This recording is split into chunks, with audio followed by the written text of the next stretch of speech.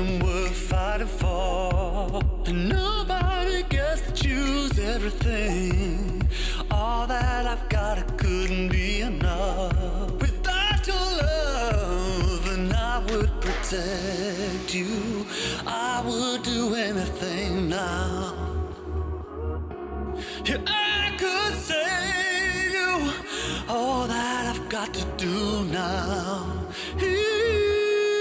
I could be your hero,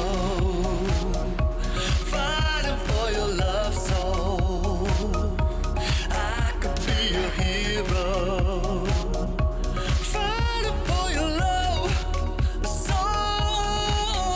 Yeah.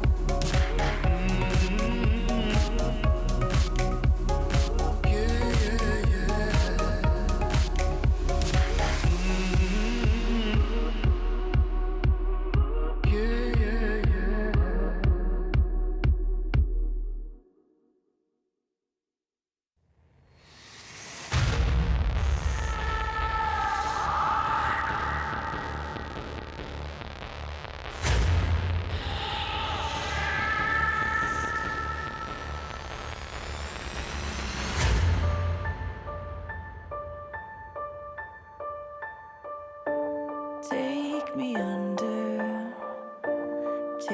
me under your wing, crack of thunder, as a wild bird sing. You can hear hunger crying out, a sonic echo that leaves no room for doubt. All the shots bring it back to what it's not. Make a move, do we do? As the world cries tears in our hands, are we all part of a bigger plan? Call the shots, bring it back to what it's not.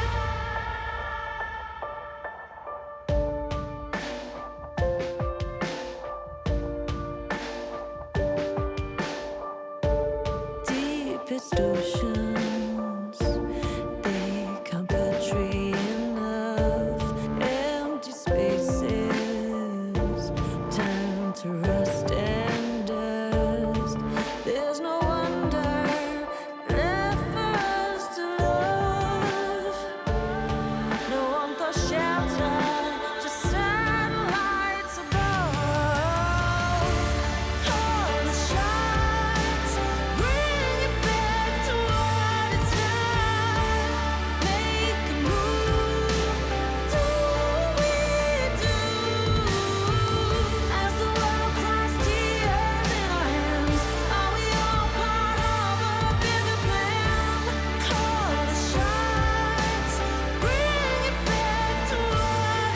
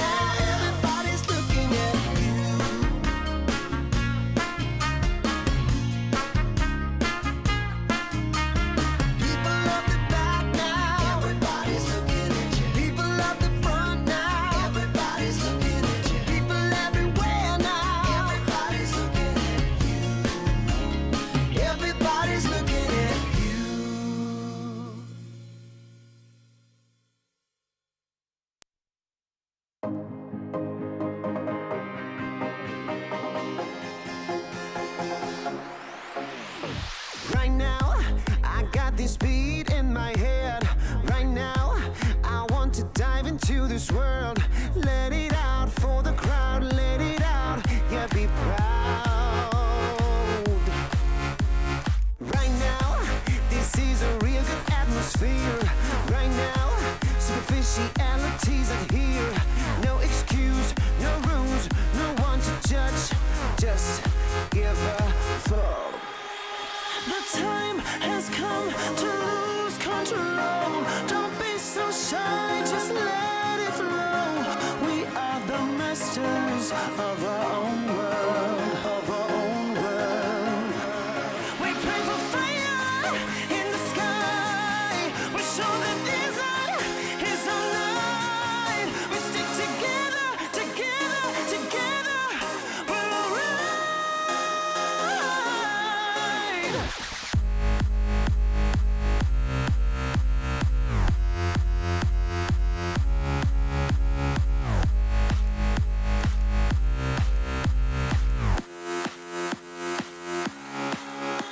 The time has come to lose control.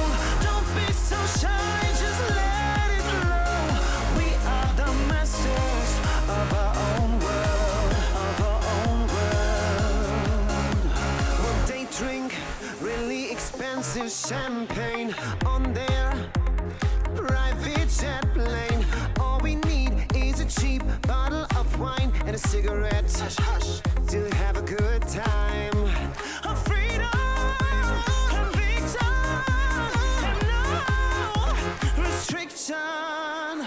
There's no other place to die than here with us tonight. The time has come to lose control. Don't be so shy, just let it flow. We are the masters of our own world. We pray for fire in the sky. We show that this light is our light. We stick together, together, together. We're alright.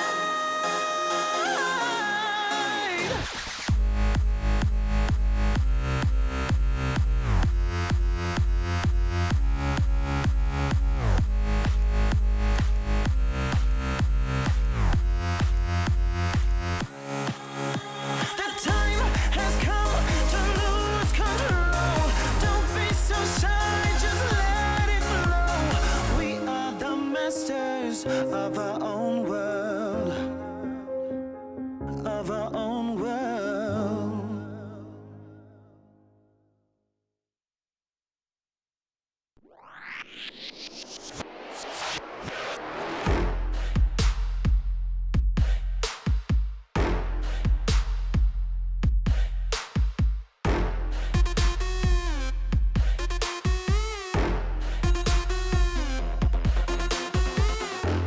赤信号だとしてももう止まらない。理解不能のスピード100倍速い。地獄なんて哀れよね。ねえ聞いてよね。負けの準備でもしておきな。Come drive me if you down。悩んでもやめないわ。No more。苦い思い消えてよ。この街に呼ばれるサイニューレクチャー。全力で追い越してよさ。Trading モール始めよう。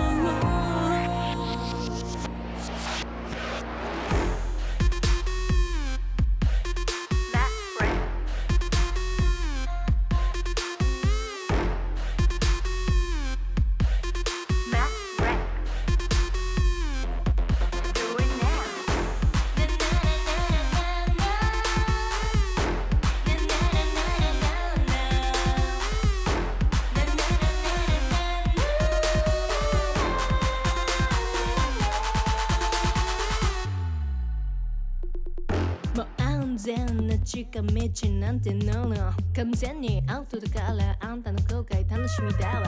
すげた気づいてよマジでベイビー一番でなくアウトするわ You better be listening 地域をこうなんて哀れよねねえ聞いてよな負けの準備でもしておきな Come try me yet when you were down 悩んでもやめないわ No more 苦い思い消えてよこの街に呼ばれる生命をフェッチャー全力で追い越してよさ Dreaming の始めよう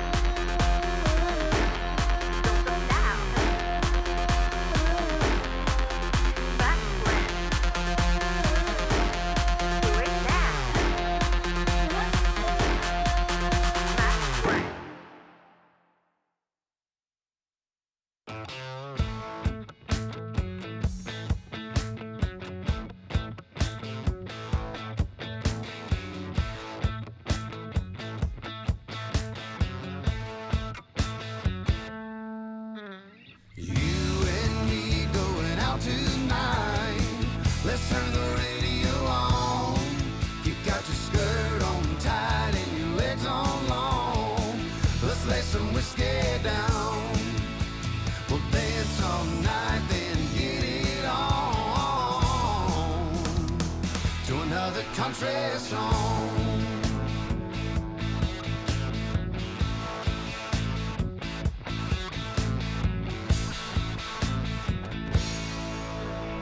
You and me going out tonight. Let's turn the radio on. You got your skirt on tight and your legs on long. Let's lay some whiskey down. We'll dance all night, then get it on. Another country song.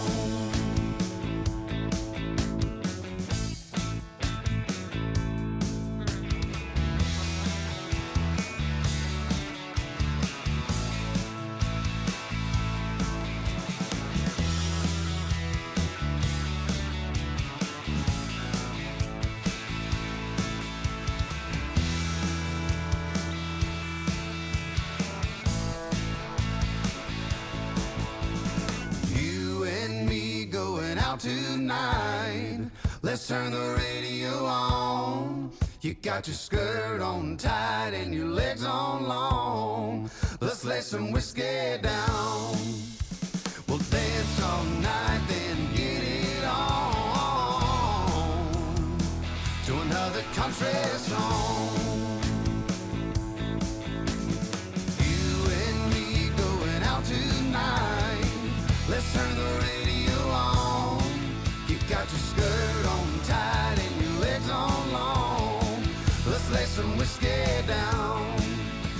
We'll dance all night, then get it on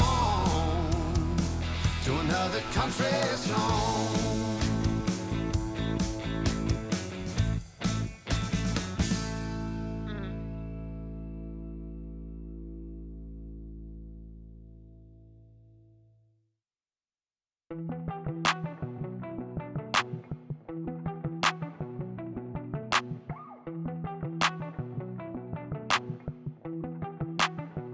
I saw you sitting in the moonlight, tripping, pain runs through your heart. Oh, we were skinny dipping, slowly sipping, then we fell apart. I'm just trying to catch a break from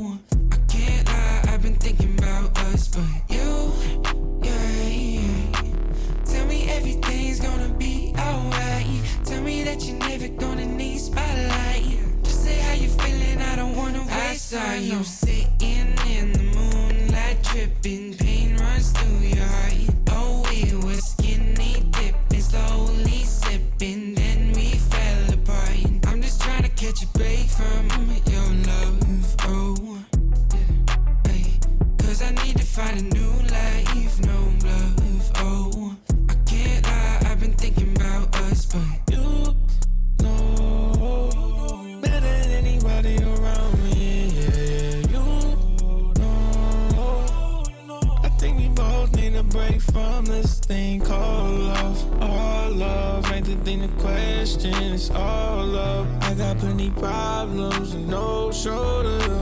Last night on the tour, ain't no tour I bus. saw you sitting in the moonlight, tripping, pain runs through your heart.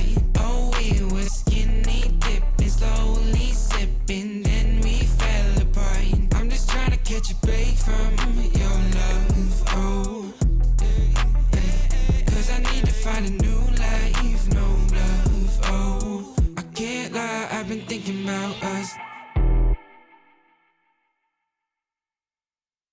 Putting out the fires, my head calls me a liar. Sick of breathing in your smoke. Leave a little longer, embrace a little harder. Yeah, every time we're not wrong, it's like we're walking on water. Oh, too good to last long. Putting out the fires and looking for a miracle. It's like we're walking on water.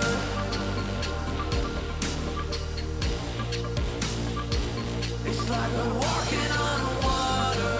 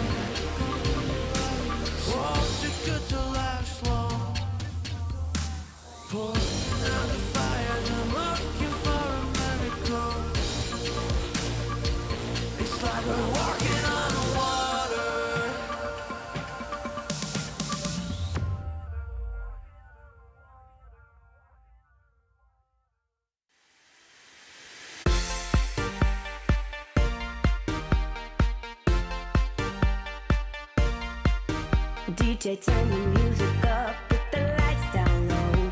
All the worries we had, we just let them go.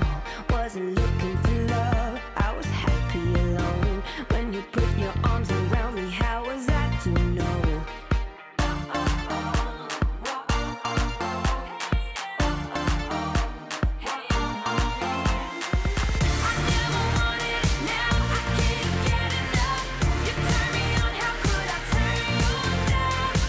I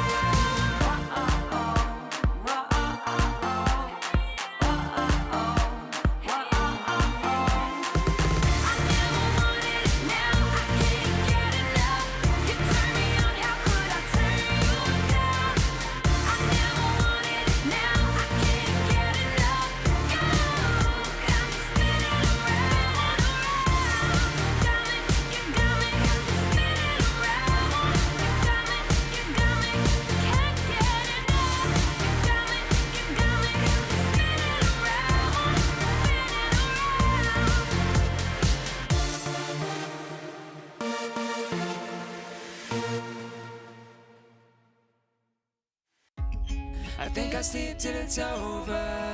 I think I'll sleep till it's over. I think I'll sleep till it's over. Broken letters, woven, breathing every now and then. Getting hurt but never learn. I'm falling short of hope again. I need a shock to bring me round, to pull my head from underground. I'm calling out but there's no sound. How many times can we make up? How many years will this take up? And never is as long as forever. When it's love but it's over. I've woken up in the headlights, sticking from the clouds in mid-flight. Never is as long as forever. I think I'll sleep till it's over. I think I'll sleep till it's over. I think I'll sleep till it's over. I think I'll sleep till it's over. Stone days never end. Words I knew you couldn't say. We pretend we're more than this. Make believe that it's okay. I need a shock to bring me round, to pull my head from underground. I'm calling out but there's no sound. How many times can we make up? How many years will this take up? And never is as long as forever. When it's love but it's over. I've woken up in the headlights, sticking from the clouds in mid-flight. Never is as long as forever. I think I'll sleep till it's over. I think I'll sleep till it's over. I think I'll sleep till it's over. I think I'll sleep till it's over. I think I'll sleep till it's over. I think I'll sleep till it's over. I think I'll sleep till it's over.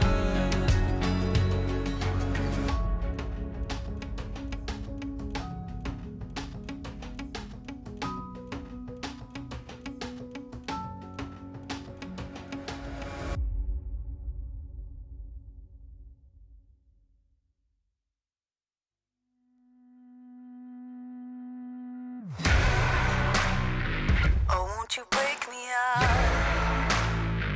Oh, won't you break me out? Oh, won't you break me out?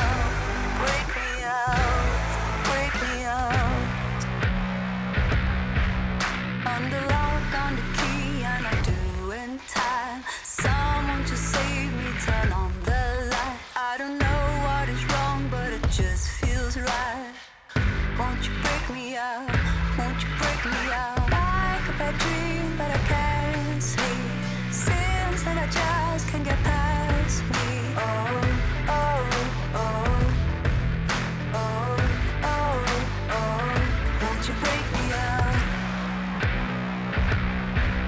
You're the chain, you're the lock. Won't you hold me down? You're the key to the door. Won't you break me out for my freedom? For my freedom. You're the chain, you're the lock. Won't you hold me down? You're the key to the door. Won't you break me out for my freedom? For my freedom. Won't you break me out? Oh, won't you break me out? Oh, won't you break me out? Oh, won't you break me out? Break me out, break me out. Oh, won't you break me out? Oh, won't you break me out? Oh, won't you break me out? Break me out, break me out. You're the chain, you're the lock. Won't you hold me down? You're the key to the door. Won't you break me out for my freedom? For my freedom.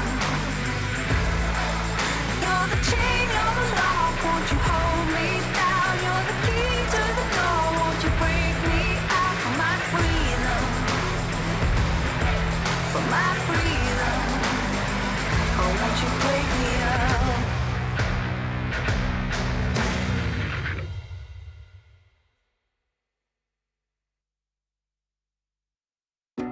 When I wake up in my bedroom, With you right next to me, holding my hand. Something I could get used to, 'cause you're by my side. When city lights blur the evening, hollow skies grab my feelings, and shooting stars have no meaning. I know, I wanna be where you are, forever and ever. I wanna be where you are, forever and ever. I wanna be where you are.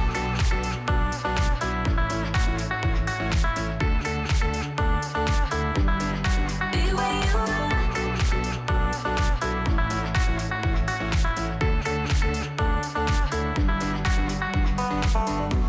There's nothing like this feeling. Could look at you for hours, don't mind me. Didn't know how much I needed to have you by my side. When city lights blur the evening, hollow skies grab my feelings, and shooting stars have no meaning. I know, I wanna be where you are, forever and ever. I wanna be where you are, forever and ever. I wanna be where you are.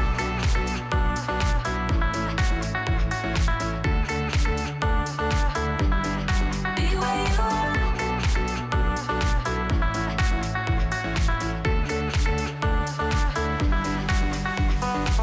When city lights blur the evening, hollow skies grab my feelings, and shooting stars have no meaning. I know, I wanna be where you are, forever and ever. I wanna be where you are, forever and ever. I wanna be where you are.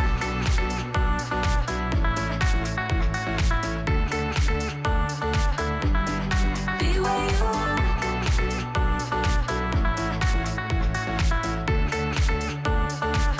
I wanna be where you are.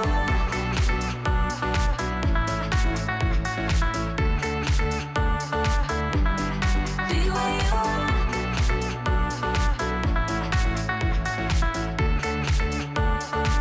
I wanna be where you are.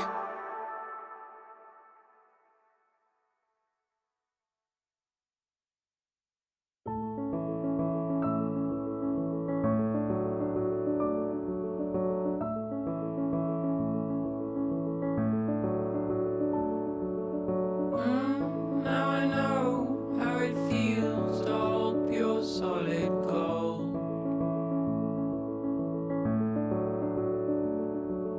Sleep in the arms of my only minute tiny world.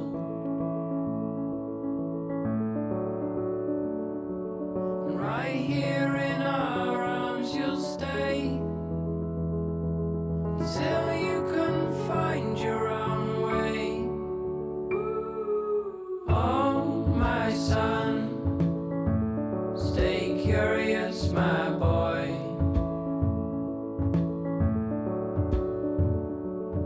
Always ask where this road goes. Oh, my son, stay curious, my boy.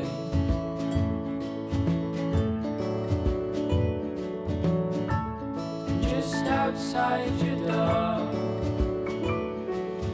you'll find love where you don't know.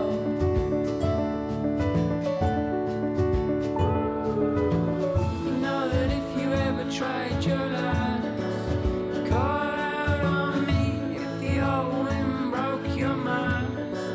Set out to sea if you've fallen down.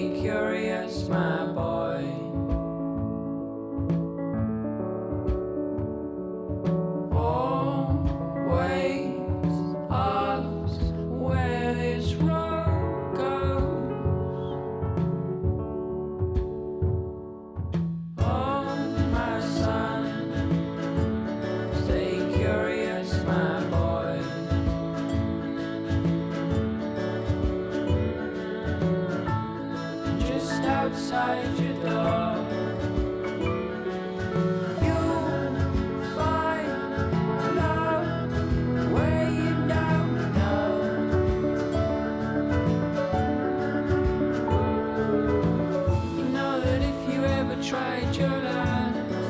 You called out on me if the old wind broke your mind. I set out to see if you've fallen down. You know that I'm here, so you come on home to me.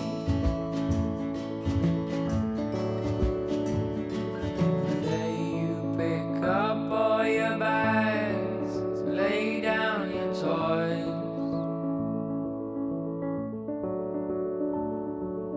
Oh, my son, stay curious, my boy.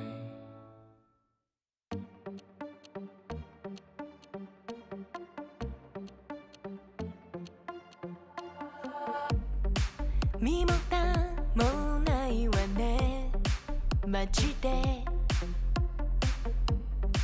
メール既読無視でもてめトラブルならすぐ相談してよだなんて細い指先が僕を指す Please come this wayピンヒールで突き刺す血の味が欲しいまで純粋だと思ったばかりねゴー赤いリボンで踊るネオンライトがきらめく騙されたなんてめめしいやつねゴー通報するならすれば罪深いの私よこの世のクズどもよかも民がひれ伏す農場の世界へようこそ落とし穴に落ちたあなた Please come this way ピールで突き刺す血の味が欲しい前に純粋だと思ったバカねゴー赤いリボンで踊るネオンライトがきらめく騙されたなんてめめしいやつねゴー通報するならすれば罪深いの私よこの世のクズどもよかも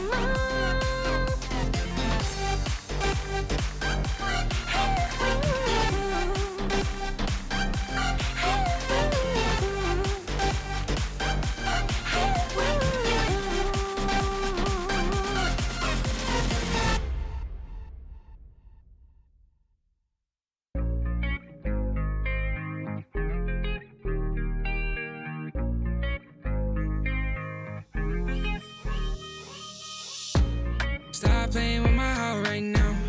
Girl, I need you in my life right now. Though I'm all tied up, need your love right now. Stop playing with my heart right now. Girl, I need you in my life right now. Though I'm all tied up, need your love right now. No, I'm balling out, yeah. But my heart plays loud, yeah. And I'm all freaked out, cause I got nothing to say to you. But will I be down, yeah, when you come around, yeah. So let's get right down, cause we ain't got much time. And every time you hold me, I think about the times that I was lonely. Keep reminiscing about how you the only one that makes me wanna look into your eyes and say, stop playing with my heart right now. Girl, I need you in my life right now. Though I'm all tied up, need your love right now. Stop playing with my heart right now. Girl, I need you in my life right now. Though I'm all tied up, need your love right now. Yeah, we could take time to work things out, oh. life so we could have each other, yeah. I know it seems hard to shine, but you're a million stars at all the same time, yeah. And you know I really mean it. And every time you hold me, I think about the times that I was lonely. Keep reminiscing about how you the only one that makes me wanna look into your eyes and say, stop playing with my heart right now. Girl, I need you in my life right now. Though I'm all tied up, need your love right now. Stop playing with my heart right now. Girl, I need you in my life right now. Though I'm all tied up, need your love right now.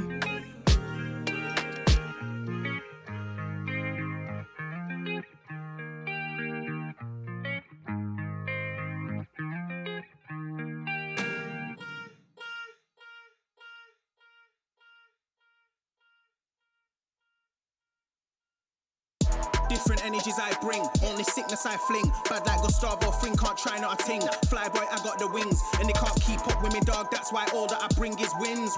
And they wanna hold me back, never doubt I'm a king. When they grab Mike and a chap on the ting, I don't wanna hear no talk from jokers. Say you got waves, I'll split that like Moses. The way that I catch it is flawless, it's awkward, cause they can't do it when they talk up. I don't wanna hear that ever. Stay on the ground like Cellar, they know man shell off. Feel man trying to get ahead of me. They should've known they ain't really got the energy. I got the energy. Run laps and laps round them, they ain't even got no energy. So that means no power. They don't wanna be my enemy. That might end up in a penalty. I got a different energy, no matter what I encounter. No, I got the energy. Run laps and laps round them, they ain't even got no energy. So that means no power. They don't wanna be my enemy. That might end up in a penalty. I got a different energy, no matter what I encounter. No, I got the energies.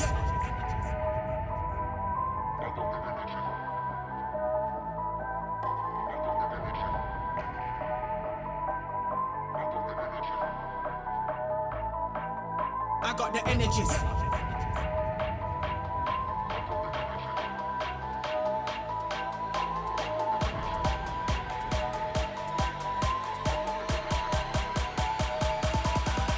I got the energy.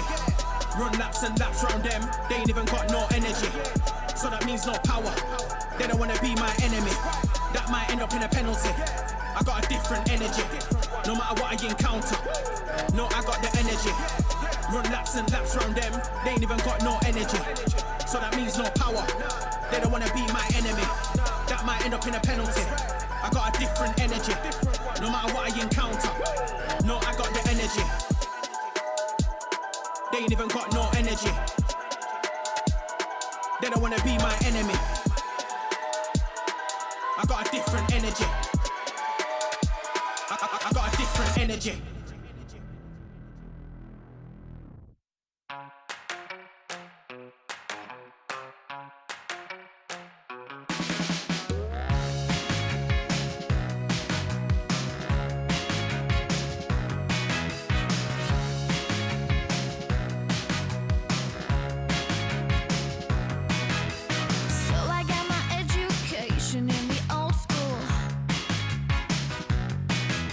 Surfing on a wave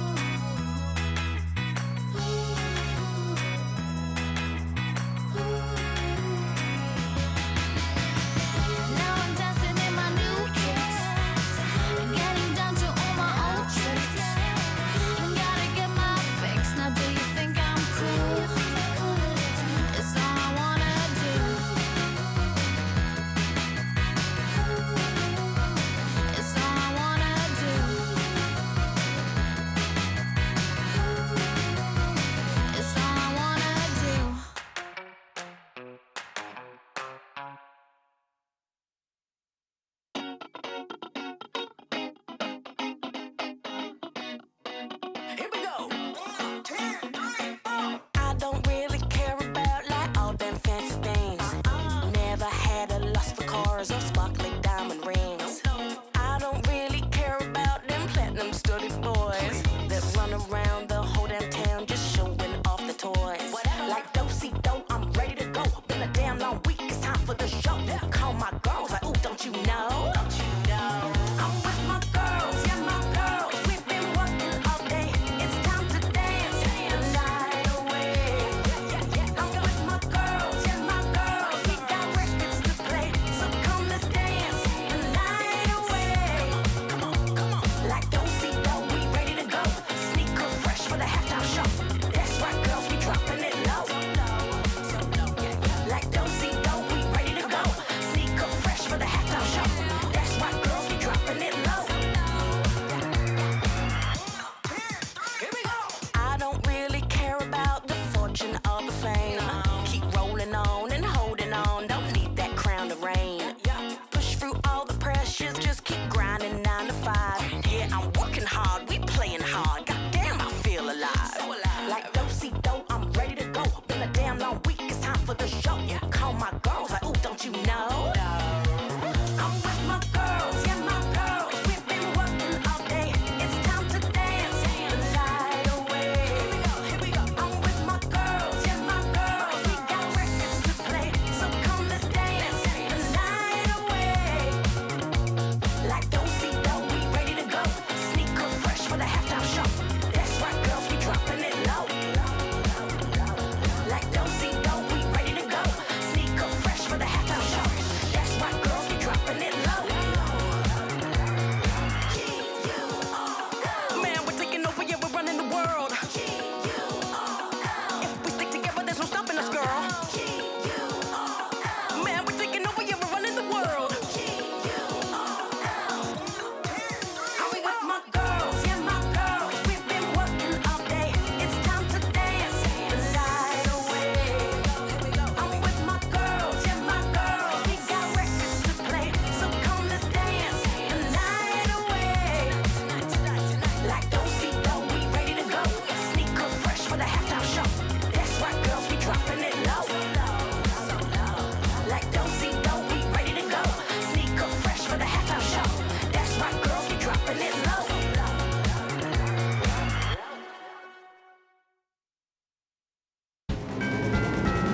Excuse me, please, but I'm standing. Left or right, we're trapped in the middle. Excuse me, please, but I'm crying. Catch your breath before you get old. I couldn't stay for the battle. I couldn't cross in the middle. But we are far too much too young. 2, 3, 4, 5, 6, 7, 8. I couldn't stay for the battle. I couldn't cross in the middle. I'm losing my mind. I'm losing my mind.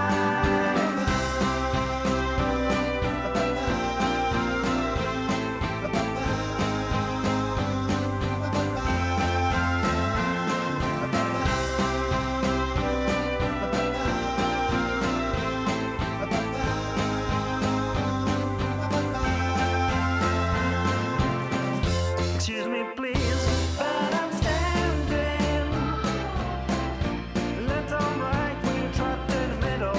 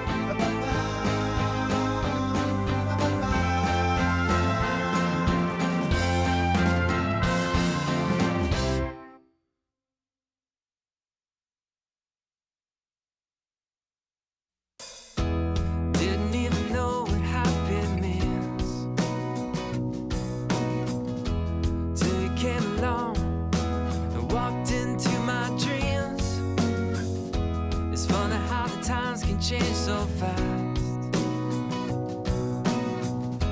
Looking straight ahead, I don't think of the past. You've changed everything. It's like bright lights and a starry sky. We're gonna feel that way most every night. Sunlight on a summer day. We're gonna laugh and dance all the rain away.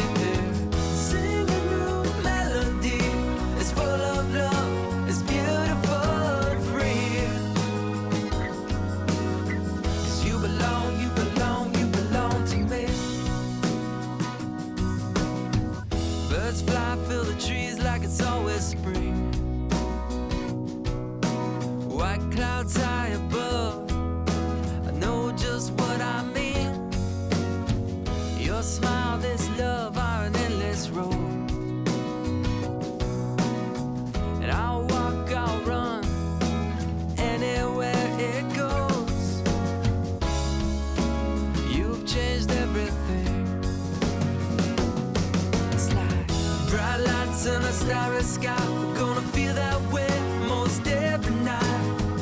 Sunlight on a summer day. We're gonna laugh and dance all the rain away. Sing a new melody. It's full of love.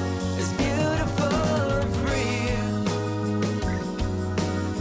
'Cause you belong, you belong, you belong to me.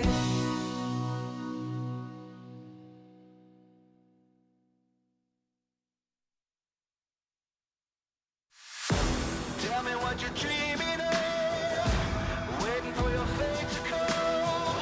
There goes another day of sacrifice. Are you never gonna try to fail?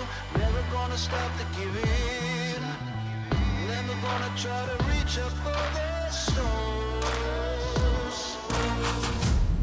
You gotta fight with all of your life. For the doubt change, show me your name. You gotta hit that warning light. Are you done with the waiting on why? Oh my, you better run now, run before you hit the end of your life.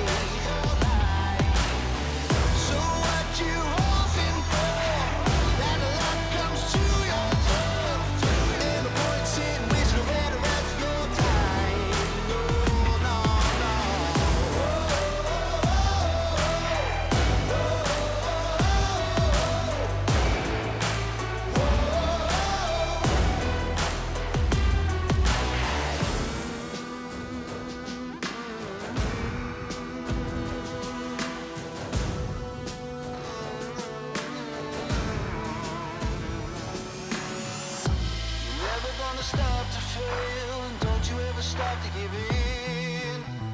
Never stop reaching for the stars.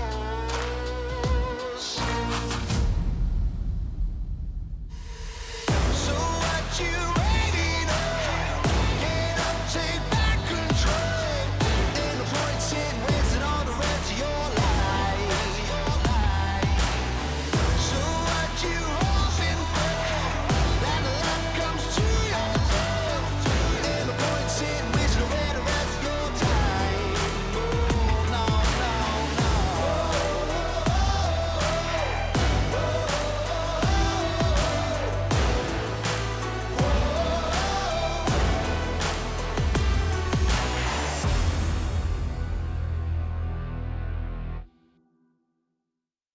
They're gonna know my name.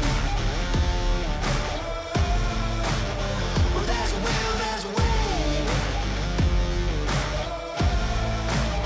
They're gonna know my name. I'm gonna stake my claim.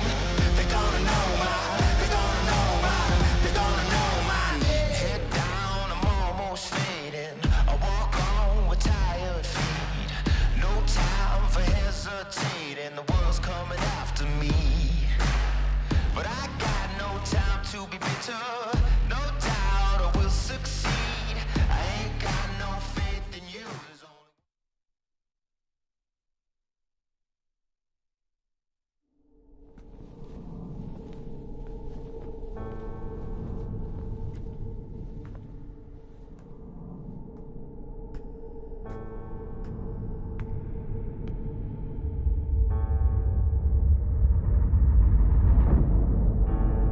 We must survive. So choose your weapons wise.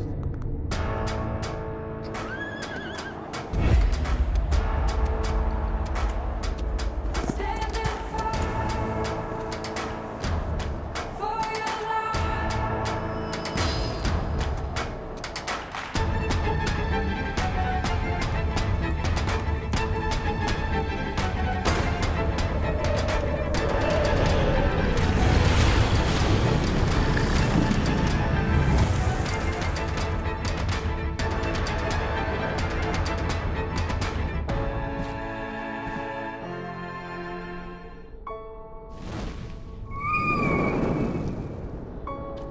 I take a breath.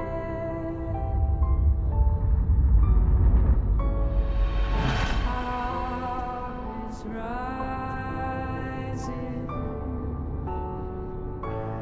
when there's nothing left. I'll keep on fighting.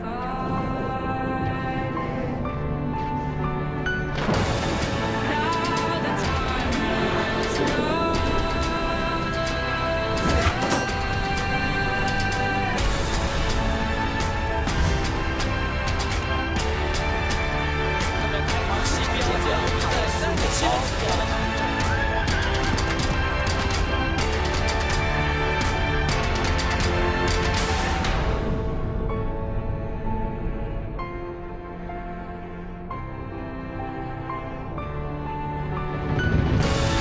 Now the time has come.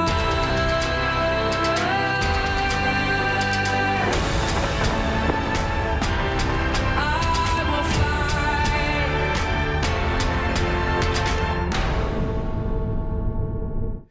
Ladies and gentlemen, back here with the LPL on yet another night, but it is a brand new week. It is week 5 and essentially the halfway point, or at least getting closer to, as myself and Nymira will take you through. Nymira, I got my computer back. I'm a little bit happier now. The storm kind of screwed me over, but Yeah, you got cannon ulted. Things got really strange for a second. True. Yeah, like is this the step up from the Daggertron? You know, we had the curse of like the last couple of years where just like someone's mic would just boom. Now we're getting to the point where actually the hardware, nothing is safe. True. I mean, it does feel like a level up from that, really. I don't know if it happens again. I'm just going to go live somewhere else, apparently. But hey, we've got games here to talk about today. We do have games to talk about yesterday as well, because week 4 just ended, and Our Sunday was a bit of a doozy, with my highlight being that EDG just looked super solid against BLG. For sure, that's definitely one to pick out of those 3 games. Also important to know that LNG dropped their first series, and they dropped it to NIP. Actually, with all 3 of these results, we now have teams with, like, you know, LNG obviously dropping that one, but NIP, 2 wins. RNG winning. They're now on 2 wins. BLG also remain on 2 wins. We're at the halfway point in the split. And these games today actually have a lot of implications for the games we're seeing today, because we're getting to this point where we're halfway through. If you're not already part of the mid-pack, you're in a very difficult position. And as you can see, if you're not at that 2-win mark by the end of today, I don't know what to say to you, man. It's going to be really difficult. I mean, that's a really important point to bring up. As you're saying, it's the halfway point, which means that we are getting to the point where people have played, you know, almost 8 series. That's the halfway point, because 16 in total is what they play, a best of 3 against everyone in the league.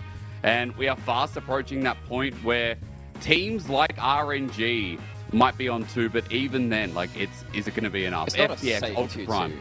It's not. It's like, there's a point where, you know, like, not all 2 series wins are the same. You have to take into account strength of schedule. Some of these teams, say, someone like Rare Atom, they're 2 losses against 2 top-of-the-table teams.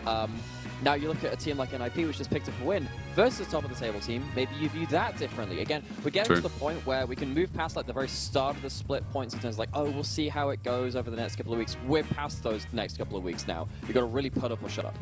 And again, this is what today is going to be about, you know, getting to that point, or at least getting past it. As we're going to look at best of the Rift Nightmare before we go any further.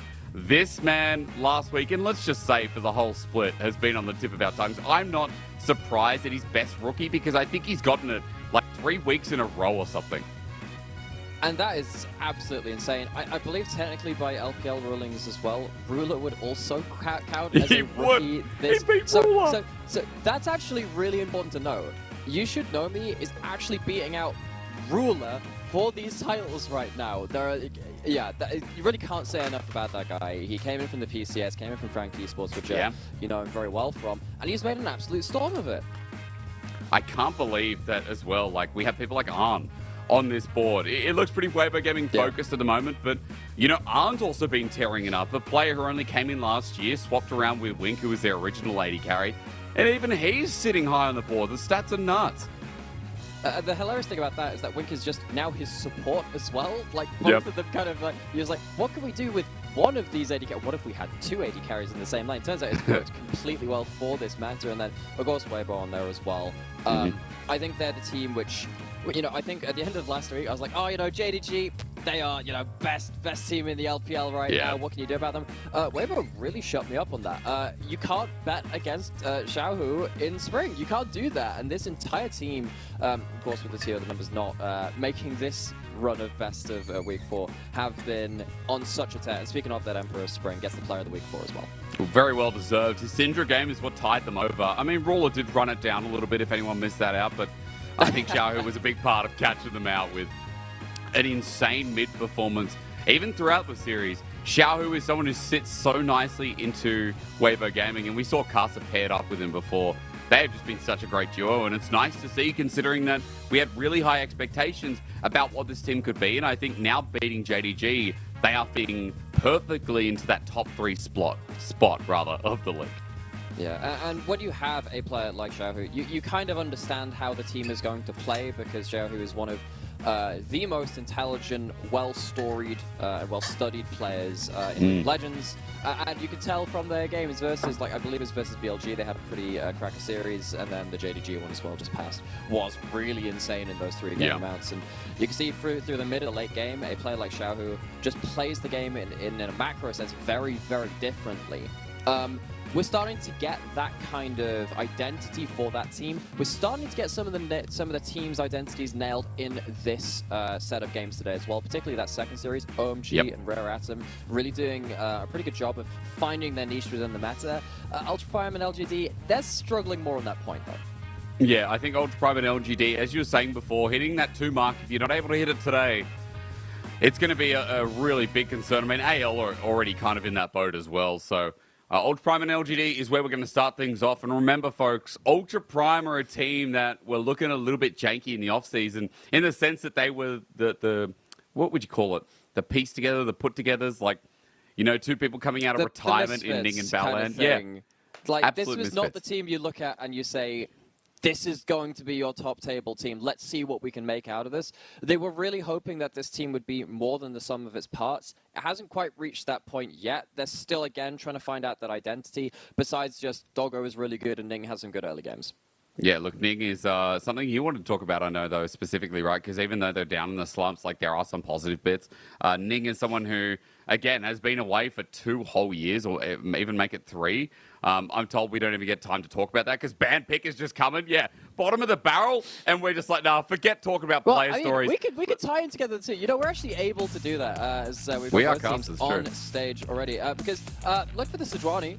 That's been something that Ning has gone towards pretty much every time it's available, and he has used that to be a real kind of standard bearer for Ultra Prime in the very early game, being able to gank multiple lanes and have good teamfight impact on that Sejuani. Problem is, though, feels like when they get to the point where it gets into mid-game, they have struggled to capitalize even on some early laning kind of leads. And that's what I really need to see from Ultra Prime today if they're going to give me something to be impressed by. First pick, I'm wondering if we're going to go towards something like a Rise. It's actually not going to be that. Important though, folks, you see that Yuumi ban? That signifies that we're still on 13.1 for today. We haven't moved on to the new patch, which does mean, of course, that the AD carry meta is a little bit different as well. You're not going to have as many as those Novori seconds. But that being said, even on 13.1b and the future patches, we're still seeing a lot of the same AD carries. And of course, some of the same junglers as well that Elise has been everywhere. It's just crazy that, yeah, again, you know, we're a little bit behind, and I'm sure players playing on solo queue are coming into the competitive games like, hang on a minute, what really feels different at the moment for me? For LGD, you're right, the Elise comes through, which Hacker's been playing a lot in the league. Media now going to try emulate him. I think Hacker was one of the best Elises, so that's fun. Speaking of fun, what the hell What is that? That is cursed. That's like one of those old dolls. You know what I need to see now? You know the game like Getting Over It, where you have like a little guy and like a little cauldron thing? Screw that game, but dude. With that, I know it's hilarious, it is awful, and I kind of want to see it. We are going to see that Rise being locked in, watching in the mid lane for Ultra Prime. This is a pick that they've only played the one time, is also banned an awful lot in the LPL, it's banned an awful lot globally. What I will say though is that Rise is a pick which you need to have really good mid games on. Using that Realm Warp, using that priority, the pick does scale very well, but if you're not using the Realm Warp well, the pick loses a lot of its value. That also it's not where Ultra Prime have really found their strengths in that mid game. They've tended to make 1 or 2 mistakes and the game kind of flips away from them. But maybe this gives them the tools to be a bit more creative with what they're looking for. I mean, as you were saying before, like, it's mid-game onwards, and that's where Ultra Prime falter, but to further the point, if the early game strength is there, well, maybe play towards an early game comp, but they've gone completely opposite because LGD are the ones who are playing the poke here, Nymira, playing towards that range, especially and you know through the laning phase. Tell me a little bit more about what you want to see in their bottom lane for LGD, because right now it's starting to get banned away with more of those lane priority Eddie carries in mind. Yeah, so I think what you need to see here, because you have the range advantage, what you would typically be seeing is something like a Lulu speeding up some kind of initiation to try and close that distance. So I'd be looking for some lane dominance and some disengage out of that support role. You could potentially, I was about to say you could look towards something like a Heimerdinger, which kind of does a bit of both. So Ultra Prime banning away 2 of those long range, kind of like putting the hand on the forehead, arms stretched out while your little brother can't swing at you with his little arms. That's what you're really looking for, right? LGD looking for some kind of disengage on the bot side. As towards the top side, sorry top players, you are basically the side quest for the main story, which is the rest of the map in bot lane. Cassante is very good in blind pick matchup, that's typically why it's locked in. Harry, though, on the other side, has a chance to lock in something like a Renaxin, maybe something like a Fiora. Harry plays a bit of Camille, could go towards something a little bit more volatile, but you're realistically not going to be getting as much resources as a Zeri, and of course the lane dominance of the Varus on the bot side of the map. As we know, it's just going to be about that bottom side again. It's going to be the sign up in the top. And now for Ning, the question is it just going to be a Sejuani game? Because you talked about it before. This is Ning's most played champion. This is something he's just hovered to quite easily. And there's going to be a massive front line for a Zeri Lulu. Yeah. It feels like a no-brainer, right? It could also be a vibe, but because it's Ning, just go for the Sejuani, mate. It just makes things so much easier for your team. Okay. We haven't seen this yet. That is Ning's style, though. Globally. it's Ning's style. And actually, just before we came live, I was like, I wonder what he'll do on something like a Jarvan that comes back into meta. This is before the buffs. Now, Jarvan is getting some buffs to his W coming in, where the more attack damage he builds, the more that his W shield goes up with as well. This is still, however, a lot of what Ultra Prime needed to do to counter this very long-range engage, very long composition, rather, from LGD. You have the Sion altitude, which can't really be disengaged from. He's unstoppable when he's going in. And the Jarvan as well can fly a full screen's worth. With something like a Zoe with a Lulu on top of them, they can actually follow up that engage fairly well. So now this game is going to be about, okay, I think Ultra Prime, you need to find those key engages before LGD get value out of this very long-range composition. Even the Nautilus hook kind of adds into it. As much as the Nautilus is going melee himself, the hook starts from half the screen away, and that's something which the rest of his team will be kind of sat at that kind of distance as well. So watch for how quickly these fights start. If it doesn't start very quickly, I think that probably favors LGD. If it does start quickly, though, look towards Ultra Prime. Okay, well, I think at the very least, we know there's a lot of CC coming from the side of LGD, and I'll be worried about killing the Sion later on. Because if this goes for quite a while, Ultra Prime, Nymera, it seems pretty cut and dry that this team is going to be running absolutely fine into LGD, and that's why this matters so much here, starting in game number 1. Let's find out if one of these teams can move to 2, because technically, it has to happen. It's just about who does it here. One of them, in fact, mathematically does have to be on 2 series wins after this, yeah. Which means that one of them will be... Like, it's a very nebulous term saying, ooh, the mid-table, but there are an awful lot of teams who are sat at those 2 series wins. Sure. And falling behind and going to 1 and 5 after this series, I know I said this a week or 2 ago. It reminds me of... It's a saying in the Premier League, actually, in the UK. You can't win the league by this point in the split, but you can lose it. If you're sat at 1 and 5 after this series, I mean, you can kiss those playoff dreams goodbye almost. True. Well, who is gonna lose the league? Who's gonna be going down to the bottom? Also, who's gonna be making it in the middle of the table? It's pretty easy to see the Ultra Prime's composition is Nymera already set up, getting some of those engages, but also just scaling is purely there. LGD, we talked about range quite a bit here. Laning phase is going to be important, Nymera, I feel like, from what you've said, from LGD as well, considering that we do have engage in the bottom lane for, I think, the first time in 6-7 games. Like, Nautilus Leona was picked up by Hung over on... Balan had 1 game of it as well, actually. He did. That is Balan's style. It didn't work. But it was close to working. I believe that was against, that might have even been against Top, actually, where that, in fact, that was Dogger's Draven game, where he went 0-0-0, and even though he had a support that was kind of playing with him, it was Draven Nautilus into the Lucian army. That's kind of one of the lanes that we've seen an awful lot in the LPL, and with G2 as well in the early season, so picking up that lane. But yeah, having this engaged back, you can definitely see the players like Balan, like Mark, like a number of these other support players really thriving off of having some support engage options again. Let's see if Jin Zhao can find something in this bot side of the map to get things started well. Well, LPC on this Varus has been a priority pick in the LPL as well. This has just been top tier, so kind of curious to see how it goes because he's going lethal tempo. It's on-hit Varus coming this time as well. Instead of the Halo Blades, where we've seen a lot of lethality so far. It'll just be a race towards that level 2. Jungler's starting on the same side of the map as well. And Ning picking up Jarvan. I mean, Nymera, it has been a while since we've seen this pick. But the fact that Ning's doing it... from his Jarvan? Any favorite ones? Dude. Like, the teleports that came out of IG on his flag, the engages from Ning followed up by the insane, like, rookie Galio performances. Yeah, I can say I got a few. Well... See if he can replicate any of that today. Double teleports on his team. Well, that's a very good point. Actually, considering the amount of flank potential this team has, worth mentioning that. Drop a flag over the wall, see if Harry or Ching can get into things easily. Level 3 at least, very, very strong and high. Early.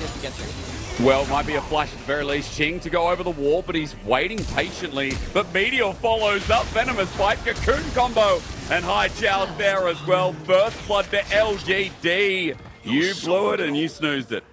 Oh, Meteor. He's such a creative jungler. He's been a player which has played so many different picks. The Elise is a bit more commonplace for his champion pool, but ganking mid lane as an Elise level 3 isn't something that we see very often. It is often about heading towards bot lane, in fact impacting that 2v2 because bot lane has been so volatile in the current meta. But credit to him, he finds the gap, and Haichao also gets the wave in a great place to get phase rush, get a couple of extra autos down.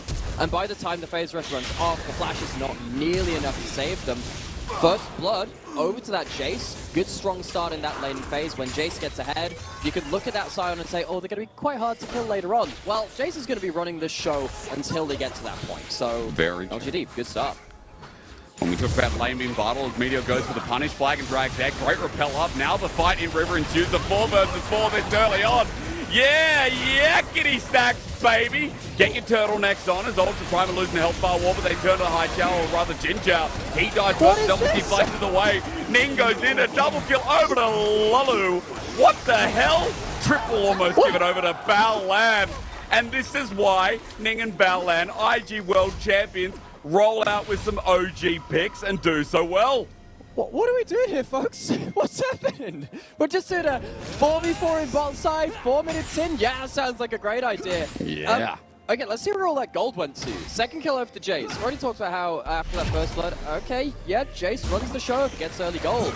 But, you know, Lulu walks away from this play with like 2 kills and an assist. Have to see if that first item for the Lulu comes in important too. Going back to what actually happened in the fight though. Really just feels though, as soon as the first cooldowns went down, you're not getting Doggo at this point. And you get lethal tempo stacking, lethal tempo on the Varus as well, but I mean, the Zeri's the one that actually stays alive. Felt like LGD, they didn't have the damage to finish off the Zeri, and they ended up at a bit of a 80 carry difference the longer that fight went on.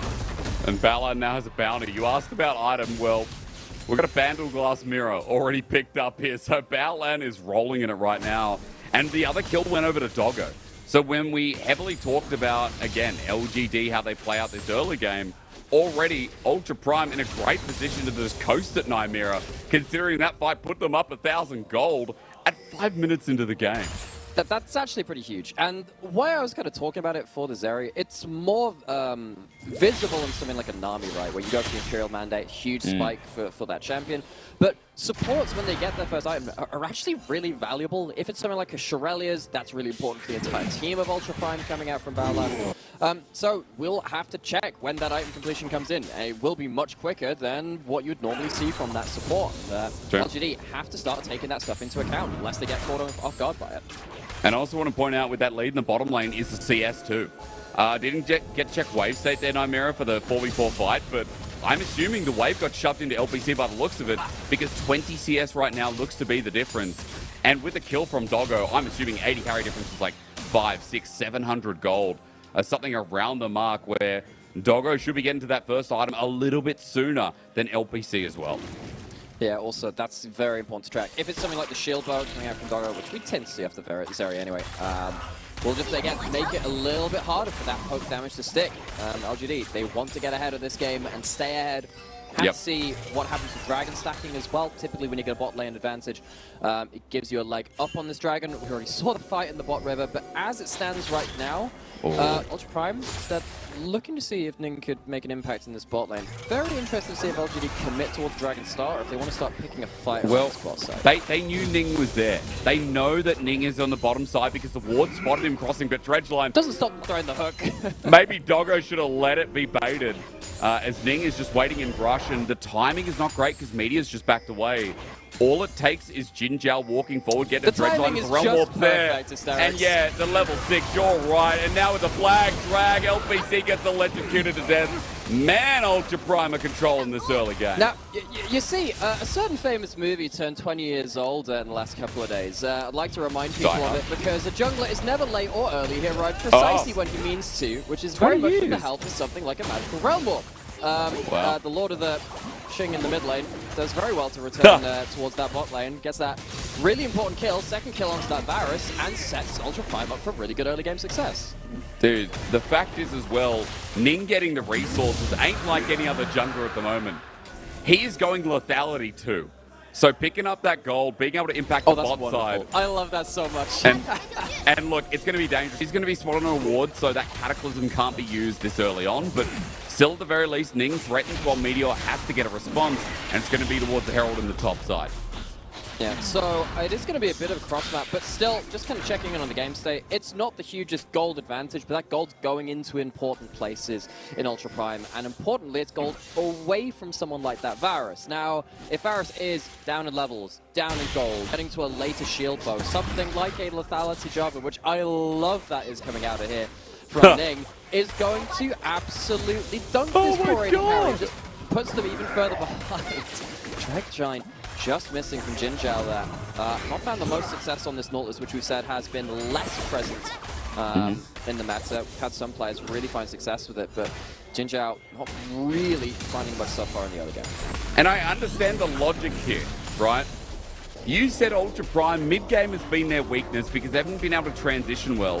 Well, if you have a comp that just outscales, if you keep playing the same in the early game with things like facilitating Jarvan, then Nymira, it's genius. Then the mid-game doesn't matter. You could run it down. You're probably going to be okay.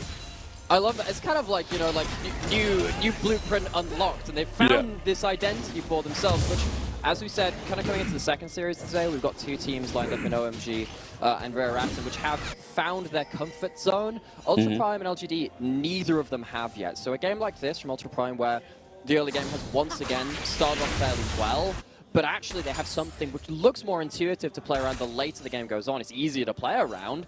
That's good signs for them, because they're set at 1-4. They need some good news. They do indeed. And again, great start here in game one. We've got a 30 CS lead now for Doggo, by the way. Big wave building up bot side, but that threat from Ning, even though it didn't turn into a gank, turned into pressure. That gave them more comfortability and yet another plate. Here we go. Second one about to come through. Doggo takes up the gold, and things are just looking peachy here. And I also need to point out that Ning's just picked up the Umbral Glaive nice and early, so even though Haichao got the kills earlier on, we are still talking about Ultra Prime being in control here with the gold lead, with the first dragon, with the items, being able to match somewhat, and be able to make sure that LGD don't really have a say at this point in time. Nymira, does it take the Herald play? Like, what do you do as a response? Well, I think next time we have a Dragon Spawn would be really interesting to see if LGD feel like they can set up on the objective and use that gold they do have on their Jace to buy themselves some space around that area of the map. So look for that second Herald, look for that Dragon. That's when we need to see these Shock Blasts like we see landing now make some impact. Flash potentially in mid lane with that Herald. He goes for it. Okay, worthwhile. Ching not having that summoner available means he is abusable here with the Herald getting dropped down regardless. Ning's here, flag and drag, Cataclysm. Oh my god, and the Lulu ultimate. You know what? Ning and Baolan have played before as they're going to survive for the time being. Jinjiao throws out the moat for good faith while LGD still get gold towards mid. And this might even be a dive. Ching trying to clear the wave and run away. This is nice movement. Haichao flashes in the nick with the rappel down. Ching is dead. Haichao with 3 kills. And LGD still have a response in this early game. That's some big gold to give over to, once again, Haichao in this mid lane as well. 4 plates, soon to be 5. First turret, see 338 gold cashed in for both members in that mid lane for first tower, the tower kill itself, and then the very last plate. So Ning swing and a miss in that bot lane, going for the dunk on that bot side combo, mainly due to a really good Nautilus ult. But this lead which we've seen built up from this during this bot lane of Ultra Prime is now starting to get seriously put up against this increasing mid lane advantage coming out from Haichao. When this comes around to the next objective fight, we're going to really see these leads come head to head. The poke of the Jace and the burst compared to the longevity in the fight of the Zeri. And speaking of that longevity in that fight power, Doggo actually couldn't really get that, couldn't really bring that in that fight. Gets stuck on that Jarvan Cataclysm wall and can't really put down the DPS. Baolan knocked him out. Baolan's ulti actually knocked them out of the Cataclysm. I think they would have died. No, you're not welcome in the Thunderdome. Oh my god. That's 36 just, you know, Dragon. that's Baolan. Vision starting to get set up. Ning has that Umbral Glaive. That'll help with that, but watch out for the Shock Blast. One lands on Baolan. See who else takes damage. Don't have a 2-item spike coming through for anyone just yet. Far too early in the game for that. Actually, only really just getting around to first item spike so far. So really have to see where this damage lands and whether Ultra Prime can once again start these fights quickly. If they go slow and LGD get multiple rounds of cooldown, I'm expecting them to get more value out of their team comp at this point. Because again, as you're saying, you know, we still need to wait for San to tank up as well. Like, they're not the big fridges that they know they're going to be, as they may have found a pick. Ning gets in and he gets the kill. Jinjiao, what are you doing? Well, now that he's dead, that might be easier for Ultra Prime, depending if they can dodge Shock Blast, which maybe they can. Ning decides to go into Narnia. Yeah, he doesn't flag and drag away. And there's Cassante. Now we yakety sacks a bit as Doggo gets the ulti off. And Zeri things. Run away from Zeri. There's the heal. His ulti goes on. Oh, I love this champion. Run for the hills. And now Dragon maybe happens as Harry ults into the void. High Chal's already out of there. And that's about the play. Yeah, so, about that whole, if the fight starts quickly, kind of favors Ultra Prime. It's kind of what happens there, right? Because Jinjab just kind of throws his face into enemy vision. Really risky from the Nautilus. You are not a tank. You're not ahead in this game. A Nautilus when you're behind is very much a pinata. At the end of this, though, because of the 1-for-1, it does mean that LGD get the first crack at this because Ultra Prime decides to actually go for some resets after that point. But end of the day, getting another kill on Doggo, getting some... actually goes... But either way, like getting some more kills over towards this plot side as well, and just kind of the team fighting combo of Ultra Prime, that is very dangerous for LGD. They get themselves that dragon. It's not like they stacked up too early. And while the fight is all well and nice, the way that LGD approached this, going for the burst as opposed to multiple rounds of cooldowns, that just feels really dangerous to me. I don't think they're approaching these fights in the right way. Yeah, agreed. I'm sorry, I'm laughing at Ning. I'm glad that you're finding something really interesting about this. Oh, I'm having a good go as Baolan's just dead. No, Blast gun saves his life. Hang on, Ning's dead. That's the IG jungler I remember. Baolan is dead. He's dead. Dead doo-doo. No way does he get out of this. High Chow, yep. You know what? I have a lot of faith in LGD because Ning and Baolan are giving me deja vu. There isn't really much to say about that fight. It's just people just throwing themselves at each other. You know, Jake, I'm starting to think that I'm approaching this game in the wrong way. I'm talking about this thing, you know, slow, considered objective settings from a longer range team fighting team with a 5-kill Jake. That seems like it's so intuitive. No, we don't do that here. High Chow just gets straight into the fight. In fairness, you can't really blame him when you just find that Lulu, like, you know, 3,000 nautical miles away from his nearest teammate, does very well to kind of get away over that blast cone, but why are you there? What are you doing? And like, two Hextech portals later, and Jace uses his own inventions from the city of Piltover to fell his Yordle opponents. It's Freelo at this point, isn't he? He's 20 CS up, and he has 5 kills. High Chow is humongous, and even though that early game 4v4 went to Ultra Prime, now I'm just like, well, you have a Jarvan who's gone Umbral Glaive, who, by the way, is going tank second item. Like, we have seen this in the past. Yes, you do see Gordring second out of this. It's just Umbral Glaive. It's just a stupid item, man. It gives you so much vision control. When you have lots of games around team fighting and vision control, and pick champions like Jarvan as well. Just making sure they don't have enemy wards to see where you're coming from gives you a lot of value. Jinzhao, he might not see where this is coming from. Ning does step up, does take that ward, but both teams playing with full information. I guess, again, for Ultra Prime, they've thrown a couple of things away, but still, you know, the gold leaf's not as big as I could have expected it. Optimism is still there somewhat, as Ching takes a shock blast. Not doing too much against him, but remember that Ryze is kind of immune. Just has so much health in the game, and I guess, Nymira, we have to wait until the next dragon because that's kind of going to be the big fight. Because we're kind of getting back to that point where, you know, we once again talked very highly of Ultra Prime's early game. We did. And the mid game has proved to be problematic. Now, Herald does go down to towards his top side. High Chow being the beneficiary of everything that LGD can give to him on this Jace. Looking towards the next couple of minutes, see what this Herald happens with. And LGD, it feels like as they're moving into this top side, look at the vision that they have. Look at the pushing power that they have. If one hook lands, things get very dangerous. Can Ultra Prime look for a snap engage, use that Jarvan? That could be a turning point, but as it stands, feels like LGD have first crack at the next play. And Ching has to be careful as well. You talked about the hook, there's Cocoon, there's Chains of Corruption, there's Jace as well. They're in their own jungle. The Doggo gets caught, but maybe it's a ruse. However, Ning... he just explodes! Yeah, Ning's dead again. High Chow, now he's dead. Who's going to die next? The night is dark and full of terrors. It's Ultra Prime now going to chase up with a Realm Orb. Hextech Gate only utilized by one person. It's Baolan by himself. It's LP's by himself too. What is this game? Well, if the night is dark and full of terrors, welcome to a new season of A Game of Throws. As we have, for some reason, LGD giving a huge shutdown away to this Scion. That is one of the big things about this Ultra Prime composition.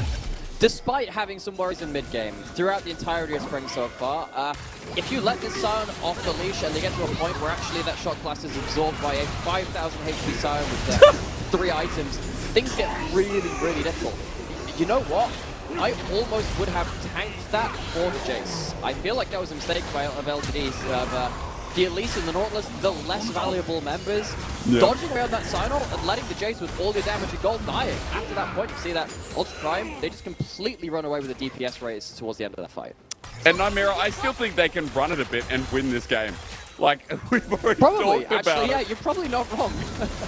Maybe that's the whole gameplay. I mean, Ning's died 4 times now. I just don't know what he's thinking. We're going to fight again, aren't we? All right.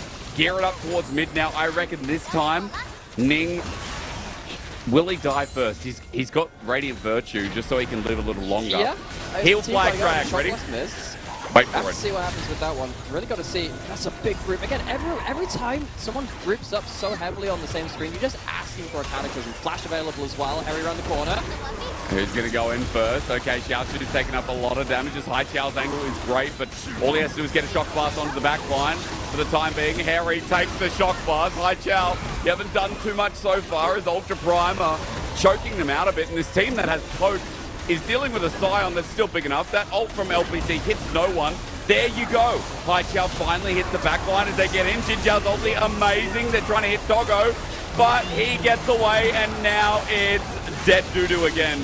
I don't care that High Xiao got the kill. The problem is that he took too long to die, and Ultra Prime just get away with it again.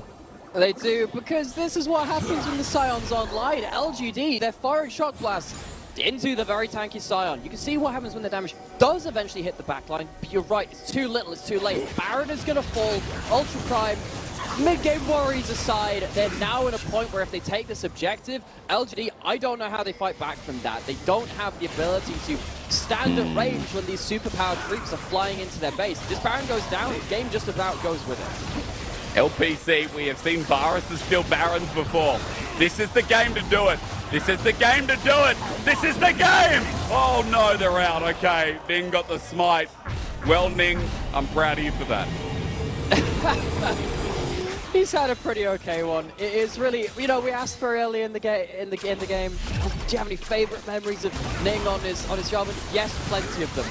Also, a couple of bad ones thrown in there too, but you know, it doesn't matter because the rest of his team at this point doing more than fine. That Cataclysm does a lot of work to keep Doggo alive, keep him safe, and Doggo does die at the end of it, but it's far too late. Too much has been expended, there's too much damage already been dealt, and you're now sat with huge item breakpoints being built across the board by Ultra Prime and LGD. I don't see how they deal with this Baron. They're probably not going to lose their Nexus off of this push, but they're going to lose so many turrets. There's only one fallen on their side of the map so far. That gold lead after this point is going to be very difficult to deal with as long as Ultra Prime see it out to its full potential. Now, it's stat time because as Ultra Prime start pushing through, I need to tell you something about some of the champions on this team. Scion is 9-1 currently in the LPL. Okay. This game seems impossible for him to lose because all he has to stand there and look pretty. I'm looking at Ryze at the time being as well, our most played mid laner. Currently, 23-15 has a 60% win rate. There's just some of these picks in the LPL right now that are just so damn good.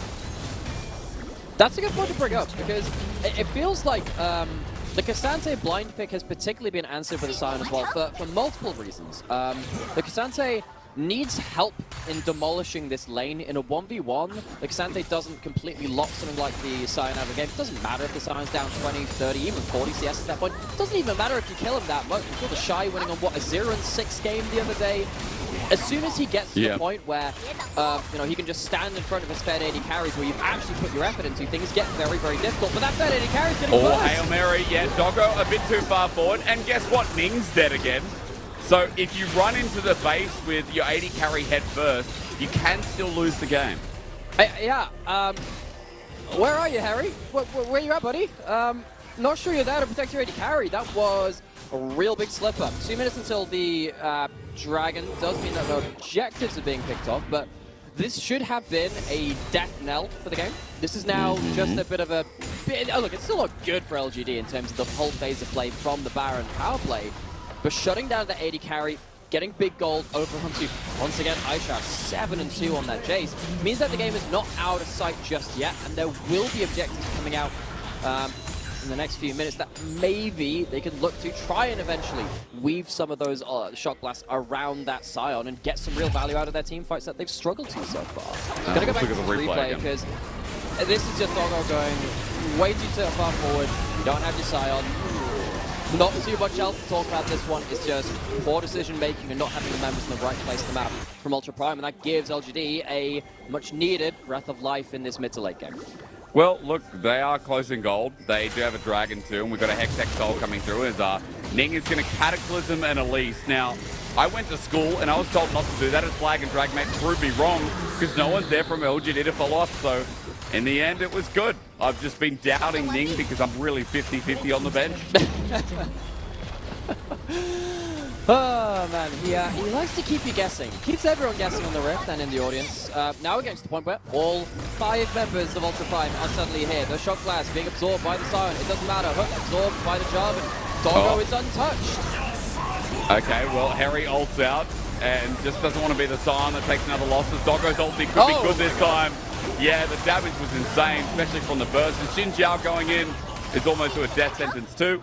And Ultra Prime get 2 more kills. They do, and Doggo this time is protected. It's pretty easy flowchart. If Doggo is alive, even a significant amount of time in the fight, LGD lose it. Hightrack couldn't, again, really get the damage down in the right kind of time frame to upset that AD carry. And now you're at the point where you've lost your jungler, you lost your top lane in the run-up to this objective. Ultra Prime have a couple of low HP bars, though. Watch to see, again, where that next Shock Blast is going to land. If it hits someone squishy, she might have something to play around. Ning's ulti starts it off, Flag and Drag. Okay, this time, will I call it beautiful? Yeah, because it probably helps to end the game as Ching is slowing down Haichao. TP as well to cut him off, running for his life. The Realm Warp, are we out of range? No, we're not. Okay, and the TP from Xiaoshu as well. We're going to try, says LGD. Meteor now here. The fact that the rest of the team were doing Dragon means this is approachable, but Harry is a Scion. Scions don't really die much in the LPL. Here now. This gets dangerous. I think you're dead now. I think you're dead now, but Doggo has to flash away as well. He still has Barrier. Doggo can try and play this. Barrier, yep, and Immortal Shield Bow. Just get me out. I'm just ready. I need to check my chicken in the oven. I need to go and eat. Ultra Prime, I think it's time to end it. Yeah, this is a bit of a buffet. This is a bit of an all-you-can-eat because both teams are really feeling very giving today. Very generous are we to, you know, throw ourselves into the enemy carries and let them test their DPS. Really does feel like a couple of training dummies spawn every so often in one of these fights, and someone turns around and goes, "Ooh, I'll have a bit of that." Haichao does actually manage to pick up a random kill to battle out in the middle of that fight as well. War gold over the Jace, but LGD are really not being allowed to sit and use their damage. Yes, Ning does get exploded, but he's got the double combo onto the carries. Varus doesn't actually get to impact this game, and LPC has actually had a pretty good spring so far. Wouldn't really be able to tell it from this game. The Varus has had basically no ability to impact this game. And once the AD carries it down, you do just get this really strange series of affairs where you're looking for the next round of cooldowns to come up, but no one really has the same kind of continued damage to make these fights as one-sided as we've seen before. Back towards this Barrett, see if any kind of miracle still can come in. Flip it. You know what? I could see it. Ning, though, playing it smart. Cataclysm on LPC again. Targeting's good, but Ning is the sacrificial lamb. As now the Scion gets the 4-man ulti. He is gigantic.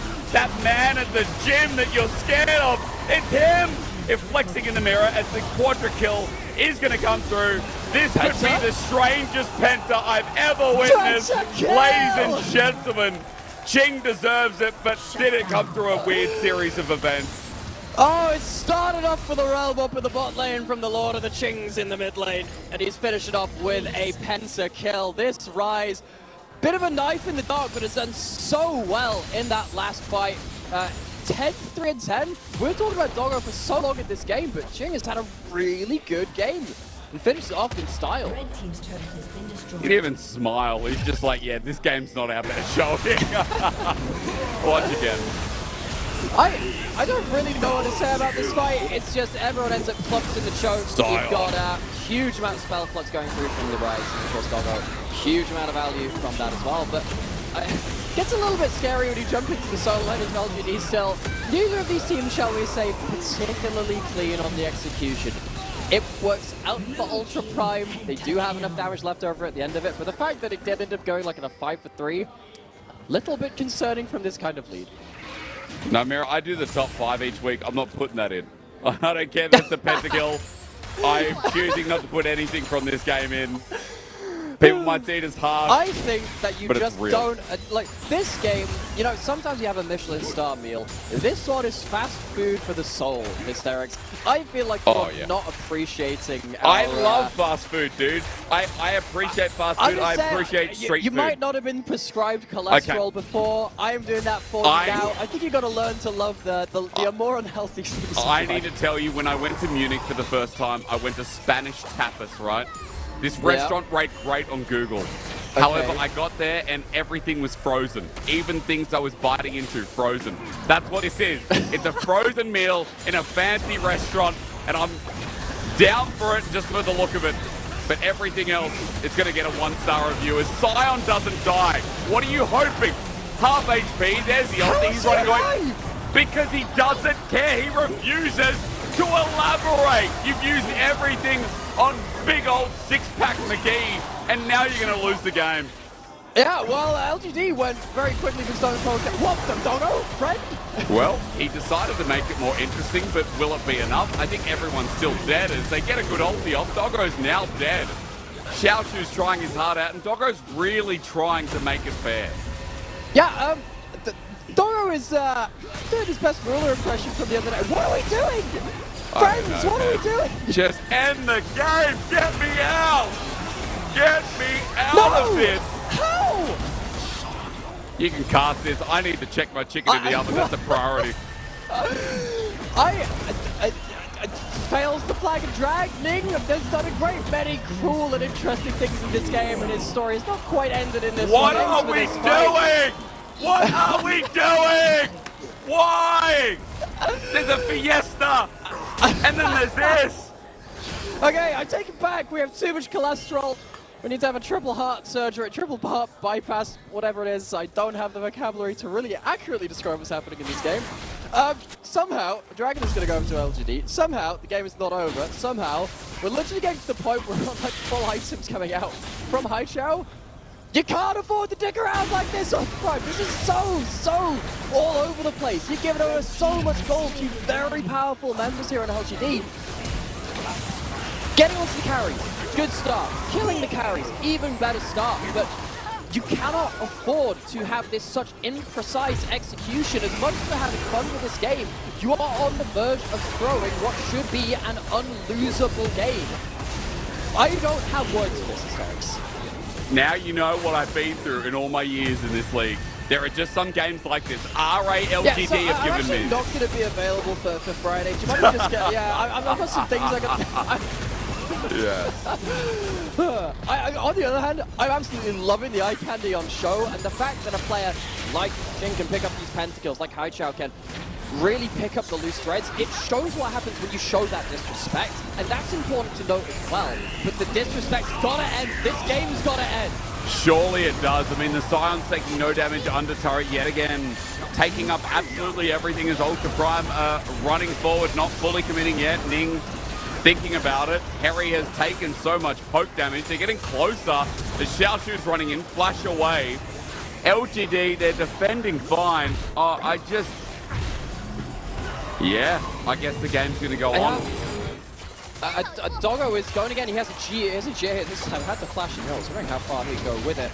Harry uses his whole HP bot, teleports back, but these shock blasts are starting to really hurt. You have given a lot of gold to this Jace. Do not let him fight like this on Prime. Okay, flash away. If I track some of the spells in this game, I'd probably be going blind as Harry is still so tanky. He teleported in with a fresh health bar for this. Remember, Jack showed that healing is going to be massive. As now we go again. No one able to step up. I guess they have low range thanks to Doggo as the all-in is there. Ning gets a Cataclysm and Haichao is trying to poke them away, but Doggo's able to finally run forward. Flashes in. This time I think it's a good splash. Triple kill for Doggo. Hi Chow running for the life. Please stop. Just kill him. Let's be done with it. They want to get the TA penta. block. He's got the quadra. Can they get him the penta?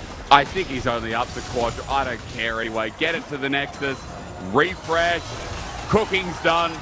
Chef's gone home. It is another pentakill, but ladies and gentlemen, this double penta of a game, many question marks raised about the sanity of everyone after what they've witnessed. I know that we have, like, physical damage, magic damage, true damage. There's actually a force kind of damage in the game called pure damage as well. We've actually invented one thing. Welcome to having psychic damage from League Legends. Emotional damage. I didn't quite realize that was possible to this extent. These are two teams which desperately need their series win today. We kind of lost the plot a little bit because the players lost a little bit of the plot towards that mid and late game, bringing up an awful lot of worries about these teams. But remember, one of these teams is going to have to walk away with a series win today, and it is incredibly important because it catches them up to that 2 series win. But feels like both teams kind of lost this game. Feels that way.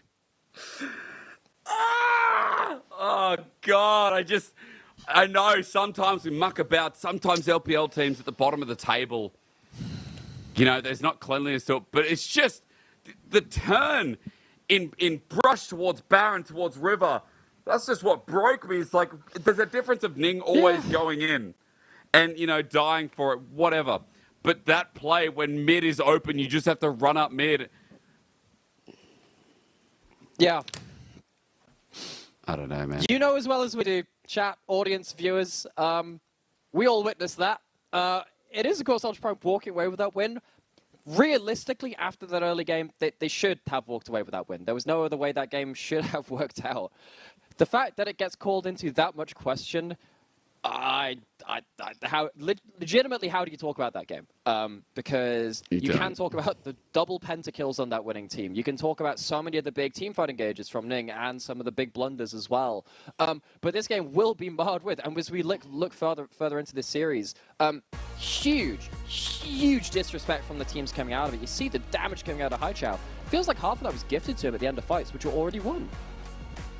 Like, he had a lot of kills. And he kept getting more because Doggo would flash forward or Ning would just go in to die. Like, LGD, the fact that that game, 33 minutes of misery. I have no problem saying that as a broadcaster. And for context, like, you know, there is a certain professionalism that any broadcaster should have. And obviously, me going off the rails disrespects that to a little bit. But, ladies and gentlemen, watch that back and tell me if you're a caster, at what minute would you break?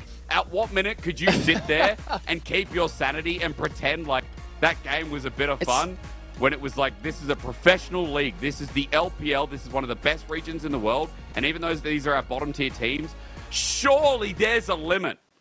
I used to cast the PCS. There was nothing like that. There is a point where I'm going to dub this now the Hysterics Hysteria Horizon, Triple H on that one, because there is a reasonable point where actually I feel like it is the professional thing to just lose your mind at this kind of game, because if you want to sit down and honestly look at what the heck happened in the last 3, 4, 5 team fights, something like that, you cannot communicate that as if it is normal, because it is anything but. I don't know, maybe I'm just hangry. You know, maybe I'm just hungry. Maybe I need to eat something. But let's hope game 2 is a little bit better. Yakety sacks happened. You can have fun with it. But at the end of the day, like, what the hell was that? Break, then refresh to see what happens next.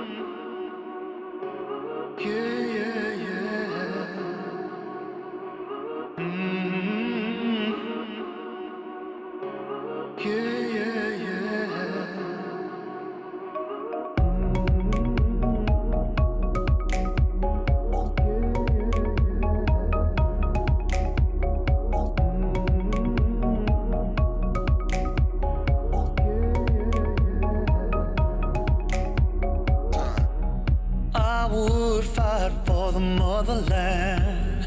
Be all I could, I would make a stand. I'd walk through the fire till the body falls. Don't fall, I would protect you. All that I've got to do now. Yeah, I could save you. All that I've got to do now. Hero, I could be your hero,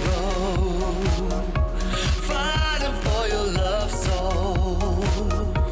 I could be your hero, fighting for your love soul. Yeah.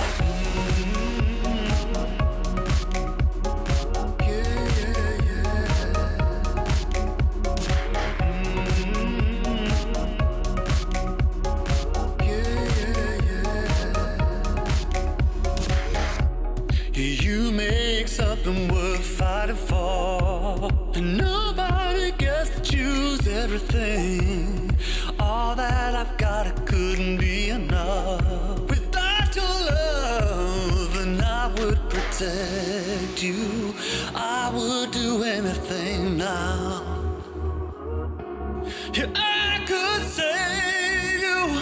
All that I've got to do now. I could be your hero, fighting for your love soul. I could be your hero, fighting for your love soul. Yeah.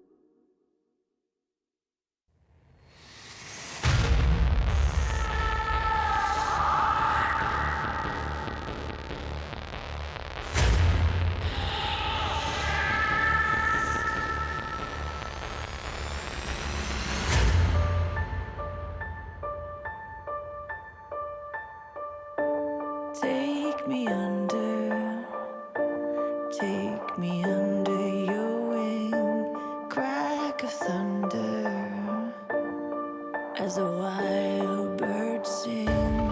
You can hear hunger crying out, a sonic echo that leaves no room for doubt.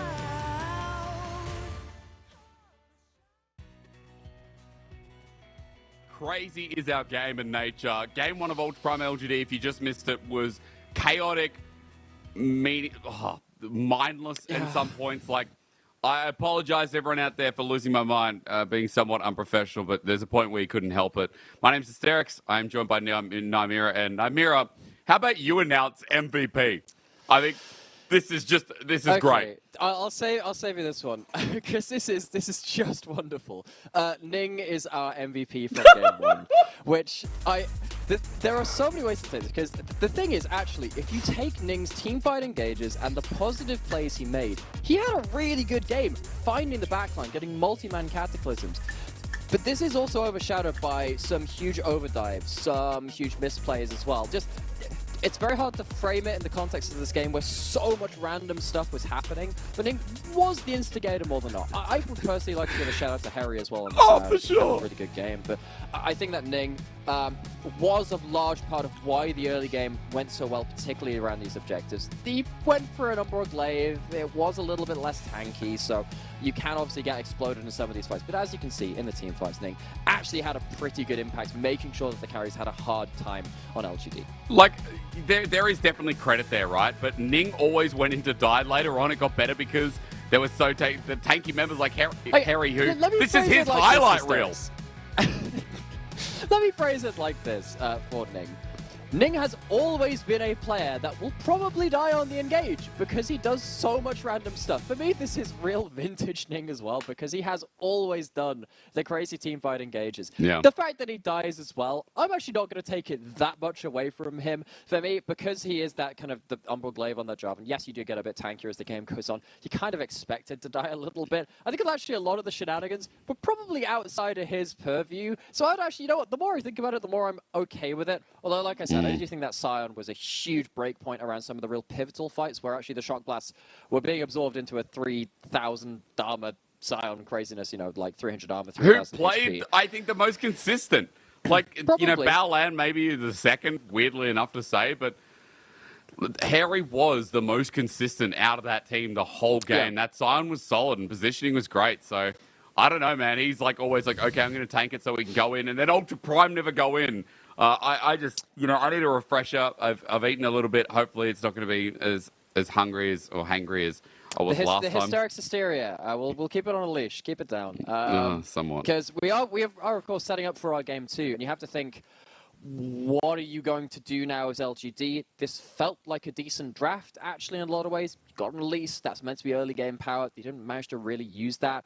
Got to think about actually what's happening around this bot lane. That didn't seem to work out very well for you because the Jarvan was shutting down the Varus so much. I'm wondering whether you need to lean a little bit on Meteor's champion pool, actually, from that jungle, because that, at least, while it is a very meta pick, I almost wonder whether jungle counter pick is important, particularly in this matchup if Ning is going to go towards things which we're seeing a little bit less like the Jarvan as well. Those are the things which I'm keeping an eye out for in the draft. I think as well, you know, like priority bans need to be talked about. We saw the Yuumi last time around, things like the Lucian as well. I'd be looking at, you know, maybe Sion. Sion's probably a worthy ban at this point in the LPL. Especially you know, go back to blind pick Surprise. Kasante. Yeah, for sure. Yeah. We kind of talked about that very early game. Like, Kasante is a champion which was valuable as a blind pick because he would survive every matchup and do very well in some. True. We're getting to the point where the meta is evolving. We stayed on the patch for long enough where actually Kasante is not just going to win every matchup. We've seen Sion in multiple regions now. It's even harder to kind of counterpick Sion in a composition sense because a lot of the time, even if before in previous metas you'd see something like an Ornn, pick a Sylas into it, pick a Braum into it. That's actually fairly easy to counterplay as a tank top if you have enough picks left in your draft. Sion, in the current meta, not the easiest thing to deal with in top side, especially if it's a counter pick in that top. It definitely won't be. We're getting back on stage, and what's more important to me than, you know, this second game is that Ultra Prime just clean it up. I don't care if Ultra Prime lose. I don't care if we go to a game 3. I just want it clean. Ning need the... hang on. Keep it still! I can't see the characters! Oh, my Mandarin's not that fast. There's G in there somewhere. Jurga. I think Jurga is this. Jurga. Thank you. You're being a really good kind of This- translator for me some- right now. Who something understands about absolutely zero Ning. Mandarin. Yeah.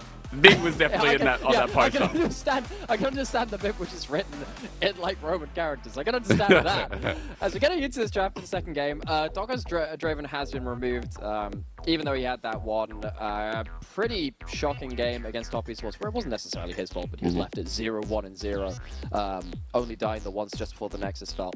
Got to remove that from him. The Elise being removed on blue side by LGD. Maybe that can work out for them if they want to devalue first pick in the junglers and or at least deny some of the first pick power pick from the jungle and giving Meteor actually something that we talked about, a counter pick in that jungle matchup. We could potentially be looking towards that. We have Ryze on the table, we have Lucian Nami, we have Yuumi, we have Varus. Oh, not Yuumi. This first pick is wide open. Meteor is going to go towards the Maokai though. This is going to be the 5th game on that pick, so in which he's been picking towards a little bit more.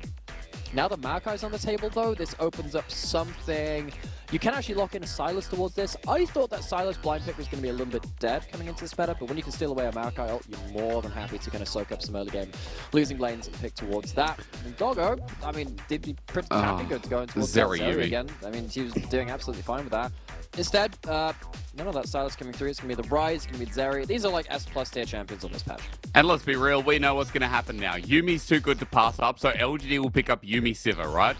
Or do you go Lucian Nami?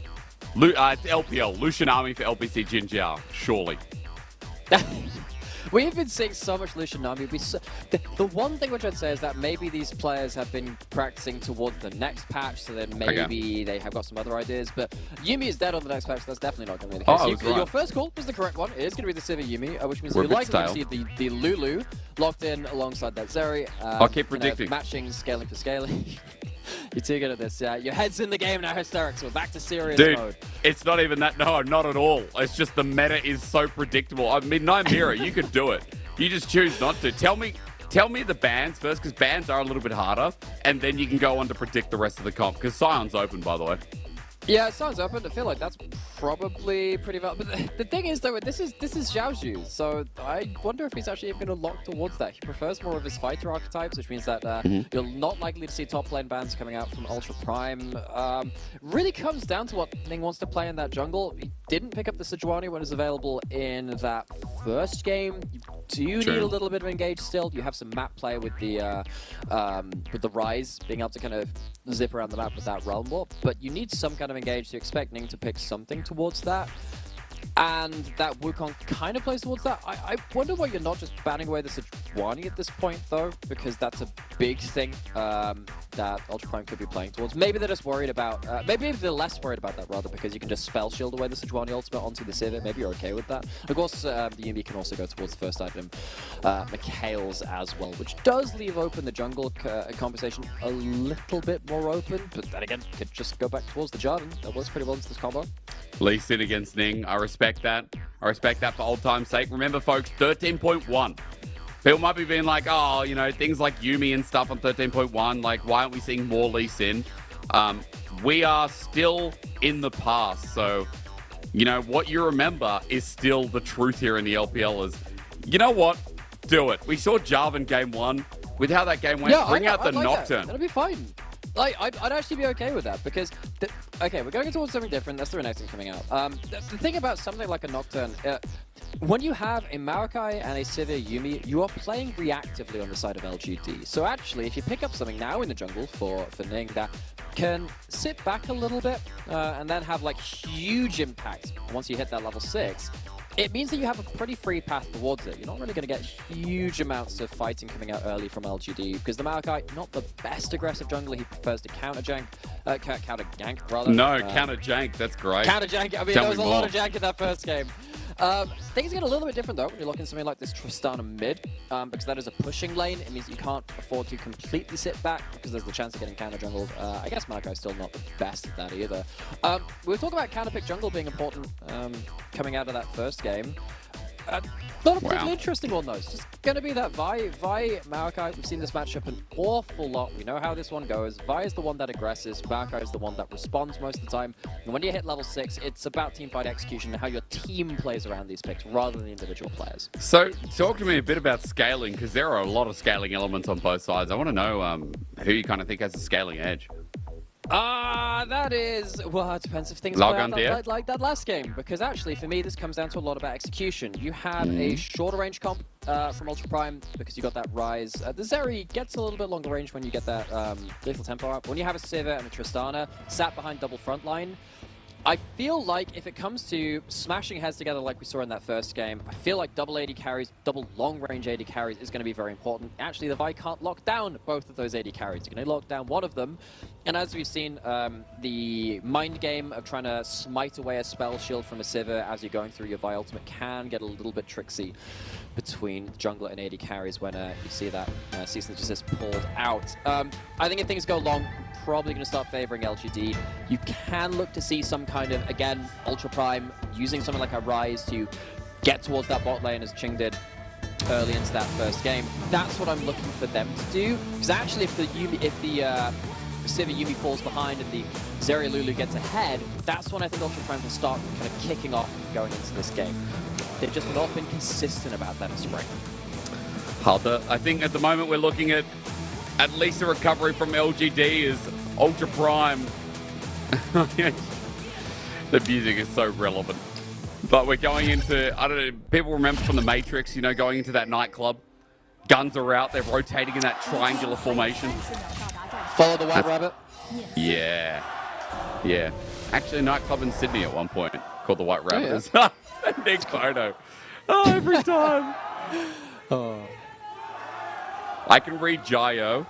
I can read characters like War and. That's really good of you, sir. You can have a gold Well, star. I'm better than I'm that. very impressed. I got so much more. But we just, it's been so long since being back in Shanghai, so I can't read as much as I used to. And it's sad. When you stop learning a language, you just go downhill really quick. Anyway, we're back in League of Legends, and everything's different.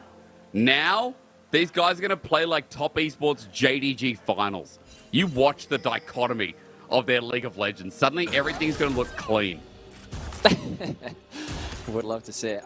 So, this mid lane matchup, Rise versus Tristana, one that gets fairly interesting. This was one of the first matchups that Rhythmic was picked into, actually, when it first came into Promise. It was that and Orianna, really. I'm trying to remember if it was around Season 6, Season 7, around that kind of time, when Tristana started to kind of like come up to Promise in the solo lanes.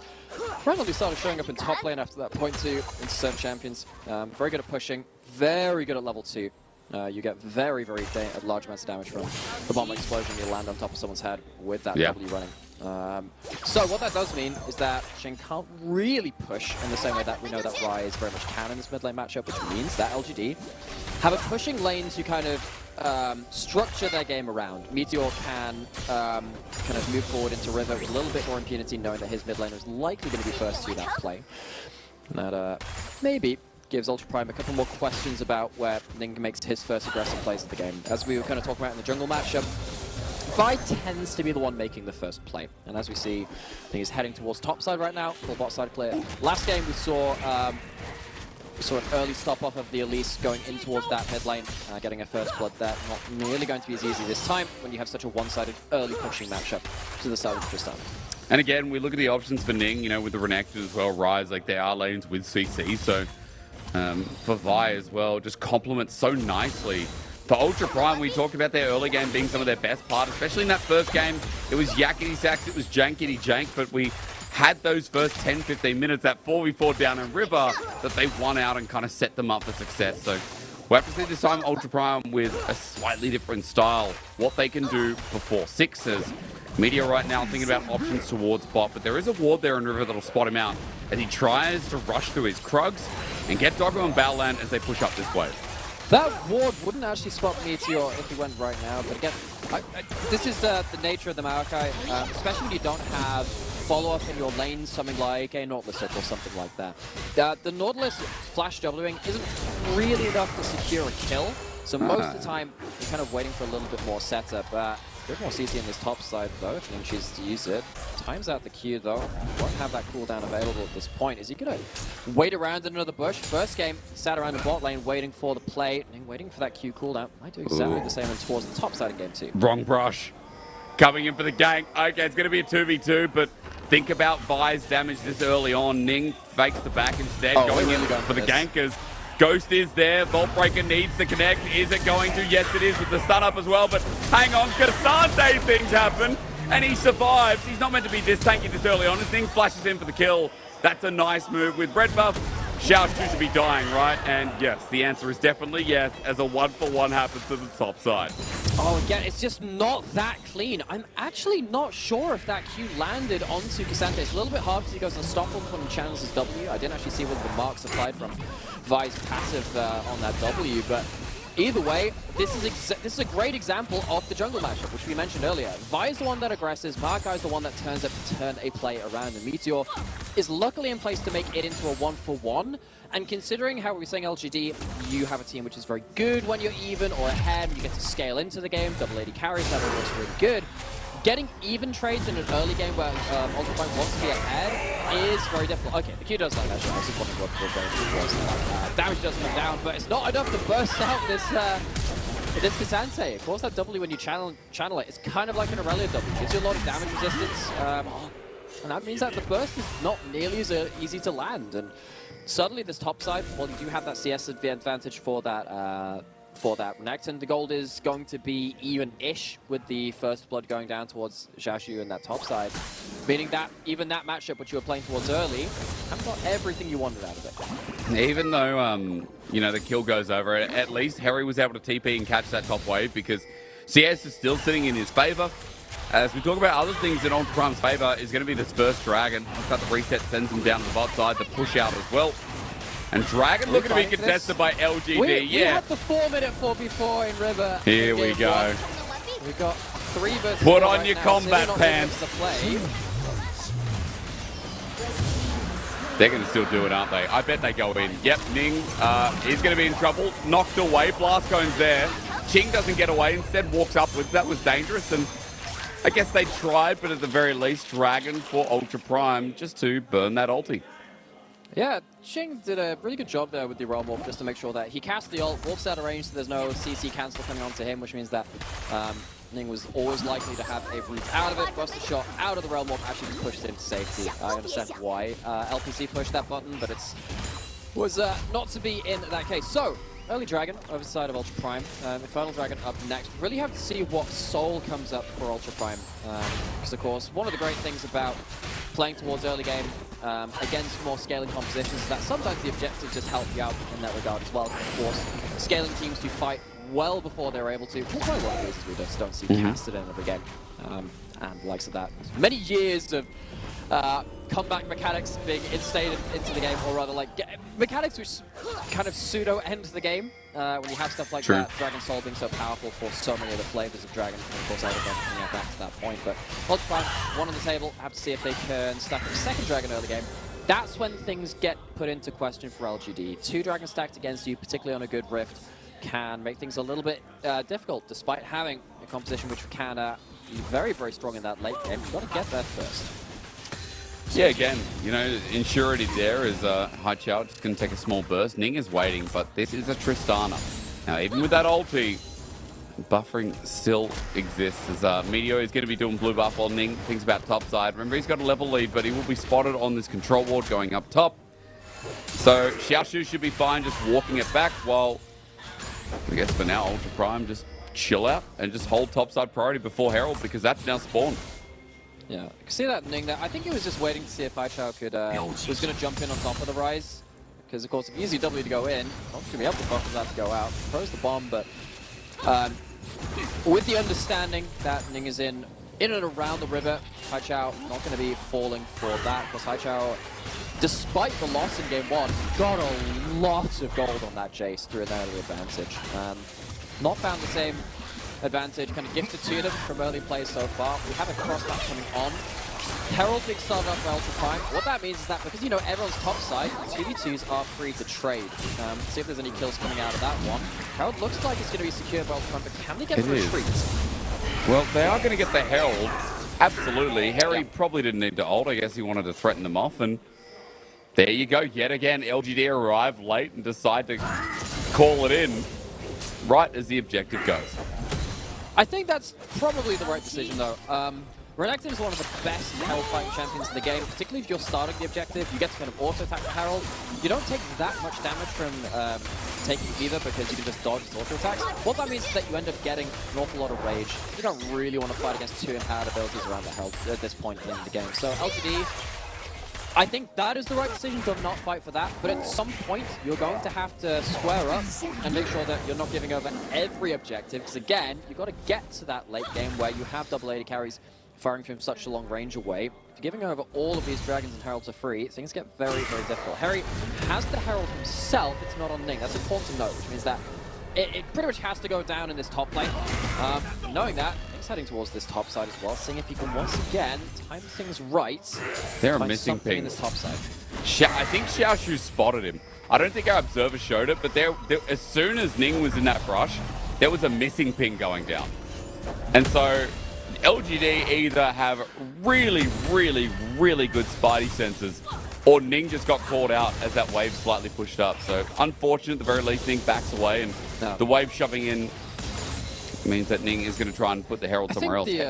The intuition is, look, Dragon's not spawned yet, and you have a wave crashing with the Herald in this lane. Likelihood is that Ning is interested in this lane. Let's just not throw anything back off from the wave. So Xiaoshu not giving over free wins. Now the Dragon is spawning in a bit, which means that you understand that Ning is probably towards bot side. And actually, if he is top lane, Xiaoshu probably wouldn't care, because his team would be able to stop that early Dragon stack, which we already talked about being a difficult thing for LGD. So watch what happens in a... Why are we getting a replay of Cannon? What? Oh, we're getting man. a replay of him missing the Cannon minion? LPL observers are Why rough. is that valuable? Because they watched game 1 with us. They are absolutely based. Observers, I don't know, pay rise after what they experienced. They went through game 1 and they're like, you know what? -1 in chat. Cannon salute forward up for the lost Cannon. So based. So bloody based. Okay, well, And I think he missed the whole wave there. We're getting it all in mid. Ares does have... I don't think you really want to go for that too much, but 2 dragons to the side of Ultra Prime now, and it's a mountain rift. That's really important. That is very strong soul, especially when you're going for big team fights. Then looking over the wall, forced out the ultimate spell shield from LPC, but Ultra Prime, I think they're very happy with how this is going now. You managed to get some plates onto your solo laners, managed to get them shared between the Rise and the Renekton. That's more than fine. The 2 dragons started up. The Tristana and the Sivir, they're not ahead of the game. They're not to the point where they can kind of freely coast into late game. LGD, questions being asked of them now of what they can do. We're heading into this mid lane, but not able to do that much. And Ultra Prime, this is now where we need to see a clean mid game. Early game, once again, as we've talked about an awful lot from this team, gone pretty okay. They're in a good position now, but game 1 was almost unlosable. They gave it a good try. What can they do in this game 2 to make us feel a little bit better about it? I mean, the problem is right now, just talking about LGD, like that play in mid is a great definition of this team. Both jungles are constantly hovering around mid, but you saw there from Meteor, he was waiting for the gank. Hai Chao jumps in before any coordination of Nature's Grass, right, Nymira? And then Hai Chao jumping in doesn't seem to take the flash ulti like someone like Xiaohu would. Someone like Knight on Tristana, I'm sure, would as well. Like, there is a difference right now, and I guess you talked about identity earlier on. This team is struggling with confidence as well. As that mid lane play is just like the perfect example of a team that doesn't want to take, I guess, risks that could benefit and really blow this game out of proportion. Yeah, and the very first game of the split from LGD was almost a perfect game versus Rare Atom, who have been proven to be actually a fairly strong team at this point, sitting at their, I believe, 2-3. Something 3-2 like rather, that. I think. Something like that. They're in that kind of 3-2 rather. Yeah. This is and LGD didn't give them any kills in their very first game of the split. Now, they ended up losing that series. It was a very tense game 2 in that one too, but it really has felt like that's as good as it's got for LGD in this split so far. They've very much struggled to, as you said, kind of find a way to cleanly play out mid games. Their identity so far has basically been good early game, Ning having some impact around the map, but then struggling to capitalize on that. And in this series so far, they have not really advanced beyond that point.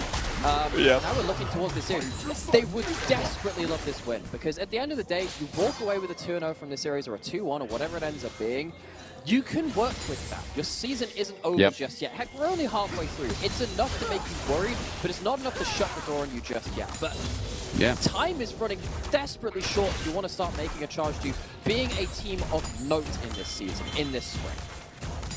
And again, you know, we've been talking about halfway through. Well, we're not even there yet. Like, as soon as teams get to their 8 series in total, that's a nice little cap for a lot of these teams. But we're going into week 5 now. And week 5 is kind of the period around LPL, I always say, like, one of the ones that matters the most because you have some of the big matchups. I think we have top esports JDG coming in the next couple of weeks. Like, some of the top teams are facing off against each other. And as we're saying, a lot of those teams kind of define themselves in the mid-tier or the top tier of the league during this time. So, important matches to come. And, you know, this one, guys, we mucked around in game number 1. Game 2 has been a little bit more reserved, I think, kind of finding their feet. Ultra Prime do have a gold lead in the second game with Double Dragon, so note that the control is definitely here in their favor. As Ultra Prime also bring their mid lane to the bot, or rather bot lane to mid. And right now it is currently putting pressure on LGD with these waves. And that's all they need to do right now. Minute until that dragon spawns, first mountain. LGD, they go towards this herald. I think this is okay from Ultra Prime's perspective, because if LGD are stopping up towards this herald, that means that they're not on bot side controlling vision. It means that they're going to give themselves a bit more difficulty in trying to play around this soul point drag. Or at least the one, the soul point rather than the actual soul itself. Which means that Ultra Prime, they get that, they get themselves the extra steps from that dragon, they put themselves up for a very early soul. an extra 5 minutes on a potentially game-defining objective. 30 seconds to go. Ultra Prime, they're getting their, they've got their vision down. They're getting the resets in, getting the maximum fighting power for this dragon. And LGD, I don't think you can afford to let this one go. I think that's a real risk. But the question is, are you ready to fight yet? You have one item spikes onto everyone but your support, which is kind of the expected state of affairs at this kind of timestamp. And they are heading through enemy vision now. The question is, can they actually find themselves an angle onto the objective itself without Ultra Prime giving them too much to be worried about? Well, we'll find the answer to that question as Dragon now spawns. Meteor with his ultimate up and available, one of the tools we'll see starting off the fight as LGD coming around as a 5-man unit. Doggo is playing, I guess, keep away. He's done that before and gotten caught out for it, so has to be careful as LGD thinking about it. Herald going to go down a little bit late now for the steal, the 50-50 there. Ning gets it though, and LGD on the escape path out of there while they try and get the inner track towards mid. They're getting the Rizal out too, which means that they're not gonna. It means that LGD are not gonna get this mid lane out turret most likely. It's gonna be a good charge, probably not off. So LGD, this was the big trade that you made. You took second Herald in trade for losing the ability to have a better setup for that dragon. You've lost that dragon, didn't get this mid lane turret. You are still behind in this game, if not in gold, in what's going to happen in the next 5 minutes, because you're down to 3 dragons, you're on that sole point. Ultra Prime, a much calmer game than game 1, which they desperately needed, and one which they now should be feeling pretty okay about. LGD, I would. You got to make something happen, but your team is not really kitted out for that. You needed to play around these objectives, and they have struggled to do so.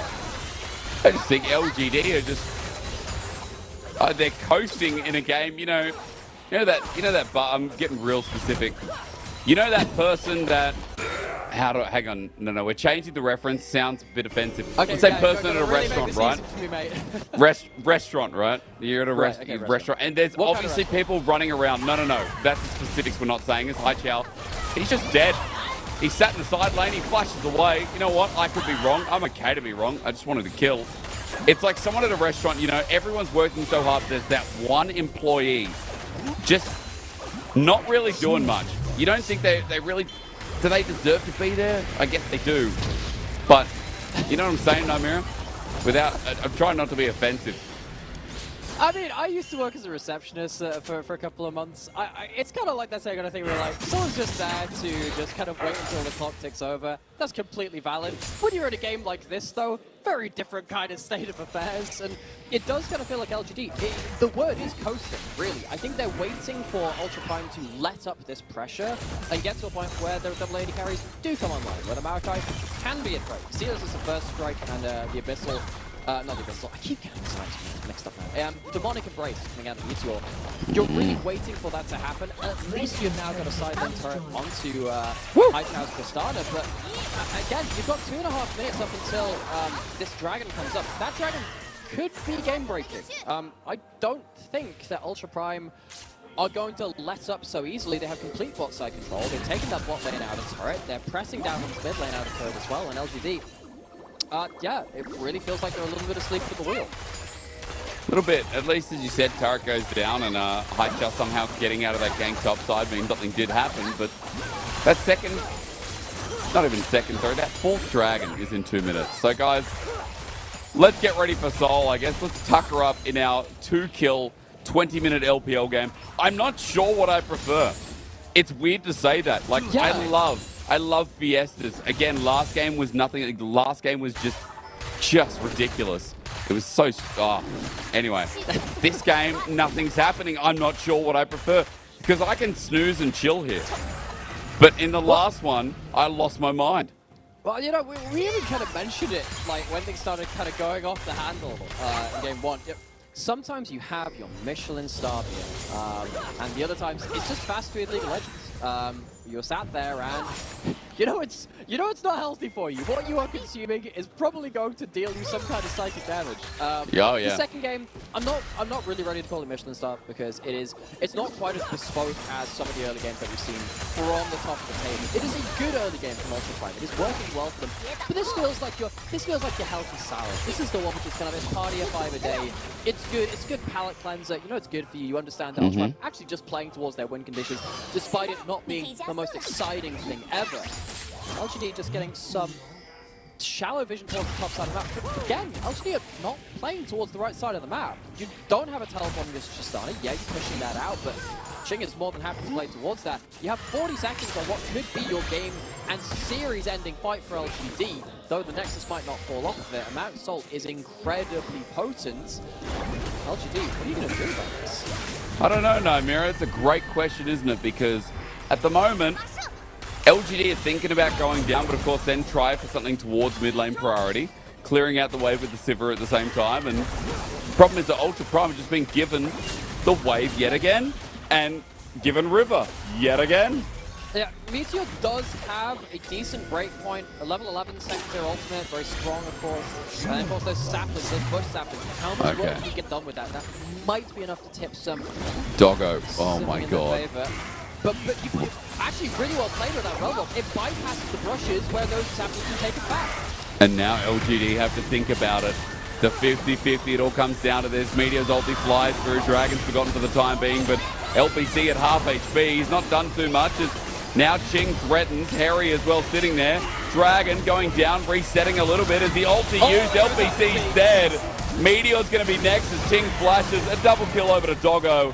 LGD just sat there, thought about it and went, I don't know, and now all of a sudden they're dead. Disaster for LGD. They are 1-4 in spring, and this series has not given much to be excited for, not to be that much in the positive for this team. And Ultra Prime, credit to them in this second game. We have asked for a long time from this team now to be more clean in your mid-game transitions, and they do play it out to their win conditions in Game 2. A crazy Game 1 could not be more different from this one. Mountain Soul, Baron picks up, resets to come afterwards. Ultra Prime on the verge of a second series victory at a very important point in the split for them. I had LGD as 17th before the split started. I am starting to think I've got some wisdom as Doggo defends by himself. Now, Nymira, I have to be real with this. LGD, the reason they're not good this split and the reason that we're kind of experiencing this, it's not 2025. LGD go to Worlds every 5 years, and so they have to really get up to it, you know, like they've got 2 more years to go, they're fine. I have to say, that is my genre of, my favorite genre of League, like, the weirdness, like, conspiracy kind of stuff. It's like, wow, this is just so weird in terms of the symbolism of how that happens. Go back to this window. We kind of talked through it, right? LGD, they didn't choose to set up around bot side for 2 dragons in a row. They didn't play around the Maokai quite adequately enough. I do think that round walk before that fight started off, it was actually very impactful to group up Ultra Prime and make sure those saplings didn't have much value. But LGD now, they're in a very difficult spot. What do you do? It's not like Ultra Prime is going to be letting up. You don't have a way to really force these fights, and you're losing towers left, right, and center. Huge Goldie starts to balloon. There might be one last gasp of hope around Elder Dragon should the game be running at that point. But Ultra Prime still very much in the advantage, about to hit 3 items on their AD carry and pushing in on multiple lanes. LGD, again, asking the same questions that we've done the entirety of this game too. Where are your proactive plays? Where is your setup? They've been lacking in both. Baron's going to come in and make it even harder, as you said. One last hurrah is what they feel like they have is Ultra Prime might not have the range, but Ning just goes in. Reverse Yumi ulti comes through. Xiaoshu knocks him back, but I was surprised Ning doesn't go in there instead, as Ching's damage is unreal. And as Xiaoshu gets rooted up, the top laner, he is now going to have to leave. Look at top, speaking of. Harry's just taking that by himself. Doggo's rotating around. Paichio has to pay respect, and Ultra Prime can take whatever they want. Yeah, Ultra Prime, this is much better from them in regards to just playing the game out. They're not doing the crazy, stupid throws. They're not overestimating the damage and the team fighting potential that they have in these games. Lots of turrets falling. 3,500 gold power play right now from the Baron. Inhibitor falling.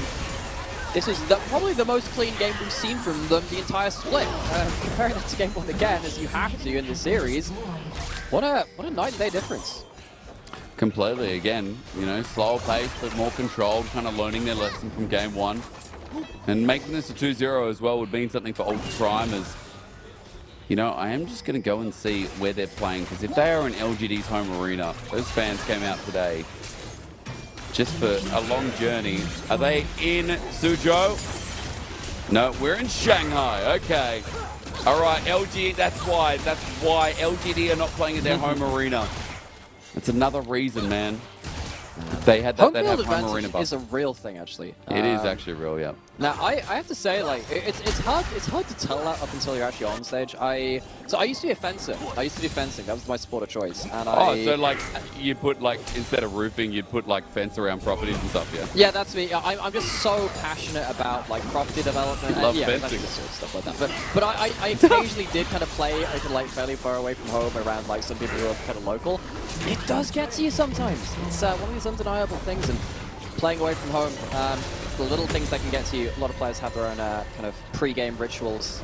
True. Something like speaking to some of the LEC players and how they need their caffeine at a very certain time, and they need to have their lunch at a very certain time, and then playing like Utapon from the LGL, he actually has a tape measure which he sets up his setup with too. You'll see that in No Snapshot. way. That's real, like, yeah, he has a tape measure. Like his setup is the same every week, and then he sits like L from Death Note. He just like sits up on the chair and, with his legs up. As well, some players have some really weird ways that they kind of like get in the right kind of headspace. Dude, I'm just waiting for a League of Legends player to play like a CSGO player where the keyboard's at a 90-degree angle. Completely, yeah, invert. You know the reason that is because when they used to play at LAN, sometimes you'd have so much desk space when you had like bring your own computer, you just had to kind of turn it sideways. That's kind of where it originated from, and then some people just kind of picked it up after that point. Interesting things you end up picking up over time. Weird that some people kind of use that as the standard, but hey, it's kind of fun to see. Look, honestly, I think there are so many crazy setups, like, and I speak from experience of LPL, where I have just seen the largest keyboards to life brought by players on stage that take up so much space, but they wouldn't have the luxury of doing something like that. But I'll wait for the side keyboarders. Ultra Prime have run out of Baron, but they haven't really run out of cares, because this game is still theirs in the taking, as no one can match Ching, so he continues to split push against Hai Chao, with the rest of Ultra Prime down in bottom lane. 20 seconds still, Elder. This is the thing we should talk about a couple of minutes ago. There is every chance to flip over an Elder, and if you lose an Elder flip, any game is potentially winnable, but you got to be able to get there first, which is why Ultra Prime, again, playing around the right side of the map, vision push up into the enemy jungle, making sure that they can punish LGD for walking into their own side of the map in their own jungle. They haven't really managed to chunk anyone out just yet. Apart from off screen where Hai Chao almost got one shot as Ultra Prime turned the engage because of it, knowing you won't be able to come in, man. I mean, we've been given a lot of stuff over to LGD, but Ultra Prime in this game, as you said, so much cleanup. They are dismembering this team, and now with the Realm Warp into the base. Taxi!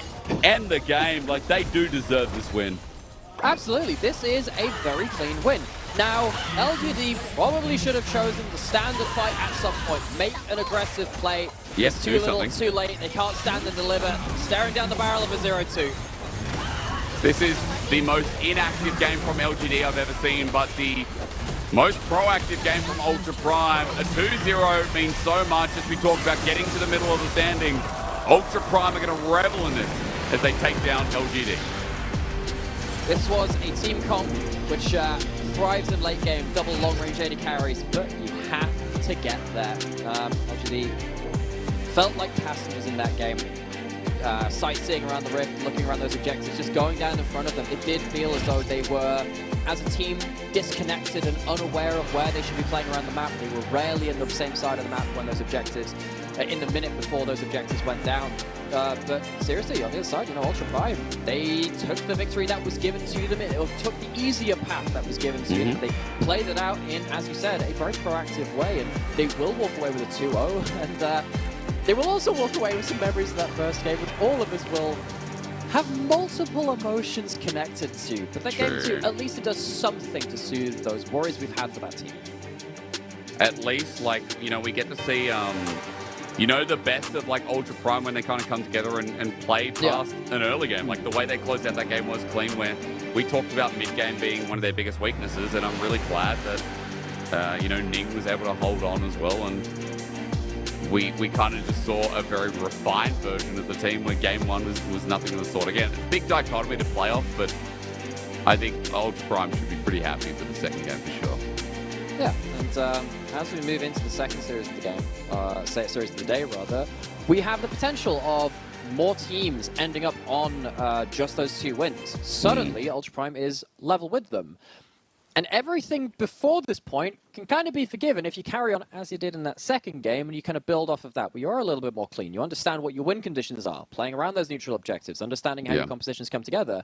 And despite teams in that first 5, 6 series moving towards that halfway point in that split of those 8 series, as you were talking about so much through that series, that doesn't matter if you're at the same series score and you just play better for the rest of the split. That is the one saving grace here, despite our grievances and kind of hang-ups, I suppose, on these teams in the first few games they've played. Well, at least you're right. We can forget the first game. And I'm looking forward to I'm looking forward to RA versus OMG because there's a lot of promise there. We're in Shanghai. We're going to have an interview. I hope the question that comes out of, let me just look, it's Christina today. If I was the interviewer, I'd be like, so what happened in game one? Like, what was that chase down? And why did you go the wrong way from the Nexus? And they'll be like, we thought we could get a kill and everyone loves kills and at the end of the day, that was kind of our intention. Look, I'm not going to speak for the players. Of course I'm not. We're going to wait and find out. At the very least, I just love, you could probably like clip out little bits of these kind of post-game bits where you can just see that, the light in the eyes of Historics just faded a little. Like the spark inside, you can tell that something has hurt you, Jake. Something has hurt you. So you get through the post-game again. It had 2 pentas in that game. 2 pentas. Absolutely absurd. People will look at that and be like, oh my god, the caster not getting hyped for the penta. It's like, dude, go and watch that game. Holy moly. Oh, man. But, we do, again, it just kind of goes to show the difference between that first game and the second game. I don't think I've ever seen such diametrically opposed games. I'm struggling to remember even watching any, because, I find it easier to remember games which I've kind of cast with them, but coming out of the second game really was as clean as you'd like it out of them. I've just been told who the interview's with. I'm sad it's not with Ning, but Doggo is standing by with Christina to give insight on that game.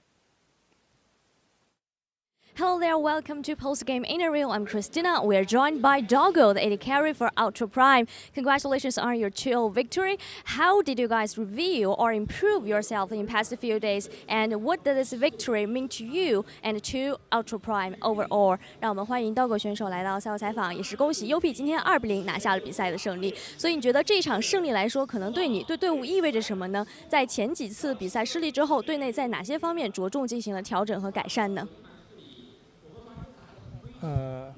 能进没有麦的声音。就能拿下这把比赛的话，就非常开心嘛，因为我们前面几次都是比较惨淡的，就被碾过去了吧，然后也能让我们重回信心吧。I'm pretty happy about this victory because we really lost a lot of games before. Maybe just we got overwhelmed by our previous opponent, and it's really like a mentality boost for us and can bring us a lot of confidence about this. And my next question is about game number 1. Why did you guys pick Joven Jungle, and have you practiced this combination for so many times in scrims? Maybe. 那么第二个问题，今天在第一局的时候呢 ，UP 这边也是选出了一个皇子打野的体系嘛，是队伍之前特意有去练习过这个阵容吗？因为好像看来这个体系在目前的 LPL 版本中并不是特别常见。宁王的话，就是他看到了对面很多没有位移，他就想选皇子这个英雄的。我们训练赛的效果也都还可以。Actually, we have practiced this combination in scrims, and our jungler Ning says that our opponent, they don't have too many moving abilities, so he just picked these champions. And I do think that game 1, you guys really played around bottom lane, and a lot of casters and audience thinking this meta, winning bot lane, winning the game. What do you think of this opinion from a pro player's perspective？ 那么今天第一局我们确实也是看到选出皇子之后呢 ，UP 是围绕着下路开始打，然后很多的解说观众都会觉得这个下路，这个版本下路非常重要，可以说是赢了下路的对线之后就几乎赢了这局比赛。那么作为一个 AD 选手，你是如何看待现在下路在这个版本的重要性呢？我觉得现在版本有太多射手辅助吧，然后 BP 就显得非常重要，然后个人实力也非常重要。但我觉得 BP 是着重重要比个人实力还要重要，然后。对线的话，就是你被压着是2个人被压，比上路1个人难受程度相对来说还好。Actually, I think that Bampede strategy is really important because we have seen so many ADC support in this meta. I think personal ability is very important, but for bottom lane, we will have 2 players, and compared with the top laner, and we can handle the pressure together. Maybe that is a little bit better for us. And the second question, I'm curious about your team synergy overall, because we have seen Ning and Baolan as 2 veterans in your team, and you also have a lot of rookies. I'm curious about your team synergy and team's communication. What is your goal for this season, especially in this stage in regular season? 那么最后一个问题我们要问到的是 UP 的整个团队协作嘛？我们可以在这支队伍中看到了很多老将和新人的融合。那么你们现在的整个氛围是怎么样的？你们觉得在常规赛，在这个初期的阶段，可能队伍的重点和重心是要放在哪些方面上？我们的重心放在就能赢一把是一把，然后训练赛就每一把都是好好打，并且。就围绕中野或者是下路打架的时候，就是我们复盘都要做得非常好，然后让我们去多学习啊。我们春季赛就是来学习的。Actually, spring season for us is just like a learning period. You know that reviewing the mid jungle and bot synergy is really important for us because we have so many players, and we really did a great job in some scrims. But actually, we maybe didn't show up in the official games, and we are still practicing and learning. Thank you so much for joining me. 谢谢刀哥选手来到我们的赛后采访，跟大家说再见吧，拜拜。Back to you guys. Thank you very much, Christina and Doggo. Talking about drafts mainly, it feels like Ultra Prime did have a good read, Nymera, and I will say drafts in both Game 1 and Game 2, obviously a lot better. They definitely, I'm not even going to say definitely, they easily had the better drafts in both games. For sure, because it does feel like the Jarvan pick, even in that first game, it's a really good answer into a lot of the immobile carries that we've seen. In past metas, we've seen teams like, say, OMG from last spring kind of fix that themselves by picking stuff like Rumble Top or something, which is a bit more backline access. And of course, we're seeing OMG later today in the second series. But having these picks in pocket to just say, if you pick something which you assume is a blind pick, that isn't going to work for you. And we even saw that with that Scion into the... Dude, Ching had an amazing game. I'm just saying. I mean, Harry, I feel like, has also been pretty solid, but I guess this time around, Ning was pretty influential into how he discovered his liners. Yeah, I think he had some really clutch smites, and particularly in this fight, this was the game-breaking fight. This was the soul fight. Managed to get into the backline, suddenly kind of wraps up the play. I agree. I think Ching had a set of good Rise games. Of course, had the Pentakill in game 1, had much more solid macro game in the second game.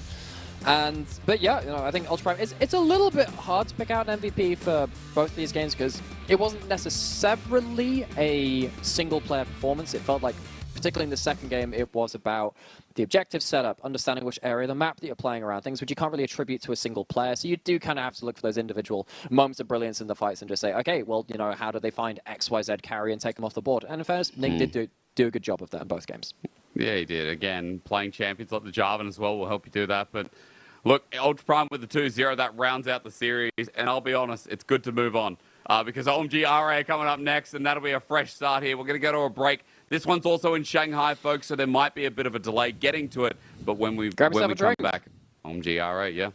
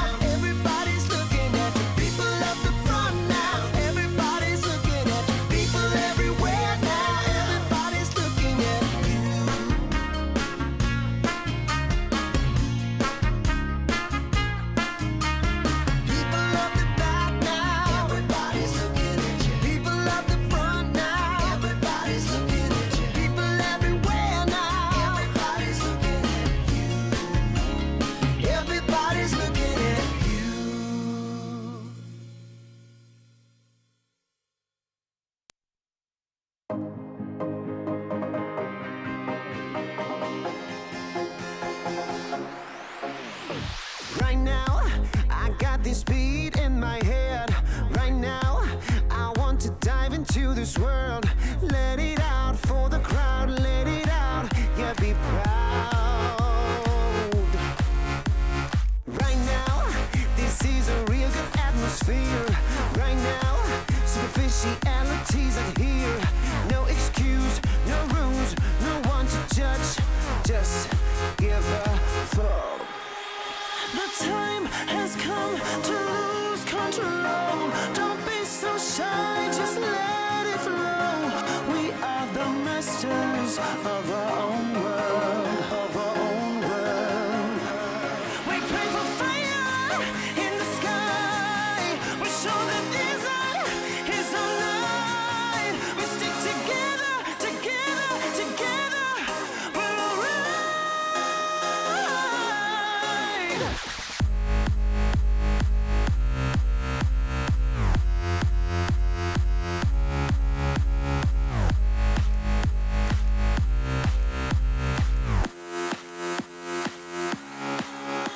The time has come to lose control. Don't be so shy, just let it flow. We are the masters of our own world, of our own world. Well, they drink really expensive champagne on their private jet plane. All we need is a cheap bottle of wine and a cigarette to have a good time. A freedom, conviction, and no restriction. There's no other place to die than here with us tonight. Time has come to lose control. Don't be so shy, just let it flow. We are the masters of our own world. We pray for fire in the sky. We show that this night is our night. We stick together, together, together. We're alright.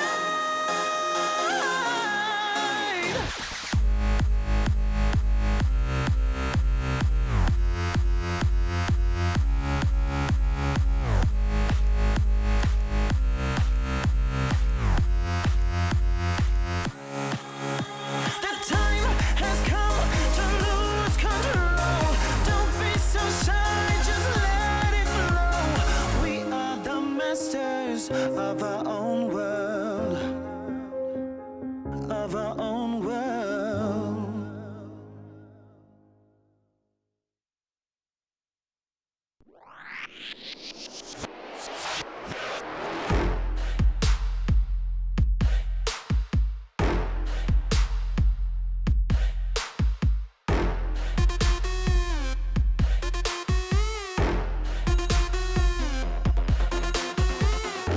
赤信号だとしてももう止まらない理解不能のスピード100倍速い地獄なんて哀れよねねえ聞いてよな負けの準備でもしておきな Come try me get you down 悩んでもやめないわ No more 苦い思い消えてよ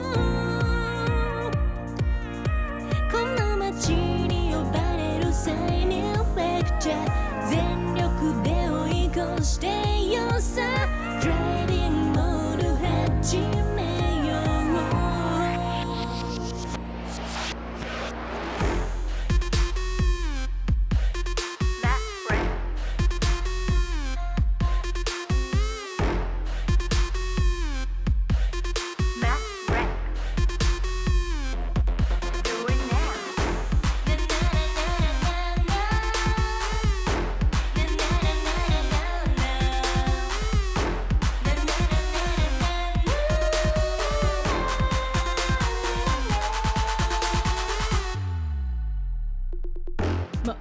然な近道なんてのの完全にアウトだからあんたの後悔楽しみだわすげた気づいてよマジでベイビー一番でノックアウトするわ You better be listening 地横なんて哀れよねねえ聞いてよな負けの準備でもしておきな Come try me if you were down 悩んでもやめないわ No more 苦い思い消えてよ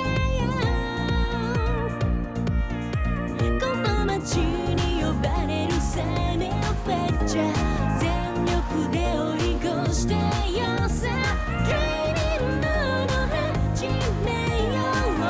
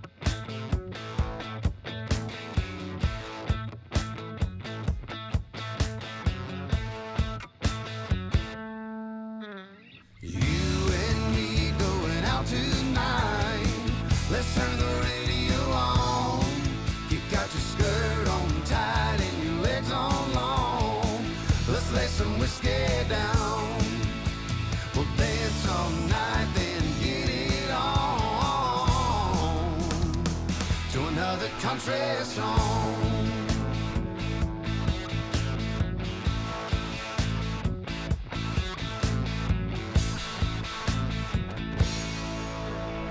You and me going out tonight.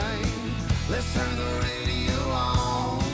You got your skirt on tight and your legs on long.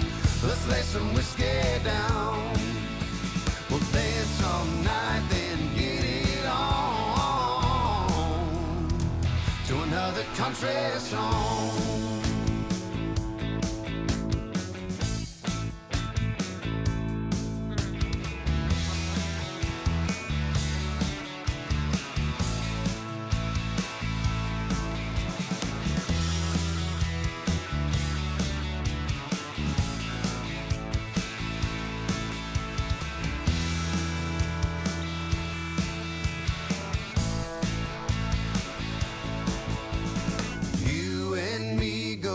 Tonight, let's turn the radio on. You got your skirt on tight and your legs on long. Let's lay some whiskey down. We'll dance all night, then get it on to another country song. You and me going out tonight. Let's turn the radio on. You got your skirt on tight and your legs on long. Let's lay some whiskey down. We'll dance all night, then get it on to another country song.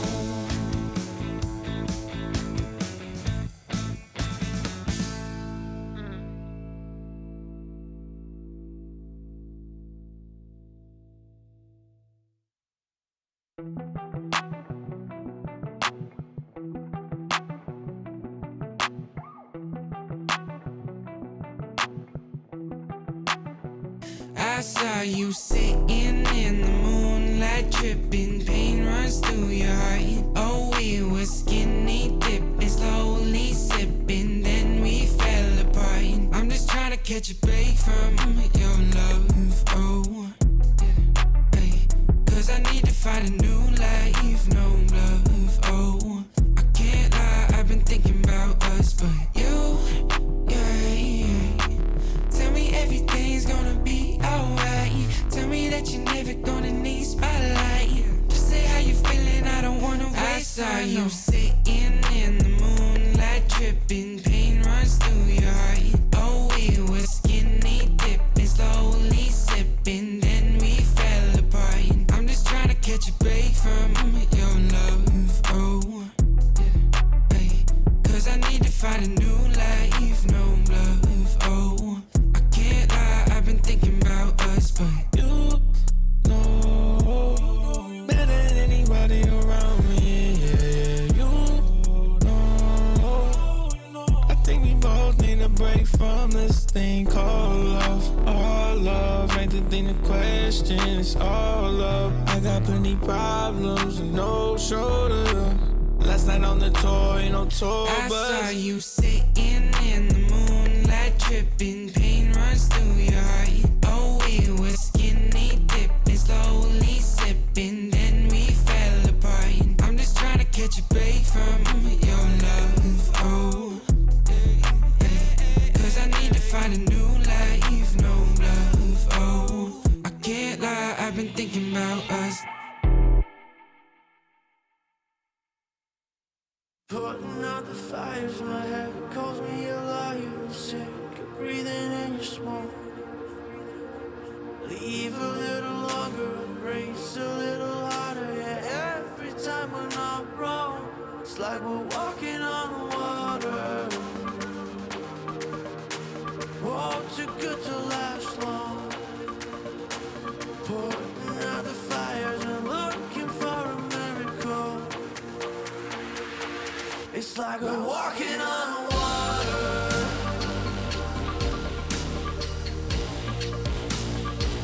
It's like we're walking on water.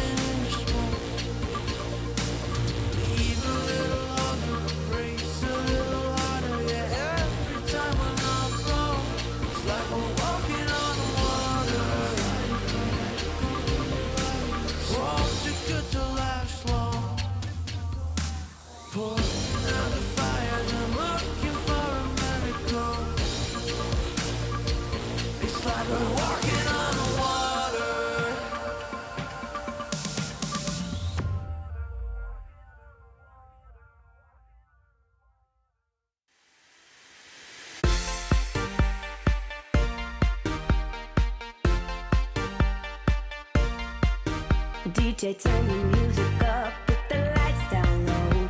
All the worries we had, we just let them go. Wasn't looking for love, I was happy alone. When you put your arms around me, how was I to know?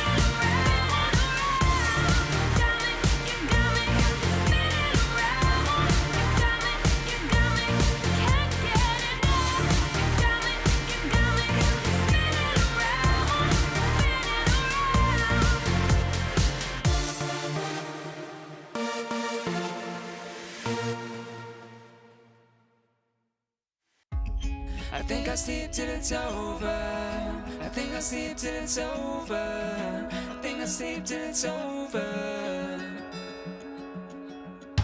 Broken letters, broken pen, breathing every now and then. Getting hurt but never learn. I'm falling short of hope again.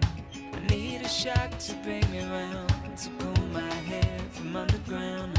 I'm calling out but there's no sound. How many times can we make up? How many years will this take up? And never is as long as forever. When it's love but it's over. I've woken up in the headlights, sticking from the clouds in mid-flight. Never is as long as forever. I think I'll sleep till it's over. I think I'll sleep till it's over. I think I'll sleep till it's over. I think I'll sleep till it's over. Storm days never end. Words I knew you couldn't say. We pretend we're more than this. Make believe that it's okay. I need a shock to bring me round, to pull my head from underground. I'm calling out but there's no sound. How many times can we make up? How many years will this take up? And never is as long as forever. When it's love but it's over. I've woken up in the headlights, sticking from the clouds in mid-flight. Never is as long as forever. I think I'll sleep till it's over. I think I'll sleep till it's over. I think I'll sleep till it's over. I think I'll sleep till it's over. I think I'll sleep till it's over. I think I'll sleep till it's over. I think I'll sleep till it's over.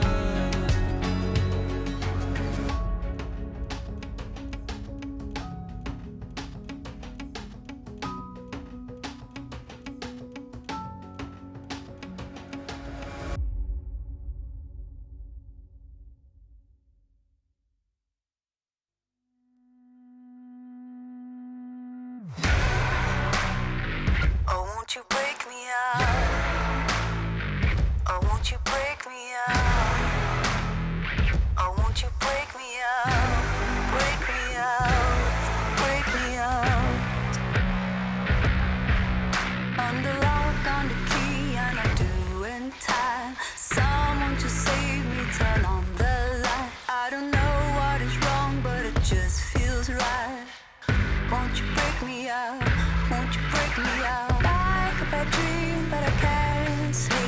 Seems like I just can't get past me. Oh, oh, oh, oh, oh, oh. Won't you break me out? You're the chain, you're the lock. Won't you hold me down? You're the key to the door. Won't you break me out for my freedom? For my freedom. You're the chain, you're the lock. Won't you hold me down? You're the key to the door. Won't you break me out for my freedom? For my freedom. Won't you break me out? Oh, won't you break me out? Oh, won't you break me out?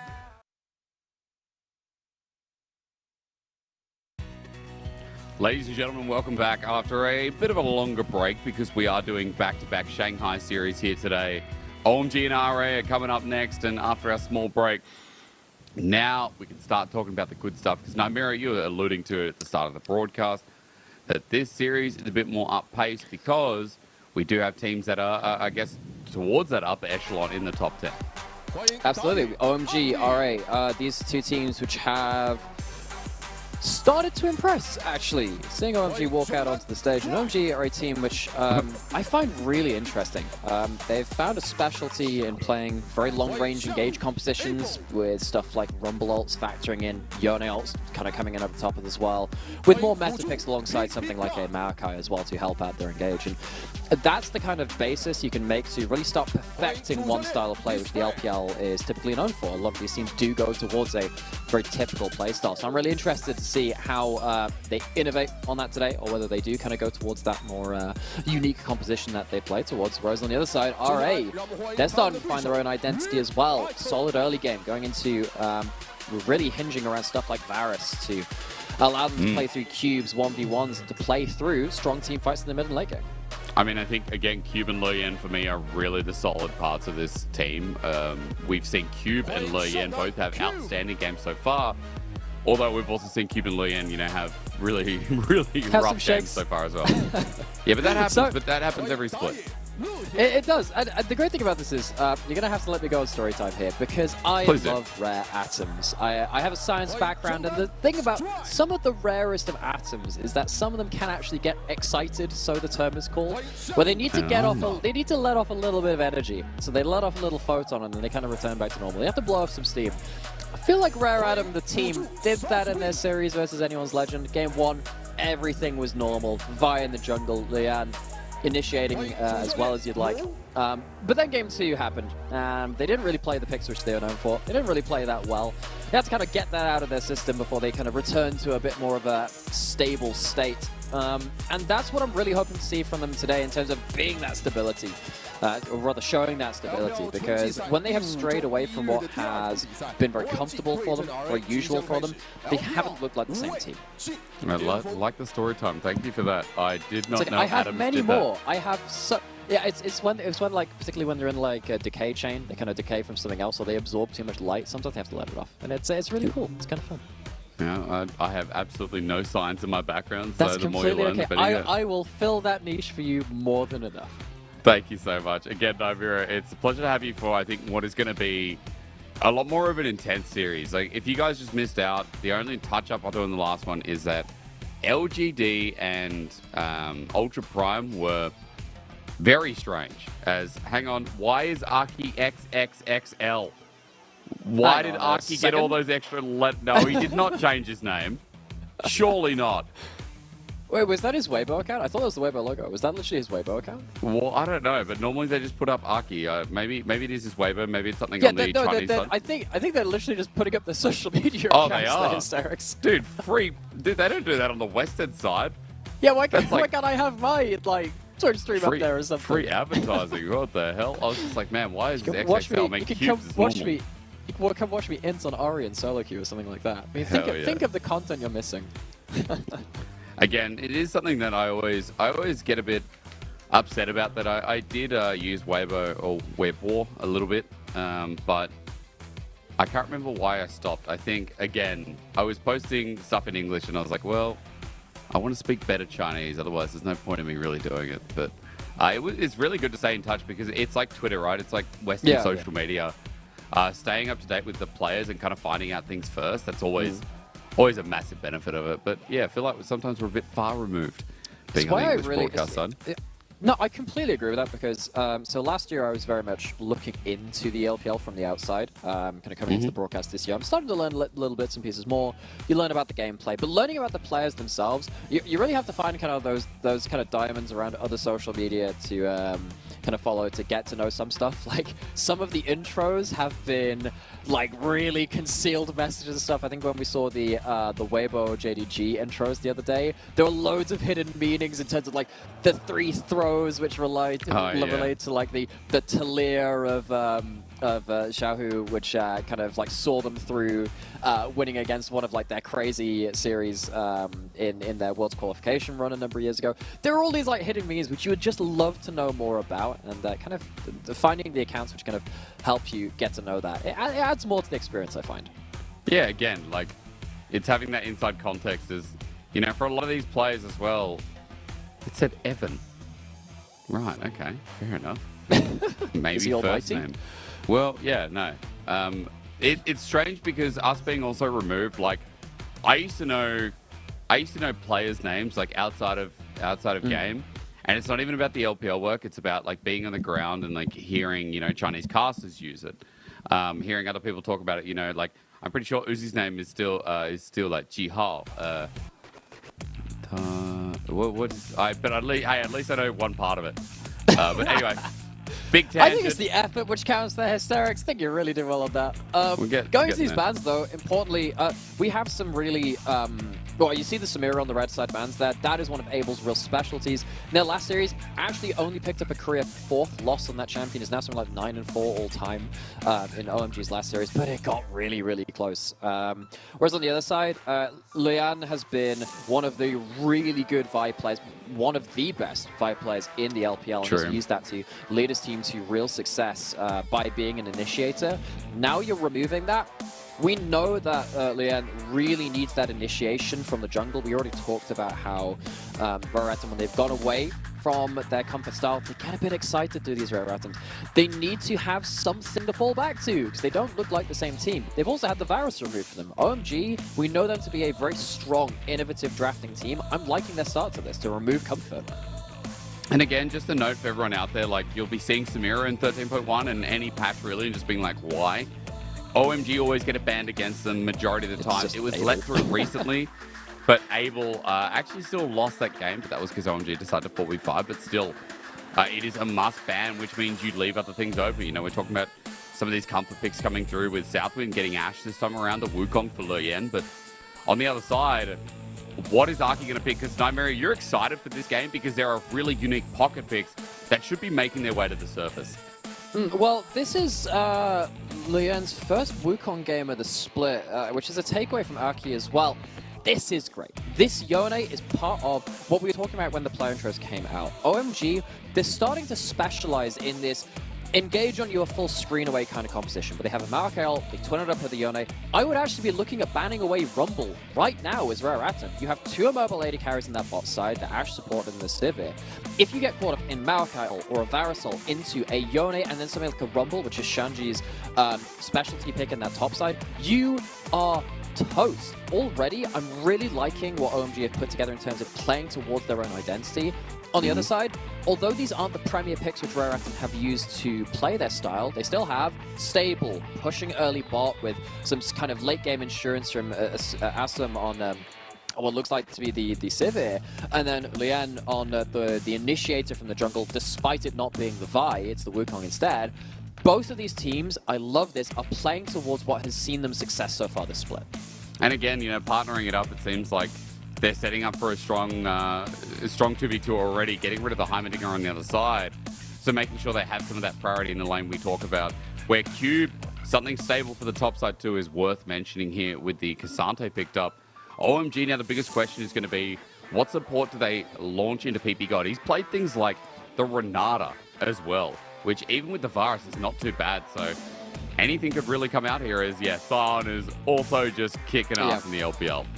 So, hasn't it only, like, lost the 1 game or something you were saying in our very last series? And you know what? It's That was lost- breed from RNG. I had to name it. Crazy. So Shanji picks up the Sion. We have talked about this a little earlier in the day as well, just kind of keeping track of things. Sion is good into Cassante. Cassante needs too much help to shut down that lane.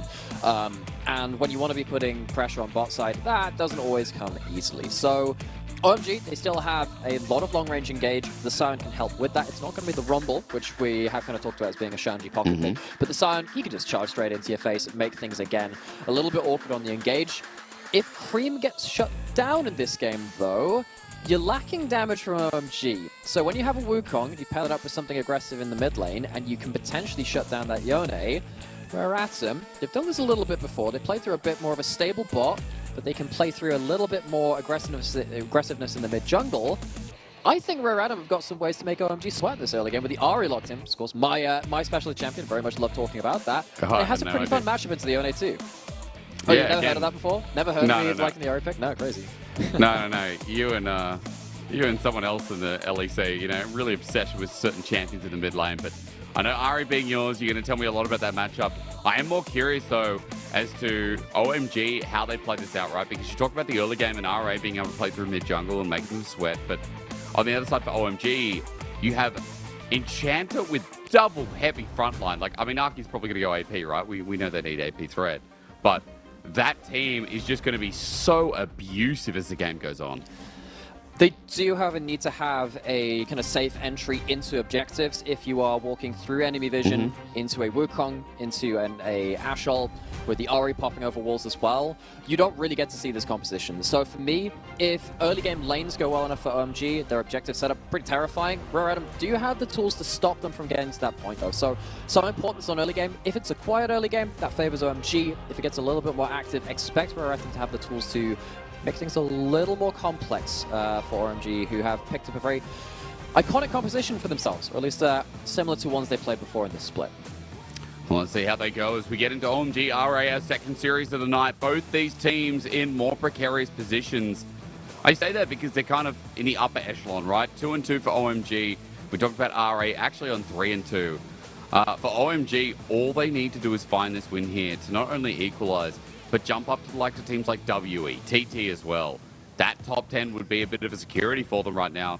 But getting through RA, that's the next big thing as they look to show themselves up again. We talked about identity and how unique they are.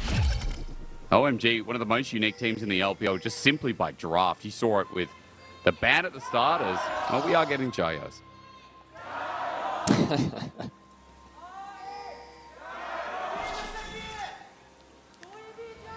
Doing BJO, hell yeah. Yeah, merits to that person in the crowd. Doing BJO, what an absolute legend.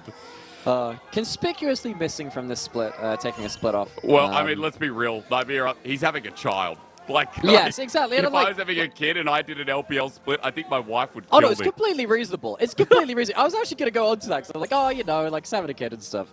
Yeah. We don't see that in every region in the world, but in the LPL we're starting to get to the point where players are getting a little bit older to point where they're starting to start their own families, stuff like that.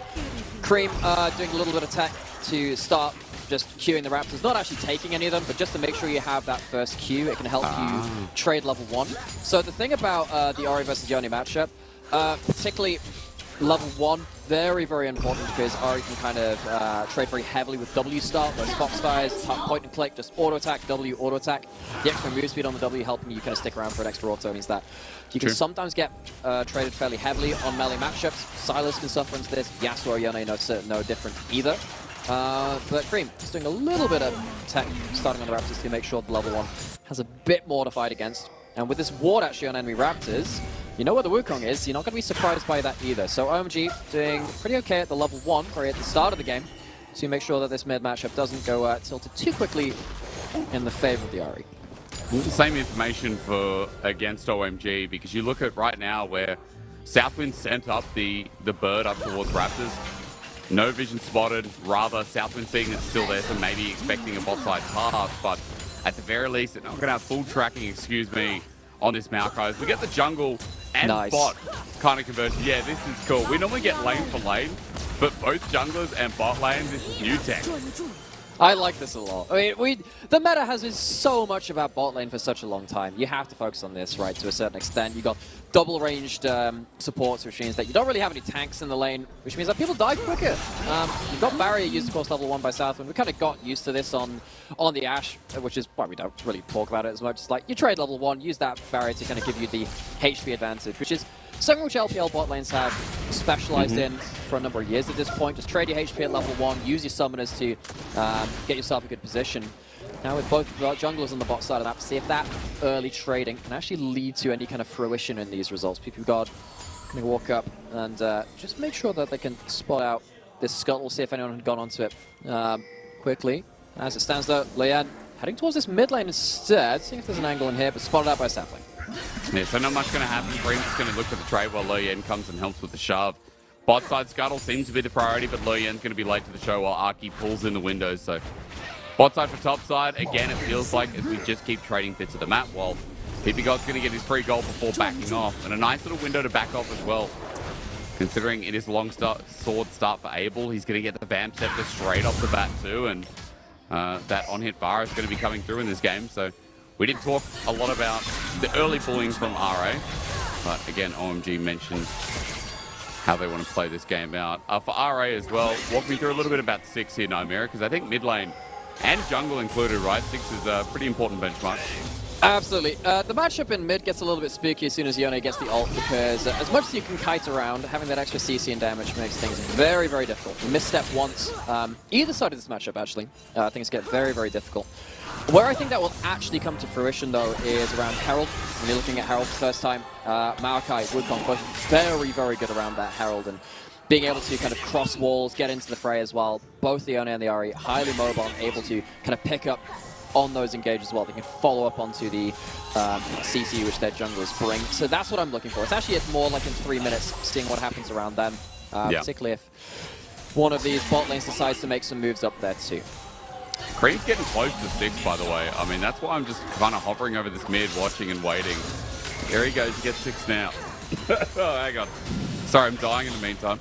But First maybe... series took it out of you, huh? No, the chicken actually, the 25-minute break and just nomming down on half a bird, while also just partner made what can only be described as god-tier vegetables. You know, like well, I'm glad you had that experience. Potato. Maybe you'll be around for like the next chicken respawn as well. I hear that's good for junglers nowadays. True. Stripe's going to teleport back into this mid lane. He's gone for the Ionian boosted Lucidity, which means that you're likely going to see the Everfrost build coming out, unless you're going to stop towards something like Leandris for the Ahri. As sole AP in this team composition, when you have someone like an Ashe and a Wukong setting up for you, I feel like maybe this would have been a position to go a little bit more damage, but when you're against a matchup like the Yone, having the extra cooldown just to have your ultimate on a more of a similar time to the Fate Seal that the Yone has can be very important. You also used to see this in stuff like the Ahri versus Fizz and the Ahri's versus Zed matchups way back in like Season 3, 4, 5. Oh, yeah. Having the extra cooldown on your ultimate in the kill pressure lanes, it can very much help you, because as soon as you start dying in those matchups, it doesn't get better for you. It starts tilting very, very quickly. So cooldown and safety and utility valued more than the potential burst that could come out of this Ahri. And again, you know, smart choice considering that Strive's always been a facilitating player. I think just overall in team tactics, RA have great setups with their top side. Strive is someone who can facilitate and usually set up for people like Assume. So, yeah, poke damage is starting to come through. PBGod not doing too badly here as Aki is sitting on a ward. Strive, you talked about that ulti being used, flash or ulti. One of them to come through, but Aki just backs away. That was a little bit sausage. And so I think he decided to, walk it out. He's back over the ward. I have never heard someone say that in my life. Dude, sausage? Yeah, it's the green frog. It's the green frog with sus. It's none of that, you know. Oh, sausage. I thought it was like sausage without the A. Well, we'll see what happens when this meaty fight starts out. Oh, look at that damage, though. Aki has to flash away. Now, he doesn't have the ulti. That's why he can't re-engage. As Abel flashes over. Was that a chat move, or was that just silly? That's not a Samira, Abel. Not quite able to do the things on Varus you can on that champion. If you're level 6, would have been very much threat with that ultimate. But both these jugglers, flash is blown on the bot side. We talked about how important this is. Both these jugglers are around Herald. Herald is spawning in 10 seconds.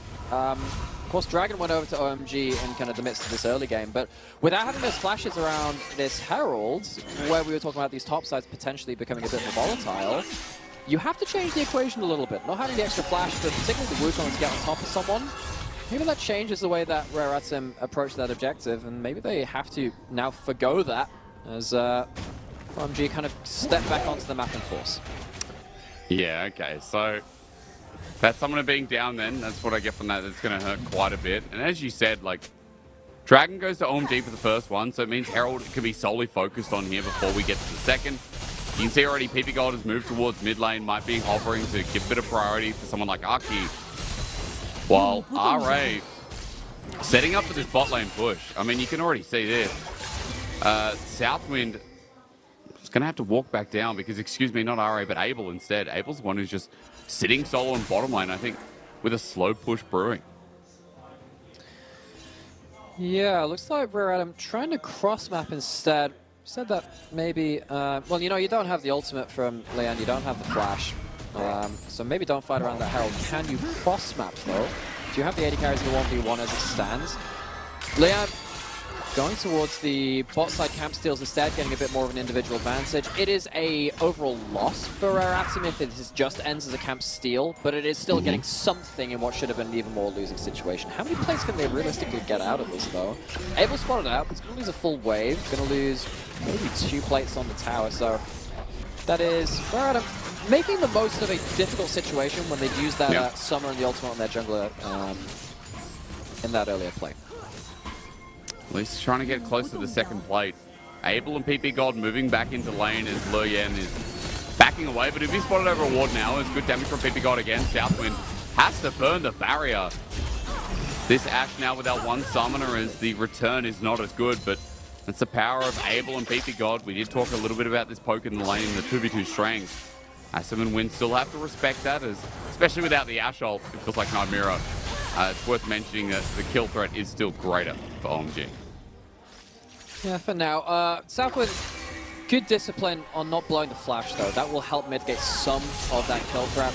Stripe picking up the blue buff in this mid lane. We don't see as many blue buff transfers on the second blue buff spawn nowadays towards mid laners. I think a lot of mid laners have less mana concerns, but when you're not going towards something like a Lost Chapter very first, having that blue buff very much helps you kind of keep trading, keep clearing in wave, on the wave in mid lane. Southwind now getting back out onto the map, but because Southwind has made this rotation a couple of times, it is delaying that first arrow from coming online, where actually maybe you can fight back around mid lane a little bit more. Dashing over, dashing back. Just Yoneing stuff, honestly. Not going to be full screen away, but attempting to play, seeing them backing away. Southwind's still not level 6. He's hitting it on this wave, I think, if they share. He hits it there, which is a little dangerous because Cream had just used that E. No way to quickly dodge. Going on to Aki instead. But it is Treebeard. As Charm comes through, the ult in reverse, they're going to kill him before anyone comes through, and OMG like, nah, let's leave Aki to die, and that's just going to leave the Dragon to die to R8. That is absolutely on Spawn. Use the ult, use the spellbook Ignite. Strive uses their point in power by picking up that summoner spell. Gets 2 stacks on the Dark Seal as well. Potential to snowball through that. Cream, not able to join that play. Maybe a little bit bold using that E and Q over the wall a little earlier, meaning that he can join a potential play to bail out Aki. Aki kind of disconnected from his mid lane and gets caught out by the arrow as the spawn comes through. Of course, he used his flash, couldn't disengage from that play. So Rare Atom getting something from this early game, and we're actually getting to a very interesting point now. When we talked about compositions a little earlier as we came into the game, talked about how OMG, they need a strong laning phase performance, but they do perform well in later game team fights when they have enchanters backing up these tanks and stuff like this. So it's kind of on Rare Atom to start snowballing. This is the kind of play you need to see. It's come at a good timestamp just as you get that first arrow. There's something on the board, but this is something that we're going to need to see more of. How come Cream and PP God just left him though, Nightmira? Like, PP God was near enough by. Cream didn't have E. If you have that E, or you have that kind of a soul untethered, or the untethered spirit, or whatever it is, I think you can fly in and fly out. If you don't have that, though, I think you're just at risk of getting reset on by, I mean, the Cyclone second charge coming out and extra things like that. PP God, I mean, less ability to call that one off. Maybe just worried of the resets coming in from the Spirit Rush. Okay, well, still, you know, Aki was left to die at the end. The kill going over to your favorite, Stripe, picking that up. Means we should be getting close to that first item pretty soon. I'm also being quite wary the first item's getting picked up by Jungle first. Luyen and Aki both straight to the curb as it is going to be Night Harvester coming through from Aki. As we've been talking about, we've seen a bit of everything so far. I think the Radiant Virtue's been coming through a lot. We've seen Leandri still, Demonic Embrace Rush, Night Harvester 2. Like, Maokai has so many looks for a treat. Yeah, he does. He's all the seasons of the year showed up in these mythic items. The Night Harvester, very strong one item spike. That's why we're seeing a little bit more than something like the Leandri's build. We do sometimes see, of course, that Demonic, which is also good at one item spike as well. But Night Harvester gives you something like 20, 25 ability haste. I can't remember the exact numbers, but it's a load of stats on top of having a pretty good passive. Won't help you when you're taking damage, but no follow-up coming through. Arrow not going to lead to anything, though. Just a little awkward for Rat. And as we said, need those arrows to really count. Need to see them start snowballing this game if they don't have leads to play through into the mid-game. A little bit worried for them getting engaged onto by Maokai ults and Yone is kind of flying up top of each other. And now Southwind and Asim a little bit far up here. They're not going to be punished for it. Abel thinking about an ulti though. Remember though, Southwind's ult almost half off cooldown. Like, he already has a bit of ability haste. Plus, with his ultimate hunter, Southwind already got 1 assist over onto Arky. That's 1 stack coming through. That 6 ability haste added on top for ulti is just so valuable. So look at Southwind's ult. Dude, it's 14 minutes in the game. That's how ridiculous Ashe is right now. Did she get nerfed in 13.1 Nightmare? I haven't even looked at the patch notes because I've been stuck here. I don't think Ashe got nerfed. I think Ever? that in the patches after 13.1b, you're getting some nerfs coming down the line for the kind of like the range support items in terms of spell thieves and spectral, which are kind of like you deal damage and you get gold. Yeah. That's pretty big in terms of the mana regen you get on them, which means that maybe you have to take some more mana regen runes to play those supports in lane, which is actually pretty big. Means you don't have something maybe which is better for fighting if you're going towards mana regen at that point. That might hurt a little bit more, but we're not at that point yet, so it's going to deal with this for a little longer. Well, look, at least I feel like it's soon on the horizon with LPL moving forward as this game in Tentacles Arrow again. Oh, dude, Arky. Whoa! Like, the funny thing is, Arky's been the target, even if not intentionally, every single time. He's the beacon for arrows this game. Heal on PP God makes these plays a little bit harder. No grievous wounds to try and cut through that heal summoner value. See, both these teams, again, understanding the play is about to be made. You've got Herald alive for that second spawn. You've got Dragon coming up in a minute. But every time this play extends, you are risking something like a Varus arrow coming in, a sapling chunking someone out. Whereas they're not having any of that. If you don't have the arrow, they're not going to overforce the play. I think that's fairly okay for them. Walking into enemy-controlled objective, into those saplings. 3 of them stacked up with that pixel brush. Not the wisest decision you can make. So Herald does go over, and we are just lulling about again in an early game. Nightmare, if it continues like this, what are your thoughts? What do you look at for mid-late game scaling? Oh, I was thinking about what references I could kind of throw you off with. Not gonna lie. Yeah, right. We're getting to this point where it is getting a bit of a lull, because the more this is a non-active early game, we kind of already mentioned it, the less that happens, the better it is for OMG. You are going to get 3-2 first. Second item spikes onto your Yone. Arrow goes wide again, and so the thing is, I grew up near Sherwood Forest, near Robin Hood. I have to say I'm not that impressed by that. Really? Charm, a little better, Good but damage. doesn't lead to anything again.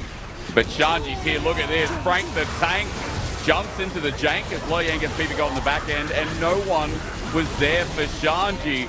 Sion's meant to smash this, and Decimating Smash is great, but I think the problem is that Cream's ulti didn't do much either. OMG are scattered weak, and Assume flashing forward. He's only a 1-item Sivir.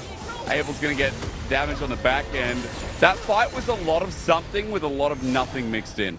It was a bit of a nothing burger. There was something in there. Of course, the Dragon being forfeit, very important. The Rare Rat able to stack up 2 of them. They don't have the smite, but I think Arky kind of not wanting to jump into Roradon probably means that they do end up securing that despite their jungler being down. We can see part of how both of these teams want to play out though. Rare Adam want to start the fight with a pick, use an arrow, use a charm. They did try to play towards.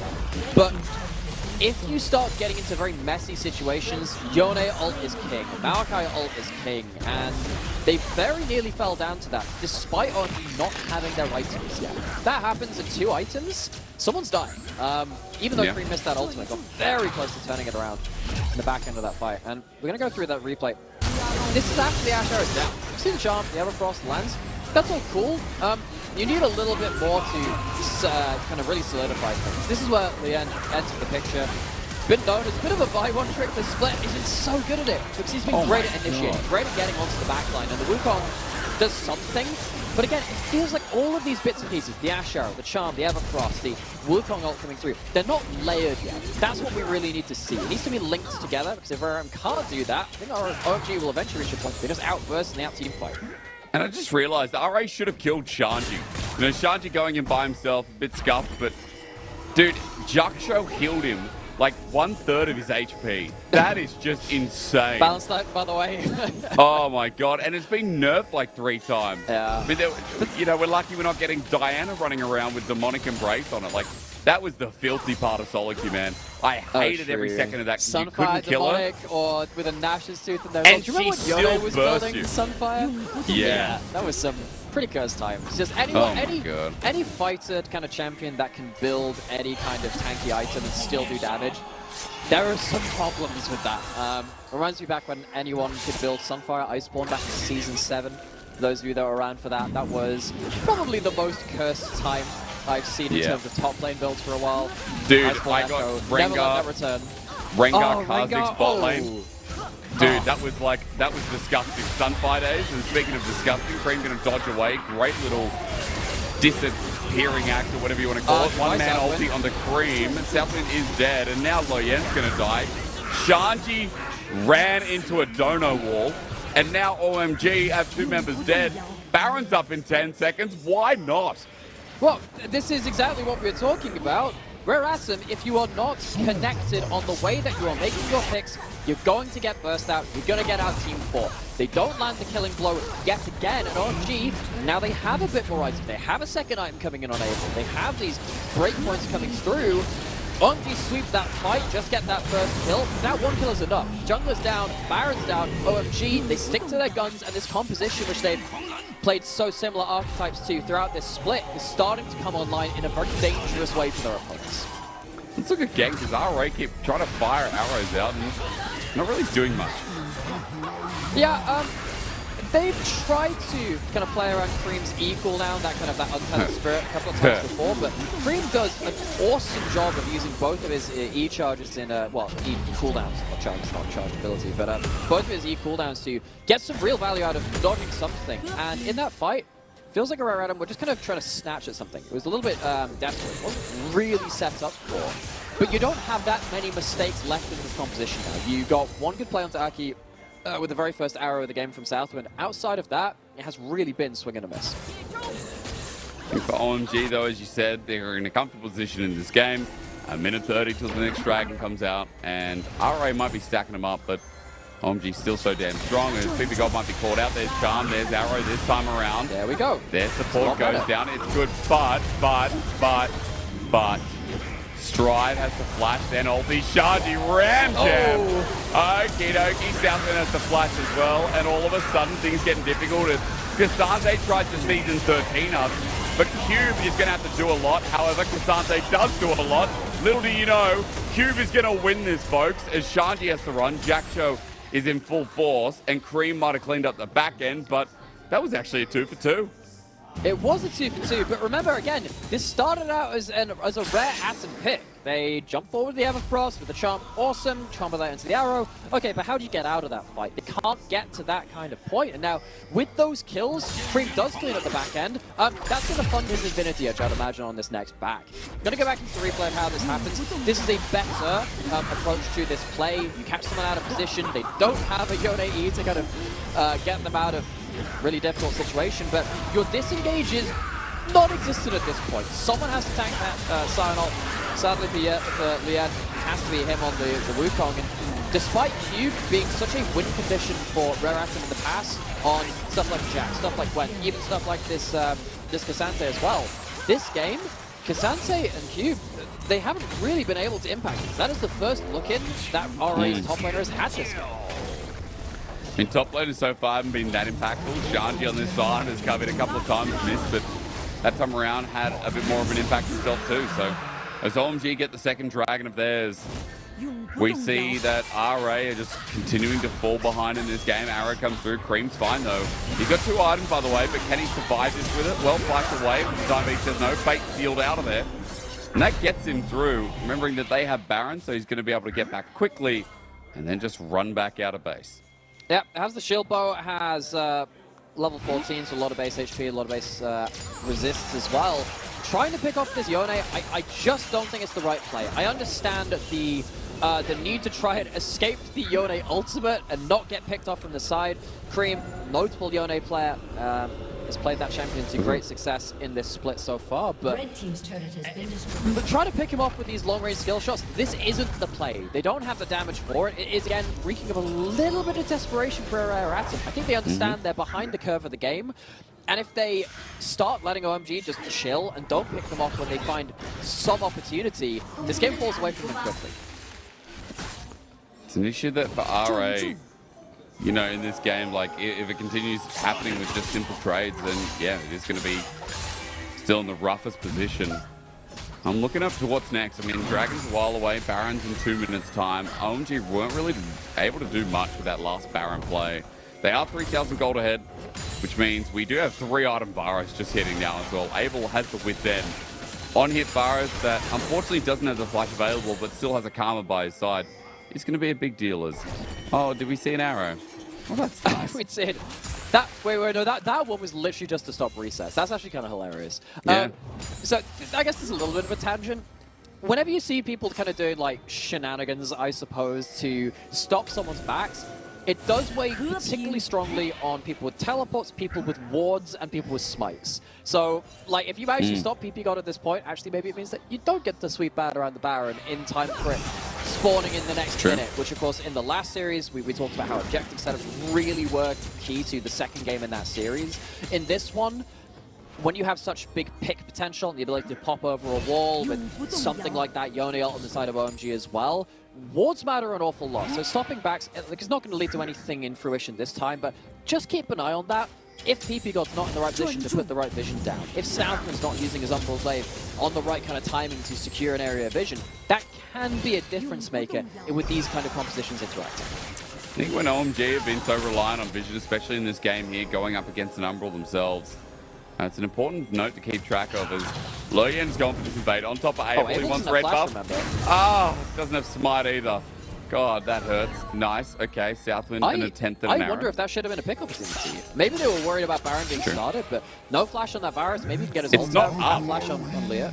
Oh yeah, that's true. It's not up. Yeah, in that case, why did you go for it? Chance to kill that Varus there, I feel like. That was a really good chance to try and go for it. You saw that the Ash arrow was out. Do it. It's too dangerous to be left alive. But able to keep himself on the map, not going to be aggressed onto, and the Phantom Menace, which is the Baron, over in the fog of war, now ever so dangerously hanging over RA's heads. Southwind needs an arrow set up for the Loyem 50-50. Baron now spotted out in 3k. Guys, a little bit late. TP from Shanji comes in, and this time has one target. Guess what? It's changed. He's got 2 targets. It's on the Southwind. Shanji doesn't care. Cat he wants that wall! Kill that wall! Oh, he's missed already. Well, but like, this is exactly, again, what we were really kind of afraid of for Rare Atom, which is if you don't get good picks off, you fall behind this teamfighting composition. OMG, they have shown this composition so many times in Spring where they just kind of get to a point where they will engage on you from a mile away. They've hit their own breakpoints now. They have a Baron. All right, you've got to find something special. And Cream, he's not giving easy picks. He's got to go back to his soul. Yeah, but he can ult this. I mean, the rest of OMG coming in. Cream. I guess he ulted a He ulted already. He ulted the very first play when they looked towards him in that jungle. Didn't have it. Then he popped his E. Probably should have just saved that E. Even if he doesn't cast that, probably lives. But as that stands, that's someone immediately taken off the board. And it's a little late. But it's still a pick. Still Rare Atom being able to get something off the board, and it's in time for the Dragon spawn. Now Cream can come back out onto the field. He will be able to teleport in before the Dragon is down, you have to imagine, but he won't have his ultimate. Rare Atom, if you're looking for the fight right now, how quickly can you get this Dragon off the table? You got to deal with Shanji still. Remember that Cream will have teleport to come in. As you mentioned, that ult was burned, so 10 seconds till he survives, or rather comes back. Dragon still hasn't been started. Yeah, no, he doesn't. Whisper on Asif. This, you have to finish the Dragon. You can't take the fight. Surely you can't. Man. Zion thinks big man running in, and the steal not going to come through from Arky, but the fight looking okay as Cream's now joined back in. Look at the on-hit of Abel.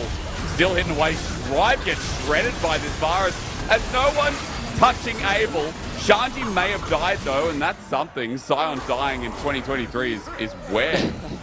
That was actually a pretty good teamfight victory for Rare Atom. I'm talking about, okay, can you actually take the fight? Turns out, yes, they can. The Black Cleaver built by Lien comes in pretty clutch here. There is actually some shred on top of the Lord Doms, or I guess it was just the last whisper for that last fight for Asim. But Dragon taken, kill taken, Baron buff kind of timed out a little bit. You look at the Baron power play in the top right. It's a 7 gold power play. That's not very lucrative. Actually, considering how much that seemed like a gameplay changing Baron, still actually led to that much. Alright, stabilizing well. It's a second Baron that OMG have done absolutely nothing with, but as you said, look, the game is getting delayed still. As I realized in that fight, I was looking at the Varus doing pretty much no on-hit damage, or at least some. When on the other side, you mentioned that last Whisper, I guess assume if he has his time, Look so at the does arrow. Strive. I think they're setting up for it. See if they can pick someone off. BB God. Oh, Oh, good he's charm. charmed and get arrowed, and no pizza delivery from Assume. Not getting in the range. BB God's able to walk away. OMG now losing the inside track to mid as RA still have tools to engage if they want.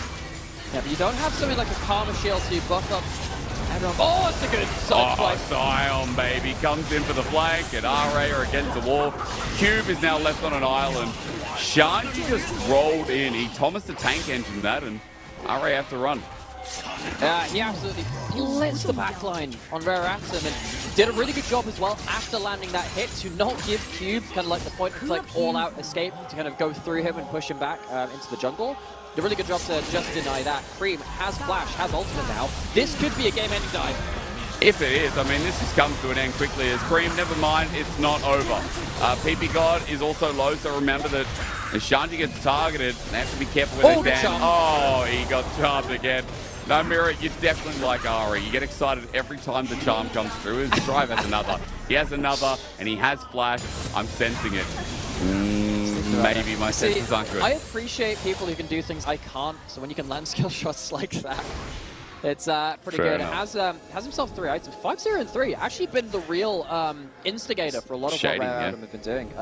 Doing a good job of actually being the leading force.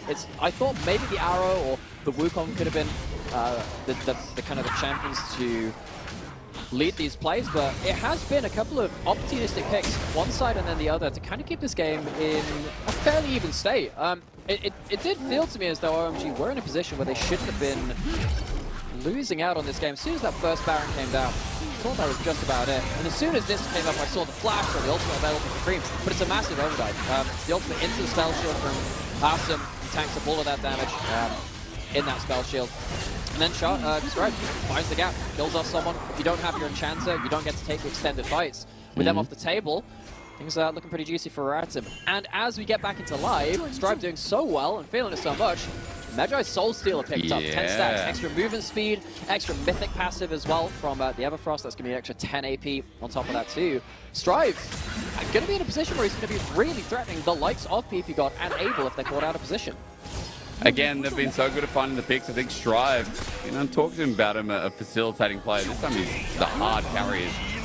Shanti's thinking about going in, but Lo Yen spotted out on the wing coming around from an angle is knocked back. That's a Dante for you. They're looking for Shanti, and he has to ulti away. That Scion that used everything on is now out of the fight. I don't even mean everything. There's still so much available. RA just able to burn through him now. Yeah, Black Cleaver coming in, Void Staff coming in with actually not that much magic resist built by the Scion. Shanji's getting to the point where actually if he's caught alone in the front line, we've seen now a couple of times, he can't really sit there. He's going to teleport back onto the map and still push full HP again. See if that can get worked through. Another shot. It's the CC combo again. Princeton repeat, and the rest of OMG are thinking about whether to go in as Cream tries to get the back line, but nothing gained. A double bounce back. Arrow comes through as well. Lo Yang gets the bounce out, Strive forward as well. Look at his angle. Look at this Ari, man. The move, Strive, dance on him, baby.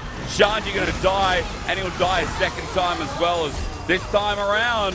OMG are the ones getting kaput.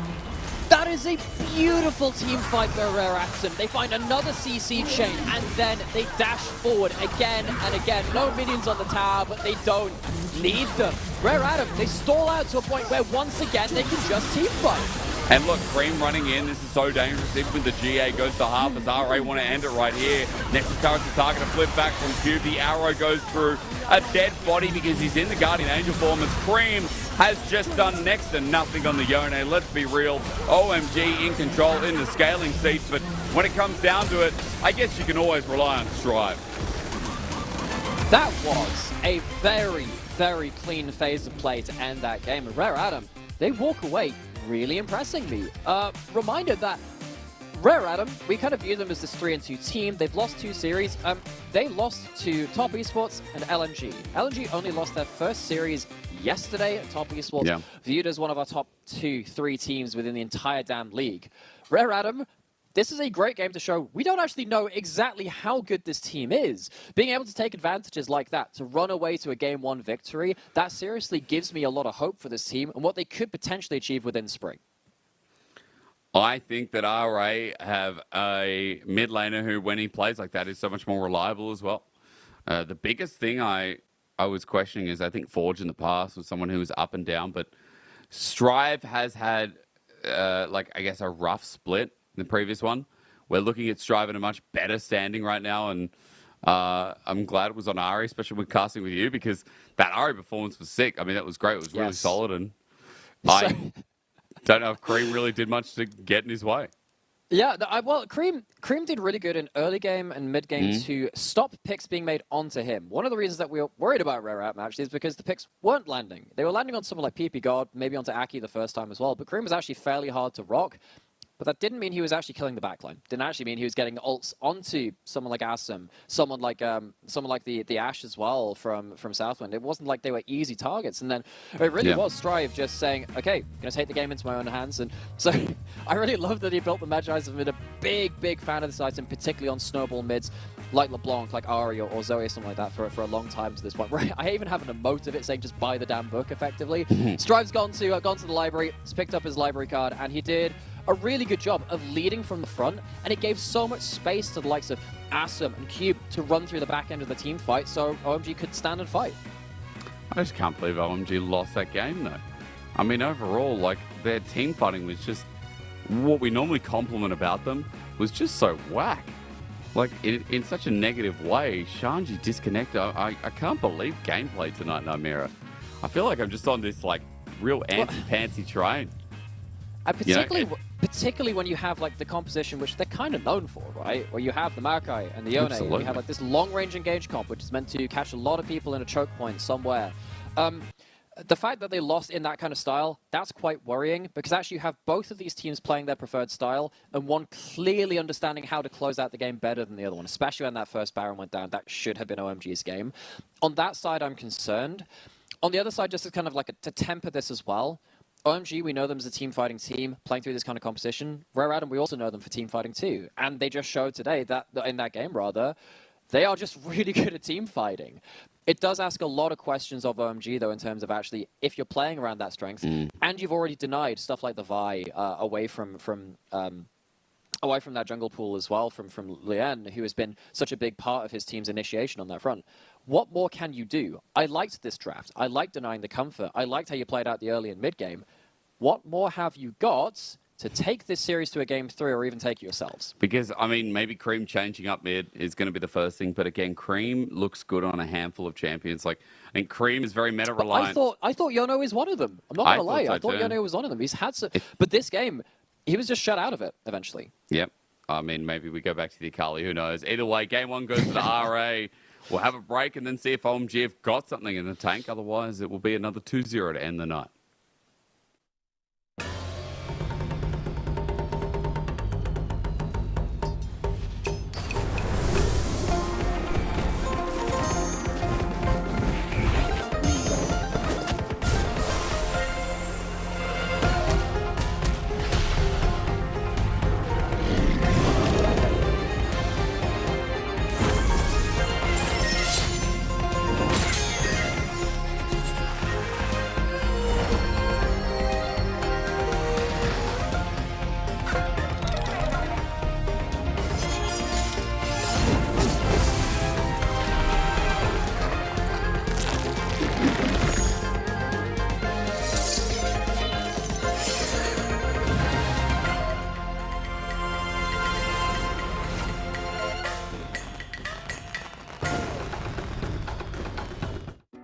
Wanna wake up in my bedroom with you right next to me, holding my hand. Something I could get used to, 'cause you're by my side.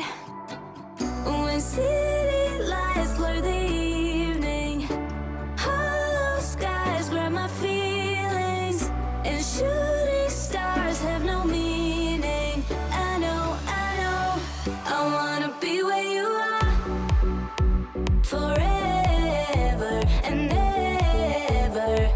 I wanna be where you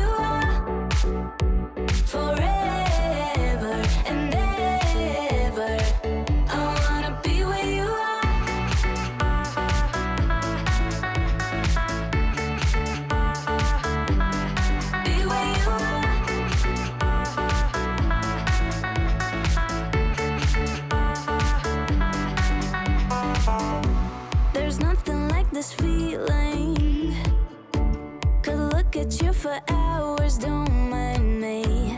Didn't know how much I needed to have you by my side. When city lights blur the evening, hollow skies grab my feelings, and shooting stars have no meaning. I know, I wanna be where you are forever and ever. I wanna be where you are forever and ever. I wanna be where you are.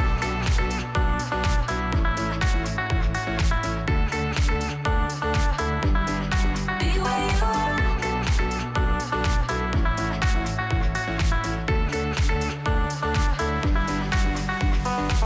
When city lights blur the evening, hollow skies grab my feelings, and shooting stars have no meaning. I know, I wanna be where you are forever and ever.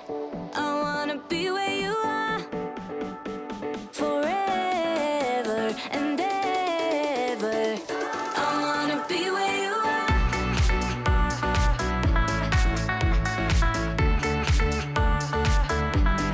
Be where you are.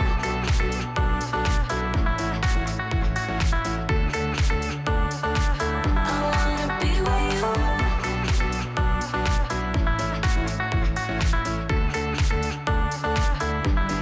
Be where you are.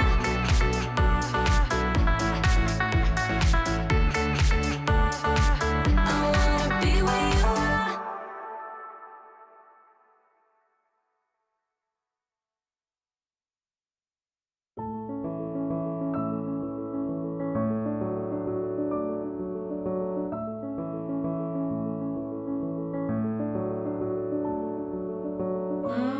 Now I know how it feels to hold pure solid gold. Sleep in the arms of my only minute tiny world. And right here in our arms you'll stay till you can find your own way. Oh, my son, stay curious, my boy.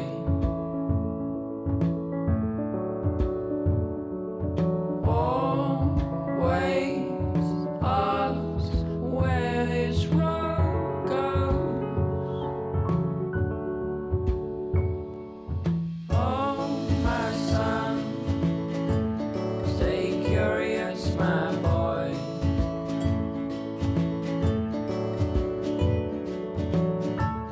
Just outside your door,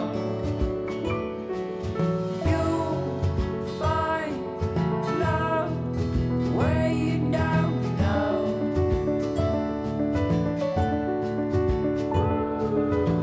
You know that if you ever tried your last, call out on me if the old wind broke your mind.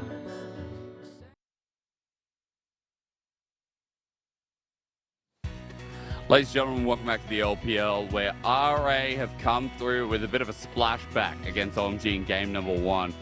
It was close to a degree. It looked OMG favoured, but I think in the end, RA really relied on their mid lane, Nymera, where, honestly, who had just had some of the best performance out of anyone in that game. For sure. It takes a certain amount of courage to play kind of the initiation from mid lane when you're not like a big HP builder or something like that. But Strive did just that on the Ahri, and I believe picks up the MVP for that game, which makes an awful lot of sense. Didn't die the single time, which is actually a difficult thing to do against stuff like the Yone, the Maokai, and the Barasol. The OMG very much tried their best to try and take him down, but was slippery enough and did an awful lot of damage as well. At the same time, 100% kill participation. True. I mean, again, not surprising considering he was always one dashing in. We're seeing a lot of these players, like Southwind was supplementing some of them, but again, Charm, Everfrost, every single time consistent. Even got first blood set up early in the game. For sure, and it was really core to what Rare Adam wanted to do as a team composition. It was about the resets in the fights after getting that first pick. If that first pick doesn't work out, and actually you die on the engage, things get very, very difficult. Having the extra mobility, particularly this fight, you rarely see players with this sort of understanding of how you kind of play around different bits of terrain, understand the spacing in the fights. So that was really beautiful to watch. From the entirety of Rare Adam, of course, it's not just the mid laner playing in it as well. It kind of takes a certain team to kind of follow up and understand how the fight is flowing. But to be able to kind of hop over those walls, use the terrain to your advantage, was beautiful to see from Strive. Yeah, and again, Strive has been someone we've been, talking up a little bit this split. Has been getting better and better, and someone to keep an eye on for, especially when we always talk about Loyang Cube within the realms of RA. Going into game number 2, now, Mira, my biggest question is what changes for OMG, because I think we gave a bit of criticism towards Cream on his Yone. That game around, like, the proactive nature of Maokai was great, but then it kind of fell off because OMG just went team fighting well, and that's their bread and butter. This is such a difficult question for OMG, because actually, I thought that was, I'm not going to say best case scenario, but it's heading towards it. You've taken away a lot of comfort. I mean, you took away the Vi from Lian. You took away the Varus from Asim, which they both have been champions which Rare Adam have hinged around. They've used that to kind of pivot the draft. Those are the bits which they hold in place, and then they have more volatility elsewhere. Typically, OMG have worked really well through Cream on something like the Yone. Some of the big victories that they've had have been through big engage comps like that from the mid lane. It is a very volatile lane, though, and as we saw, Cream didn't actually... This is the weird thing. Cream actually did the early and mid game really well. Yeah. That was the bit which is harder to do, but he couldn't impact the team fights. And if you can't do that on this pick, I don't know what pick will help you at that point. So I like what they did in draft in terms of removing that comfort, but if you're not performing well on that champion today, it's a rough one. It's really, really rough because those team fights weren't pretty. No, they weren't. And again, going into the game, that's why like maybe an adaptation of draft is needed here.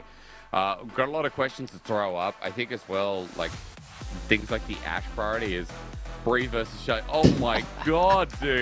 Why would RNG they aren't do even that? playing. Why would you do him like that? That's so rough. That's actually hilarious because Breeze was the only other person to lose on the Scion. Yeah, which true. we just saw out as Shanji. Shanji joining him in the lost column on that Scion. Who thought that champion could lose, huh? Oh my god, that's like the biggest trash talk out of an audience member I've ever seen. Dude, that's so salty. I think the only best thing is that if someone like had crafted like an Ashe arrow and just like put it over themselves, you know, like the arrow and like a little thing is like, oh, I got hit myself in that last game. Oh yeah. The audience. Side note, I realized when I saw the sign that said Evan, it was actually just Luyen. But someone was holding and covering the L in last game in the audience. And so all I saw was the Evan. I'm like, who the hell is Evan? Well, my bad for not catching that either. I didn't really look at the don't stream worry. while that was happening. I was looking at some notes on the side. Cream is once again going to be denied as Akali. So Rare Adam, despite having their own comfort banned away from them in... Was that a no ban? Oh, remake. I believe that's a remake. I'm like, hang on a second. Normally no okay. bans only happen when you've had like, you know, some kind of like random, you've arrived late to the studio thing in some leagues. I'm not sure what the rule I thought you were going to say that, like, had a drink or something, you know? No bans only happen when you've had a few. Yeah, there have been some hilarious ban pick stories over the years, though. Do you remember? There was, I think the most famous one I can think of, just the top of my head, was when Piglet, when he was playing in North American Challengers, accidentally locked in Rammus Red 5 and had to play a bot lane. Oh, and it yeah. lost them a game 5 of a series, which knocked them out of the finals. That's the one which I can remember the most. Oh my god, true. But yeah, well, there were some stories out there where you're just like, huh, that's a weird thing to lock in. It's happened twice in the LPL, as in not twice, like when I say it's happened many times, but there's been time in the LPL where it's happened consistently as, okay, Right. we've got a group of fans out there. And there's been like the 2 last bans. And I think it's a team like IG have done it. And, Right. you know, they were laughing about it as well. And then they went on to win the game because it was just their year of dominance. So, yeah, I feel like Yeah, it it's turns something out that- if you're just very good at League of Legends, it's actually quite hard to lose even with that kind of thing. True. Who needs bans? Yeah. The worst thing about that is that, so I've applied this to T1 a couple of times because, you know, I love T1 as a team. Fake was one of the reasons that I started watching League of Legends. yeah. But these guys get away with so many drafts which shouldn't win. And it does feel like when you have super dominant teams, you know, when you had like the something like the undefeated EDG in LPL however many years ago, and then IG when they're on their dominant splits, sometimes you just sat there and was like, there is no way you should have gotten away with that draft. And yet here we are. And we're back into draft, so we get to hopefully not see any more shenanigans. Now, RA, last banner there is going to be Samira. There is no way you let Samira through. Abel's never going to get it again. Well, I mean, he shouldn't get it again. Because if he gets Samira, a lot of the times we just say it goes to a game 3. Yeah. Yeah, like we said, he's got a career 9-4 win rate on that champion now. Only just lost that last game in the very last series. And he's still very nearly popped off in that game too. It was an incredibly late game scenario. But it has been unbanned. It's going to be the Ashe going to be third Oh ban my from God. Rare instead. The Vi's gone, so Leanne won't have that comfort champion to go towards. Are you really comfortable doing this as Rare? Because if you're going to lock in something like the Zeri, you're likely to go towards something like a Zeri Lulu at this point. That is not a lane which deals well with something like Samira Rel. Now, maybe you're banking on OMG locking in the Samira, but not something like the Rel alongside it, so you don't have like the Premier Lane partnership for something like that. No way. I don't know. I know that Lucianomi's up, but it's Abel, guys. Just pick the Samira. Just I'm surprised. okay. Guess we're doing this. I don't know. Don't really feel it. Could be Samira Nami, although that's really just not not as ideal. Maybe. Don't spread such blasphemy here. I know. Look, at the very least, it looks like OMG is going to be a bit more solid down in the bottom. Well, not solid, but a bit more ordinary down in the bottom lane. While you look at RA and what they get without the Yumi, Zeri, Lulu, and what other jungler Namira? Because I feel like that's the next path, right? Well, I actually wonder, because they hovered over that Silas. Actually, pretty okay at that point, so I could lock it in. All right, no, it's going to jungler as well. We are back to jungle bot lane drafts. You know, you can sit here and just watch any analyst under the sun just be like, oh boy, we're back to drafting jungle and bot lane. I feel like really jungle champion pools have not been nearly tested enough. We've seen some junglers across the world kind of pick up stuff like Lilia. I actually think that something like Morgana jungle is actually really, really good now as well. There are some AP junglers kind of hanging around in regards to that. We've seen particularly someone like Meteor pick up some different picks.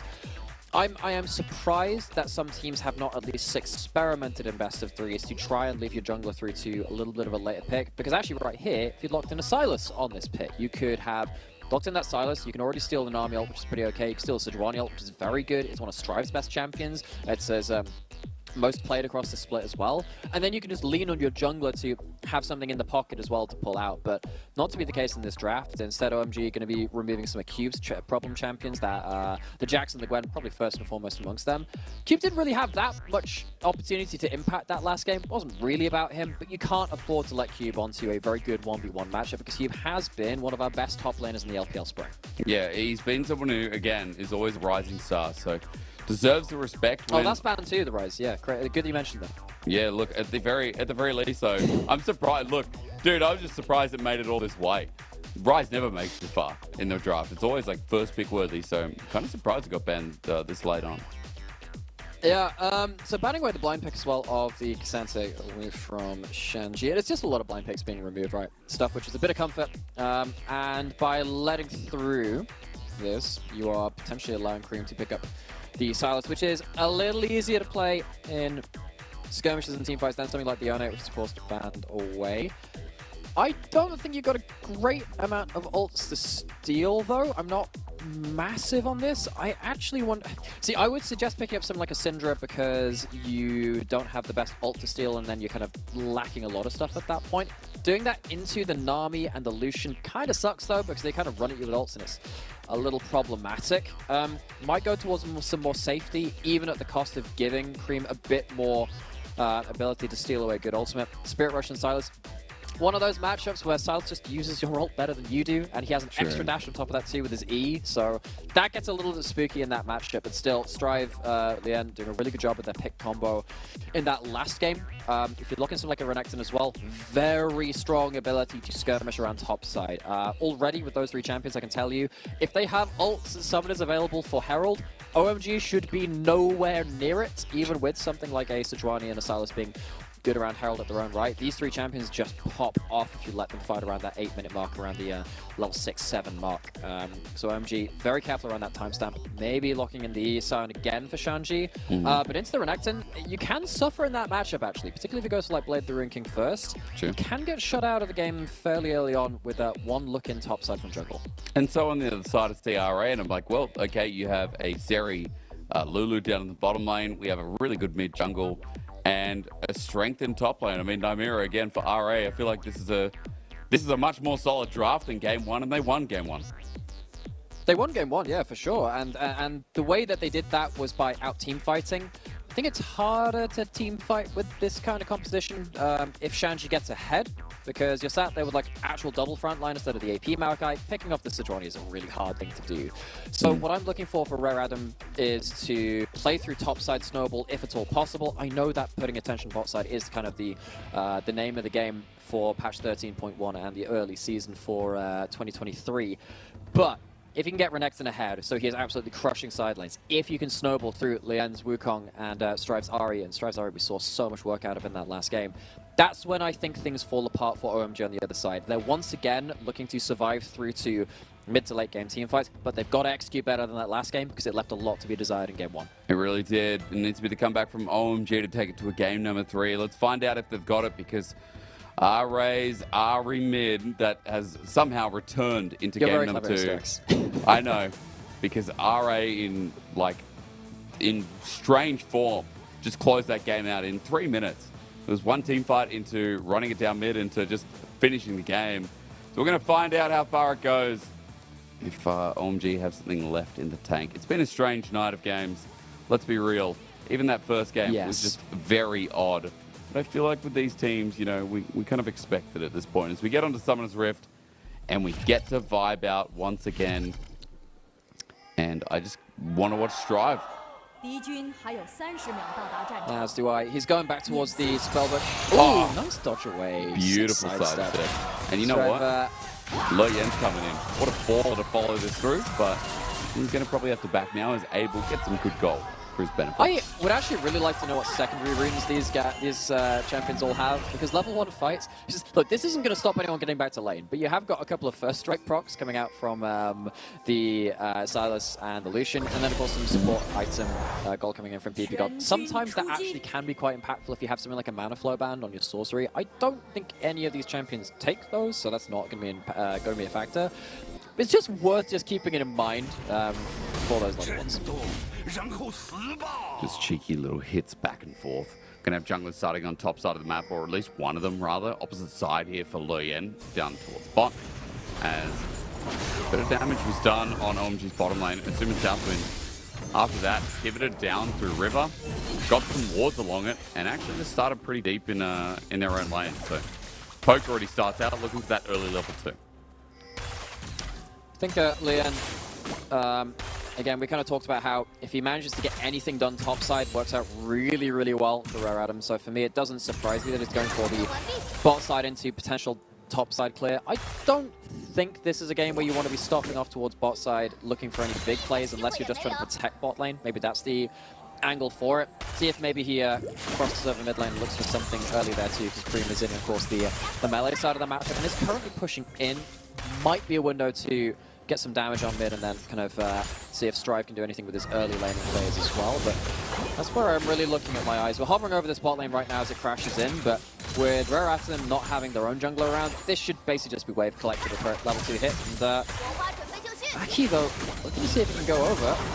Oh, okay. Well, look at the timing here. He'll burn already from Southwind. Flash as well. Aki just walks in, burning nothing of his own. Yeah, well, this is why I was a little bit surprised that Aki actually got anything done there. Q cooldown for Sejuani really long early on. It's like an 18-second cooldown, something like that. But still, we're at the bot lane, Southwind has to don't actually get that ward into the brush. Aki skirts around that vision, but Leon, seeing Aki hop over that wall, he's ahead in his jungle clear now. He heads over into that bottom side of the map, maybe even gets a blue buff steal around. Of course, it's harder to take enemy jungle camps in this season. That's one of the things that was changed in preseason. Aki gonna run into him again. Leon just battle warding for now.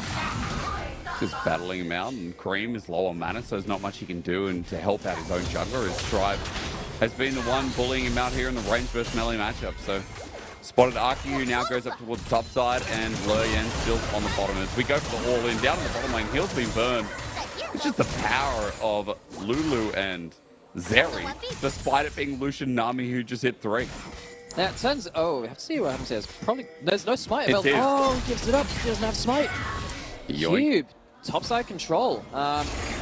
Now, Renekton is obviously a champion that does kind of get a lot of power in early waves. He gets to kind of sustain pretty well if he manages to tap you with an empowered Q, and gets to push in very well with that column meek too. But being able to take away a scuttle, that's really annoying. Aki, he spent time to kind of get those summoners on this bot side, which meant that he was a little bit further behind. Cube uses that well to make sure that he can just disrupt him a little bit more. Aki not quite landing the blows which he would have liked to in this early game, but still making his presence known. Fairly valuable for OMG. And so for OMG, in the meanwhile, he's got to track and see what Aki can do in some of these other lanes. Remember that he burnt the flash for Assume towards bot just before. And he also has a melee, well, he has melee to all lanes throughout as well. So for OMG, it feels like it should be many options available. As I'm kind of just wondering as to how bot continue plays out, because we do get an early reset from Abel and PB Gold. Their wave's going to be shoved in. They're actually going to miss this wave, all for the pickaxe.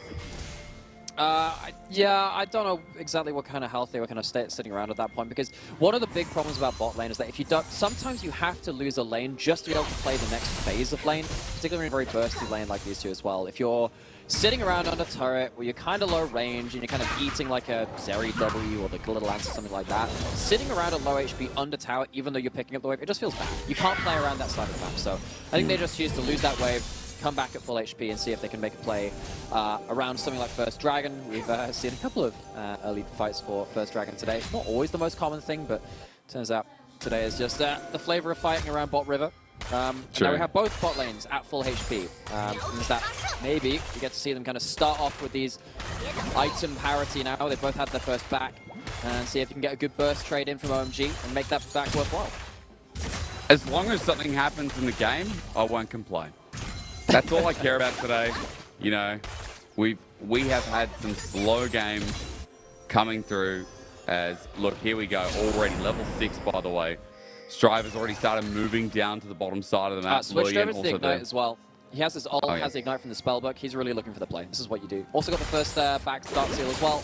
Happened last game, had the first blood, which really accelerated him in the game. OMG needs to be very careful around this. If you're fighting around this First Dragon, at least you're not fighting into the Wukong ultimate. That's a good thing. But the back from OMG means that they do actually get to control the wave for this Dragon. So that recall, despite them losing them a wave, does end up giving them a leg up in this Baron. Way too early for that. Way too late in the day for me as well, but it gives them this First Dragon of the game, or at least they could foothold into it. OMG walk away with the first one of the day. Game. As you're saying, I mean, sacrificing a lane to get the next state, and they were able to set themselves up for State of Dragon. OMG getting that one first means now for RA, they'll be looking for that advantage up towards the Rift Herald that'll be spawning in about a minute 10, but timing definitely seems to be in OMG's favor as they just use this opportunity to get deeper vision. So I guess we'll find out at the Rift Herald if they feel confident enough to fight, but if you're just looking about confidence, you'll definitely be expecting Cube to have not only that priority, but the ability to impact that Herald, considering he's 10 PS up. Renekton already has a call towards Warhammer. Wave constantly shoved, so priority up there, also given over.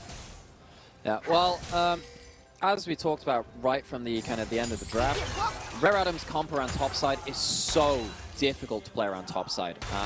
Now there is the chance that OMG kind of make a pick out of Sejuani ult, Sion ult. Maybe Silas can come into the fray as well. That can be very, very dangerous. But Wukong, Renekton, Ahri, all very, very good Herald fight players. They want to snowball in this game. Already got that Spellbook Ignite as well. So watch out to see if OMG do approach that. I think they should be on a disadvantage in terms of the champions, so they'll have to find some kind of advantage in the setup to find themselves a leg over Rare Atom. Waiting to shove in yet again. All right, Herald just spawned so we can fight each other. Cream's going to go in. At least he's got the memo. Darksteel picked up for this mid laner as well, as Cameraman very obsessed with bottom lane this time around. Herald has spawned. About to say, Herald's up. I mean, I know these are very bursty lanes. They're just about to hit level 6, so maybe level 6 and level 5 all-in possibility. I think that's what OMG are afraid there you of. go. Well, they don't even hit level 6. They just go in all anyways. PP God gets a great Aqua Prism to stop that aggression. But Assume's going to have to shove here, so the opportunity to roam up or start moving up, at least if only for Southwind, is now on the board as Loyan starts this. Shanti gets just spotted out though, and Aki's been spotted on the bottom side of the map. Yeah, he's been spotted out there. I think this probably just signals that OMG say, nah, don't want any of that noise around Herald. Very dangerous part to play around the game. Cream, very low mana as well. He'd have to teleport in, but of course doesn't have it. I don't think you get much out of this. All you're doing is trading ult for ult here at best, because you've got no mana on Cream. He doesn't even have any biscuits to give things up, so Aki not really finding much to do with his time here. It's a free Herald over. I suppose OMG, I guess they're not buying into a losing fight. That's the one positive I can think about this. Cream, once again, kind of caught away from, with a very low mana bar. Bonk the tower, you get one plate with that. Herald only takes like 1.5 plates by itself nowadays. It doesn't take the full 2. So that's going to be... Actually, all of that got... The first plate was shared between Strive and Leon. Second one was actually just onto Leon. So first item probably going to be a little bit quicker from that Wukong. And he's got himself a lot of gold to play with now. Well, Strive's still good though, despite not getting it. He went back to pick up Lost Chapter yet again. In a great position. Demolish on the Silas. He greeted for that demolish plate, and he's probably going to have to use that ult right now. Okay, no cycle on use. Leon, I was wondering if he was going to force out the ult there, but Cream has that demolish, sees those tasty plates on tower and goes, I'll have some of that. But I was a little bit worried that he'd get forced into a bad situation there, but not to be. If we get the 17 minutes again with no kill, I'm just done. I'm actually really enjoying the way that this game's going out right now. This is pretty good. I am now. No. You're not allowed to fight right now. I'm enjoying this. Please do not change the TV channel. I'm enjoying the current content. Who needs kills? It's 11:30 PM for me. You know, I'm ready to snooze. We'll hope that something wakes you up in a little bit, because I don't know. I don't think there's that much incentive for OMG to fight up until first item spikes are pretty good for them. Particularly, I mean, Lucian Nami first item spike is what they're angling towards at this point. I think on the side of Rare Atom, you're looking for mistakes. You don't want to overdive into a... I mean, Silence just uses all topside, so you can't extend that. But like into something like a Sejuani ult when you're diving forward, or Silas kind of stealing away a Spirit Rush and turning things around. I think for now, up until first item spike, OMG probably shouldn't be too hasty with looking for plays. Leon going to be spotted on the ward as he comes down. Talk about hasty. As soon as pressing ulti, does get through everything as a culling.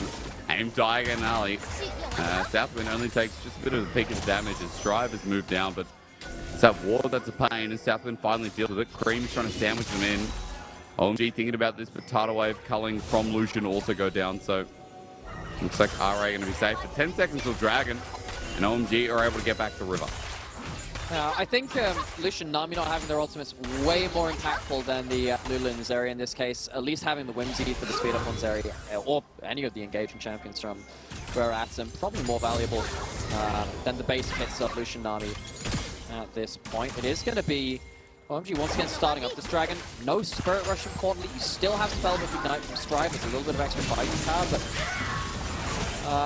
yeah, without that Spirit Rush available, and top lane is not coming into the play as well, you can teleport towards that bottom side, top side rather. It does look like two Dragon advantage going over to the side of OMG, and it is an Infernal Rift, Infernal Soul of course, powerful in its own right. So OMG not doing a bad attempt at surviving this early game where Rare Atom probably should have had the advantage more so than they currently have. And off the back of it, bit of plating as well. Oh, that's a hip hooray moment as Rod of Age has also been picked up towards mid lane. I am ready. Strive, do it. Strive. Oh, the man, the myth, the legend. It's double flash, but you cannot run away from the Arias. Hang on a minute, it could be a bait. Loyan healed up though, nicely done. Assume doesn't have the ulti. His first blood goes over, and They just weren't able to hit their target. This reminds me a lot of what happened in game 1. It's an overforce from Iractum. They should have the ability to play through this early game a little stronger than OMG, but they can't quite find the clean opportunities. They overforce onto Aki at this point, and OMG, they get a kill onto their jungler. They take Leon off the map, and suddenly OMG gets themselves a little bit more gold. Okay, ulti again. Mabel, but 10 rounds. But it's the second time he's ulted out. This time at least he will be able to force the bottom lane from OMG away, as Cream just runs on in with his own wild growth. And OMG's bottom lane forced to go away, which means turret plating will go over to the back of Assume, who's constantly been trying to force out these two. As we get a replay here, Nightmare, we'll have a look again, because RA did force this. Yeah, it's an overforce. Very slight miscalculation on the flash cyclone distance. If that first knockup had come through, first bit of damage comes through onto Aki, maybe this turns out a little better. But either way, sort of likely to be won by OMG. You can steal away that ultimate. Any of the ultimates you choose as Silas at that point, right? I think maybe Spirit Rush was on cooldown, but that's about it. So we're at them. Didn't have that vision control on that bot side. They have one last ward remaining. Was very much an overforce. See, first time is getting picked up. We're actually going to have the Leandrius coming out of RA this game, which into double tank on top side and being sole AP. Good item pickup for this one. It's going to be, that signals a bit more appealing front to back rather than diving into that back line, but doing that into a healthy Sion, a healthy Sejuani, it's going to be a bit of a rough thing to do, particularly with Sion not being put behind, the Renekton not actually doing that much right now. Roll up the Gore Drinker, not even going towards something like a Blade the Ruin King or a Black Cleaver for the Armor Shred. It's going to be difficult for Rare Action to take down Shanji. Last game was a lot easier. Struggle with it a bit more this time, I feel. I mean, even with the Rod of Ages coming through from Cream, the health stacking ever so relevant. Strive currently trying to get the bottom lane turret, get some kind of advantage here, but Cream is there in time. Dragon's not up for a bit. Herald's sitting there chilling. My God, these games are slow as hell. So, how are you feeling there? I feel like we've used up a lot of our ammunition in the first game of the first series of the day. We got the crazy out.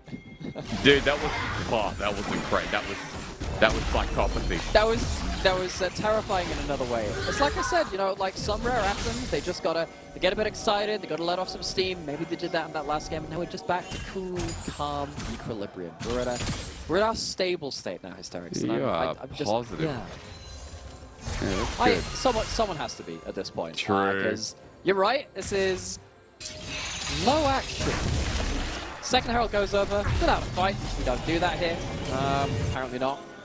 First items coming through for pretty much everyone on the board now. One item spike hit for Abel and PP God. That might signal a bit of a change in this game because Imperial Mandate and that Gale Force.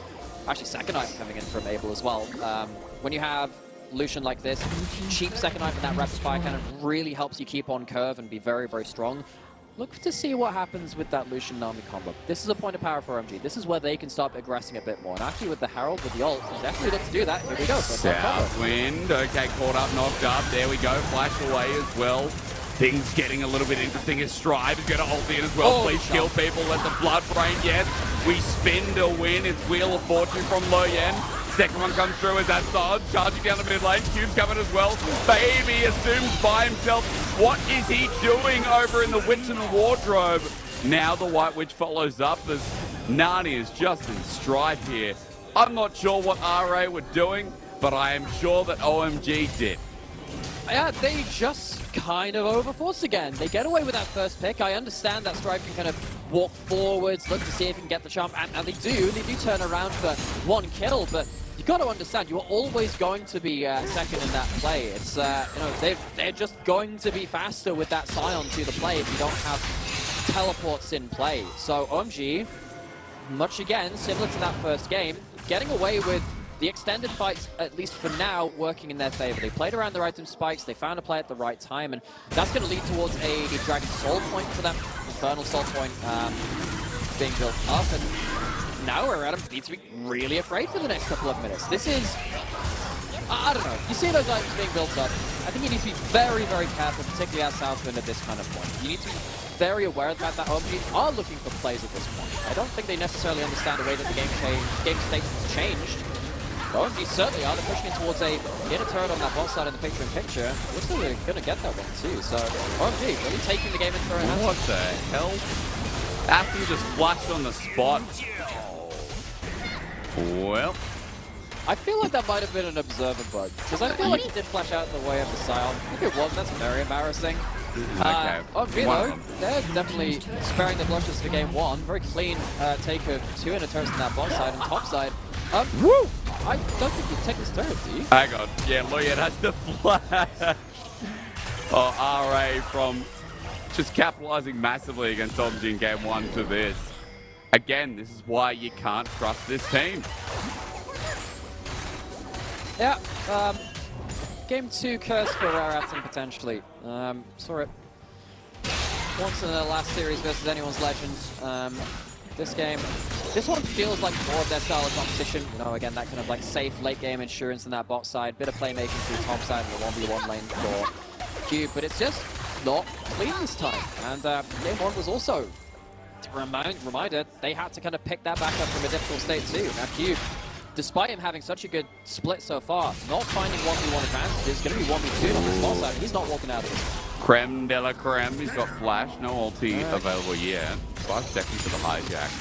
We have a Dragon Soul in 3 minutes 30, and this is boding well for OMG. But Nymera, there's still a Zeri Lulu, and as much as that flash on the spot made me think, that Zeri Lulu will have 2 items soon. Have to see if they can hit that in time for the Dragon Soul. Have to see if it is. He's got most of his way to his. I believe that's going to be a really nice hurricane coming out second. Because I'm trying to remember with the Zeal. I think it's the dagger goes into Phantom Dancer. Then it's the 2. Sorry, no, the longsword goes into the Phantom Dancer. Gives you a bit more, and then you got the 2 daggers which goes into the hurricane. So, waiting for that item completion. Really need to see something coming out from Rare Atom. They have 0 control over this bot side of that, where that dragon is going to be spawning. Got 3 minutes just shy of that to try and control that. OMG could flip the switch at any point and go towards the Baron if they so wished and don't want to fight Rare Atom around that dragon. Game really is in their hands. They're hitting all of their right power spikes in this Lucian army, which, remember, we were calling for the Samira, we were calling for that because it was open. However, OMG, actually, first time of asking, did a good job around playing around that Lucian army power spike. That's continuing to go in their advantage for now. Have to, of course, stay ahead of this game. Last game was a couple of mistakes from OMG, and for both of these teams sat in the very nebulous mid-table clump as we get through to the halfway point in this split. These games do mean an awful lot. Can't afford to be letting it slip just yet. Yeah, OMG desperately need to win. A lot we can say about that, but pause for now, because that ulti from Shanji was just horrendous. It might be covered, though, as Shanji got the kill, surprisingly enough. And that was just Southwind caught out of position. I mean, what's new with Southwind? Yeah, those are 2 very bad deaths to have in a row, actually. You understand that the power spike's coming in from the Lucian army. First time in that river, just maybe a bit of a lapse in vision, but still can't be the person tanking up all of that damage. The second time, trying to get some kind of vision, just somewhere to get yourself a pocket of vision to make picks through, but it's just not coming easily. And Rare Atom, every time one of these picks comes through, it's going to become that much harder to play out the game. OMG, in a good position, better position, crawling forward even further. Sizable gold advantage. Dragon in a minute, able to control the spot side of the Rift yet again. Item completions coming through. They should be feeling very happy with themselves.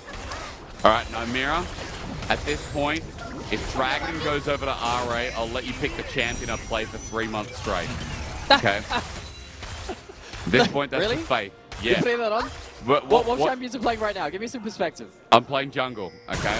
You're playing jungle. Oh, that Kindred. makes things wonderful. Okay, But how much do I want to? Okay, everything's on the line here. Your LP on the line. More so than just this if series. If RA gets Important Dragon, you can pick whatever jungle champion has to be viable, even if you put me on... Oh, God, I didn't realize. Oh, my God. Let's wait and see, because there might not even be a Dragon, because OMG are running in. We're going to make this exciting, because Archie found an ulti. And there goes the jungle chances. Never mind, I'm not playing what you say because It's just over, it seems like. OMG want to take us to a game number 3. Don't even care about the neutral. We're going to run down mid, and Strive is in danger, and R8 are just like headless chickens in this game too. Well, they've been beheaded, they've been put into the guillotine. OMG not making the same mistakes as the first game. Came back in game 2 with, for intents and purposes, a fairly similar draft, or at least a fairly different, same kind of set of win conditions. Don't fall behind early, team fight late. That's what they're doing much better this time. They're not giving those openings. Maybe removing something like that Ash meant more to Rare Atom than we potentially thought about coming from that first game. And it does feel like every single person on Rare Atom has a really difficult time links down. You are not getting into the backside as a Wukong, as it's Renekton against this front line. You're barely able to stand in river or in mid lane against this Lucian Nami if they choose to go forward. And OMG, with that Infernal Soul now, this game seems as good as done. They were in a good position last game and they managed to throw it, but this time it feels even more solid. OMG looking to bring us to a third game, and Rare Atom really going to have to rack their brains to see if there's anything left to be discovered here. Okay, final hurrah. Does it exist? Luyen narrowly dodging away from the ward. Remember that was Infernal Soul. That was just given over to OMG. That Baron Live is being contested right now with Thor from RA as well, but I mean, Arky is still so tanky. Luyen does no damage to him, and I'm just kind of waiting for this one to pace it out as RA. If they get caught, this game's over. See the damage coming in. That's a Guardian and a shield on top of it. It doesn't look like it's done that much to the HP bar. That shredded through an awful lot of shields to get to that point. Cream on the flank as well. You have 0 vision, you have 0 damage, you don't have a flash in your support. And Cream now flanking right onto Luyen. Jungler dead again. Cube's going to be next. He was 0-0 and 0. He just didn't play the game. And as RA get pushed in, we're going to a game 3. OMG have woken up a bit. In our 9-kill game, this is where it ends. I mean, I just, like tonight we said this multiple times, but I just don't feel like RA ever played the game, Nymira. I'm not sure what happened here, but we just came into a game 1 where RA were half asleep.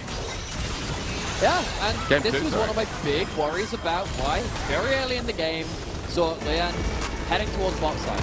I understand that's a factor of the meta. I understand that. But you need to play through top side with this comp. They couldn't find a fight the entire game. They overforced in their first opportunity. And when that fell away, it felt like OMG just didn't care anymore. That was it. They were ahead of the game. That was fine. They just played it out and played through the objectives, played through the team fights. Rare Atom, they missed their first swing at the game, maybe focused on the wrong side of the map. And you're going into a game 3 now. If you're going to play a similar composition again where you want to actually be making picks, you need to be understanding how you're losing these games, because that one was not, it felt like they weren't pushing hard enough in the early game.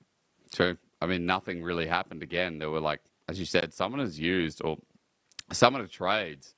But for RA, not that same transition in the mid game that they had in game number 1, where Strive was constantly initiating, constantly getting these picks along with the other tool in Southwind, and they followed from there. But Southwind on Enchanters, apparently just a different egg. Like, I think we've talked about this before in previous years, where Southwind on maybe like the Nautiluses or some of the engaged tools, like the champions that are really pushing for an advantage, that's the one that Southwind looks great on. When he's on things like Lulu, it's just, I don't know. It's just, The 2v2s were fine. The laning phase was fine. If you're going to play towards that lane, though, that's not going to work out with that draft. So that's on the side of Rare Atom. I do think that most of the conversation should hinge on what Rare Atom didn't do in the early game, which they should have done. However, because that didn't come through, OMG, they had that ability to steamroll into a lead, play around those objectives. I really want to praise them for playing around immediately around that one item spike for that Lucian Nami, getting to that power spike and immediately making a play. That was one of the really big moments during that, with that first kind of catch onto Southwind. He doesn't die, but then he kind of gets flashed out and stuff like that. That was really when OMG, to me, is signaled that they actually understood how the composition was meant to be played. They understood their power spikes, and they never really let go after that point. OMG, very good at turning it on when they knew they had the items in their favor. They were doing a lot of damage that game. Lucian Nami lane finally coming to fruition. They picked that instead of the Samira, even though it was left open for the first time. 37% of his team's damage and 100% kill participation, surprisingly enough. Not even PP God had that. I'm just surprised that Abel was involved in all kills Look as at an AD me. I am carry. the support now, but I'm also still the carry. Also the carry now, yeah. And so a great game from Abel. I mean, Shanji as well, giving Sound yet another win is a good thing, especially since game number 1. I think we talked about it. He took it away. So good little rotation there for the top laner of OMG. Yeah, and now you have to really return back to, particularly back to the early game for Rare Atom. I haven't really been impressed by either of their early games, and if that is going to be a continuing factor into game 3, maybe give yourself some more tools to fight out in that late game, which you did have in that game 1. It did feel like at least you had that Ash Arrow. You could make some more picks, which were easier to pull off. Second game, I haven't seen Cube again. Cube also not in a good matchup. There are multiple ways that Rare Atom could really bring themselves something more to play around. I think better 1v1 matchup, maybe banning away the sound, maybe just taking a better pick into it as well and allow Cube to kind of show what he can do, what he's shown us so far in this spring, that he is one of the best tops in this split. And then also give themselves easy jobs to play through that mid and late game, because OMG, actually, they played through that really cleanly. We keep saying that. Yeah. And again, OMG equalizing up in the series. I believe we are going to throw to a break and see what happens in game 3 if RA can be a bit more proactive running into this final one.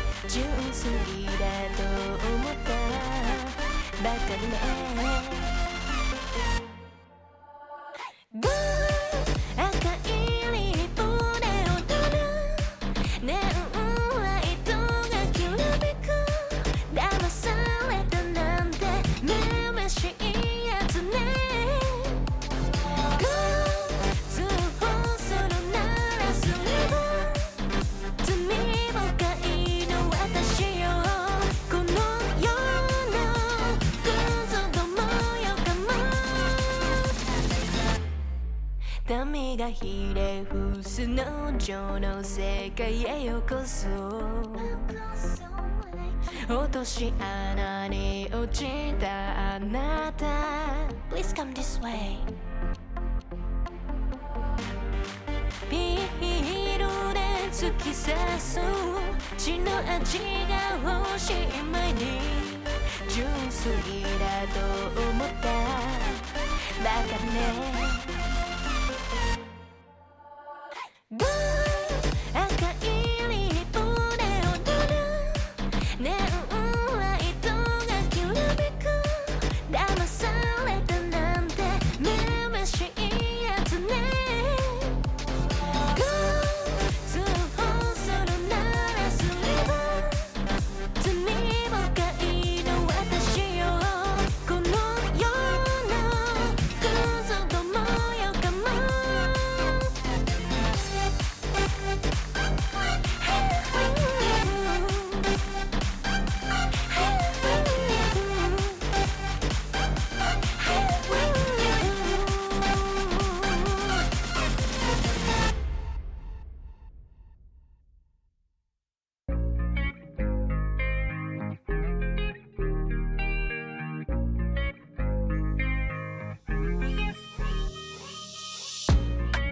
playing with my heart right now. Girl, I need you in my life right now. Though I'm all tied up, need your love right now. Stop playing with my heart right now. Girl, I need you in my life right now. Though I'm all tied up, need your love right now. No, I'm balling out, yeah. But my heart plays loud, yeah. And I'm all freaked out, cause I got nothing to say to you. But will I be down, yeah, when you come around, yeah. So let's get right down, cause we ain't got much time. And every time you hold me, I think about the times that I was lonely. Keep reminiscing about how you the only one that makes me wanna look into your eyes and say, stop playing with my heart right now. Girl, I need you in my life right now. Though I'm all tied up, need your love right now.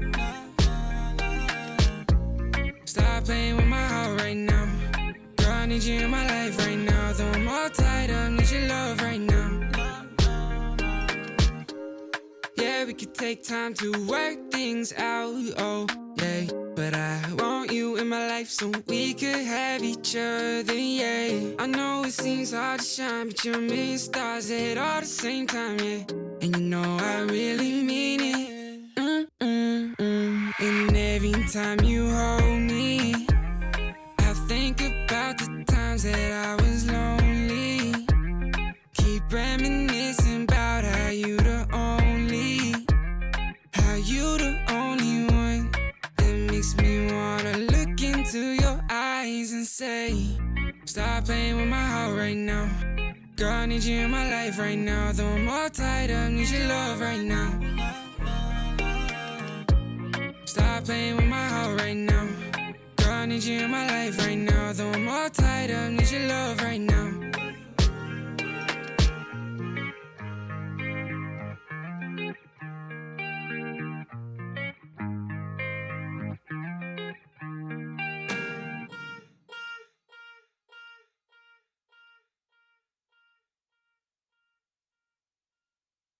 Different energies I bring, only sickness I fling. Bad like Gustavo Fring, can't try not a ting. Flyboy, I got the wings, and they can't keep up with me, dog. That's why all that I bring is wins. And they wanna hold me back, never doubt I'm a king. When they grab my kill a chap on the ting, I don't wanna hear no talk from jokers. Say you got waves, I'll split that like Moses. The way that I catch it is flawless, it's awkward, cause they can't do it but they talk up. I don't wanna hear that ever. Stay on the ground like Cellar, they know man shell off. Feel man trying to get ahead of me. They should've known they ain't really got the energy. I got the energy. Run laps and laps round them, they ain't even got no energy.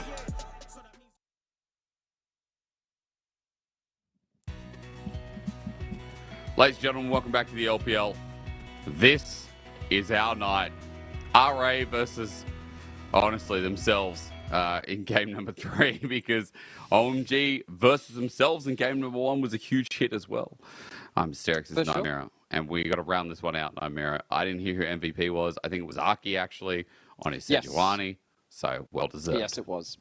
Yeah, Anaki, had a bit of a difficult game 1. Coming into the second game, though, on the Sejuani, just being the solid player of this champion, which we know what Sejuani can do. Becomes very, very difficult for burst combos to get through, protects the backline, allows people like Ale to really get on board with that first item spike on that Lucian. And yeah, I feel like Aki was one of the big parts of why OMG could so cleanly play through the item power spike as soon as that mid-game hit. And again, as soon as mid-game hit, it was just slaughter from then on from OMG. We look towards some of the replays here in a second, and just remember that, you know, this early game was very, very slow, and RA tried to get the bounce on them, but props to OMG, who just utilized Aki so much better. We're just so much tankier. Yeah, and this is one of those games where you really do start to visually see when a game is slow, what kind of compositions it really benefits from. We talked about that a little bit in, I think it was game 2 of the first series of the day, where it's like, okay, look, if nothing happens at this point, well, this is going to be favor this one side or the other. And this one too, because the objectives are getting stacked up on one side, if the fights aren't happening, that benefits the team with the objectives. There's no incentive to not keep stacking at that point. They slowly bled out Rare Atom as Rare Atom kind of struggled to really ever get rolling. And once again, we have Rare Atom in a game 2 of their series just not finding their opportunities, not really playing through their composition. They'll need to find a revival in Game 3 like they have done before, but a little bit worried because, as you're saying, it does feel like both of these games have been their own worst enemies in their losses so far. So what do you want to see out of draft then? What do you want to see change? Because I think OMG made some pretty solid changes in Game 2. We got, I think, a much more solid mid laner for Cream, but for RA, obviously the Ari was working well enough. Then Game 2, just nothing happened with it. Well, for me, it's less on draft for what Rare Atom did in Game 2. It's just if you're I don't think that is a bad draft. I think that you can snowball, particularly through topside. But if you're not playing to do that, why are you picking it? That's the thing which is more worrying for me. And if that is the case, you need to pick something which can actually have impact for Cube. I don't care if you have to go a little bit off meta. Maybe you have to pick something like a Camille, which is seen but still not as prominent as something like your Gwen or your Jax or whatever. Maybe you can pick something towards that instead of your inactive, which achieved very little in that game. If you want to play towards bot side, you need something more self-sustaining in the top side. We know that Cube can do that very well. We know that, again, he has real pedigree now within the LPL. We're seeing an awful lot of bot lane bans coming out from Rare Atom, though. Maybe this looks towards a Varus first pick. That's something which they've had a lot of success with too. It's Asim's most played. OMG might consider taking that one away just to make sure that Rare Atom don't go towards their tried and tested, just solid lane in that bot side. So yeah, for me, I think this is probably a Varus. I would prefer the Varus first pick. I think that really fits what Asim does. But this leaves open stuff like, I mean, you can go towards something like a Rise if you want. That's a pretty big pickup as well.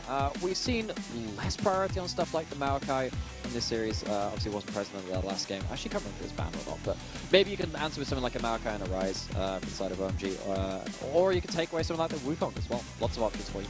Yeah, Wukong's actually been a priority between these two junglers so far, so might see that there as Shandy flashes away his OTP. It's really good into Varus. Actually, in Game 1, I would have preferred that Rumble to the Scion, which they locked in. Well, the might get it. Again, it's really good into Varus. I mean, this was a big thing around 2020, start of that year. That was when we saw like Victor and Varus kind of coming back out into the fore for the first time in a little while. Varus kind of fell off the radar after Season 7 and got horribly nerfed after that kind of Ardent Sensor meta. But then Rumble came out to answer these immobile carries, even though Rumble was a little difficult to play in top lane at that point. You saw him from jungle, you saw him support. Just having that ultimate available, very, very useful. But we're going to have the Freljord duo, two rival clans in Ashe and Sejuani playing up, assuming that you're going to see that into the support role from the Ashe, which leaves probably able to just pick something which is just stable and pushes lane. Could also put the AD carry dash into the support role. Varus Heimerdinger, though, oppressive in its own right. You kind of need to pick something that stands up well in lane now. Biggest question will be, though, is what OMG round out the rest of the draft with, because I think it's that kind of game where things like, again, a Rumble could definitely be on the table, as you're talking about. Would have preferred it as a support. Rumble support, folks. Hidden tech, honestly, just so amazing in lane. You know, so this is going to be a real aside. We'll see what comes through in these last couple of weeks. But one of my favorite team compositions of all time was, so I saw this in the LGL first. So I think it was Sangok in 2020 that played this, and it had a Rumble support in it. Because you had a Rumble, you had a Braum or something, I can't remember it, and then you also had a Kiana. So it was Kiana Jones and the Carpets of Doom, where you just had like the Braum ult, the Rumble ult, and then like the Kiana ult going around everything. It was the red carpet welcome. I love that. Oh, hell yeah. Dude, sounds like a deadly combination. As I just quickly mentioned the bans coming through are still targeted to Cube again. He's one of the few Gwen players in the league still pulling it out, especially against Cassandra here that's been picked up early. Yes. And it's a difference, right? Because OMG have decided not to opt in for their AD carry. Not going to get banned away, though, as Triple AD started us off. Now we're just banning away Cream's champs, it seems. Yeah, I wonder if you just ban away the Silas, force him back on something like that Yone, which he struggled on before. Diving into a Heimerdinger kind of sucks. You don't have to worry about a spell shield this time around. If you do pick up something which is heavy dive initiating, we also have something like the Akali as well, which is one of Cream's specialties too. Was banned away from him earlier in this series. So Silas, Akali, both valuable bans here. Maybe the Rare Atom could expand their last ban on that one. I think that, you know, actually, probably Rare Atom could look towards something like that Ari again in that mid lane. And instead, actually banning away the Kai'Sa has been seeing a bit of a rise to prominence, but because you're banning that away, let in through the Silas again. I feel like that's a pretty easy lock-in. Makes it harder to pick something like that Ari, which we saw struggle a little bit more against the Silas in this game too. But of course, this has been unbanned. Akali, one of the historical kind of picks into the Silas, and would work pretty well with that Wukong kind of diving in. And it's going to be that lock-in. I was fairly confident that was going to be strongly considered after that hover. Oh, oh yeah. yeah. Flip the switch. It's Sion time again, baby. Against Cassante, what a fun lane that's going to be. Well, ignoring that though, there's not many 80 carries left available. Ezreal is something that we have seen in like the tier 3, tier 2.5, you'd say. And with Ashe too, great range in this bottom lane to try and match. It is, but one of the issues with something like Ezreal into the Heimerdinger is that you don't have early wave clear, so you are getting pushed in at this point. You have lacking ability to escape something like an Akali as well, because you only have one E. That's not really enough when Akali kind of just slams the ult button on you and you kind of go screaming off into the grey screen. It definitely has some ability to poke people out around objectives. You can eventually start clearing Heimerdinger turrets pretty well. Ezreal rather has a number of different builds you can go towards. You can see Essence Reaver into Muramana into something like late. You can go later into something like a Navori Quick Blades, particularly when we switch over patch as well eventually. You'll see something like a second item Navori Quick Blades being very useful on this champion, but still lots of build paths to allow you to fulfill slightly different roles in the team composition. It's going to struggle somewhat to clear through something like a Sion. Don't have the best tank killing potential in this team from OMG, but maybe Silas can help out a little with that. OMG, longer range composition than that last time, but I think they might struggle to keep their bot lane alive against this heavy dive. It's going to be dangerous though, but for Abel and PP, God had a great game number 2. Let's see what they can do here as we go into our final game of the night, OMG versus RA. And let's hope with some of these changing drafts as well, we get a bit more action, a bit more skirmishing here. Akali, Silas, you're talking about. We know bot lane is quite heavy too. Those are laning supports too, especially with Heimerdinger, Ashe being so potent in their early levels. I'm excited to see this one play out as we get to roll over into a banger. And you know what? The most exciting matchup of all, let's be real, it's in the top lane. You have big meat shield versus Cassante. and another French door fridge. Look at that. I have to say, I am super jealous of the fans that are out there and get to kind of like just do all of this cool stuff and have all of these cool signs. It feels like, we talked about this on one of our previous guests, but it feels like a convention. Just you kind of rock up to the LPL and like everyone's there, you've got like cosplayers, you've got all these people who've made all of these cool signs and they're holding all these great memes. Really does kind of add to the atmosphere of the event, and I'm sure it adds an extra little bit of something to the players. I was saying to, I can't remember who I was saying it to, but the signs and everything then get off Jingdong or Taobao, like, you know, obviously the equivalent of kind of our eBay. And they're actually pretty cheap and pretty easy to put together. So the availability over in China is always impressive. As jungle starting the same side of the map this time around. Strive. Yeah, so this is one of the problems trading level 1 like this. One of these ladies has bone plating, the other doesn't, so even though Dream hits a fair amount, actually loses out on the trade and needs some passes back anyway.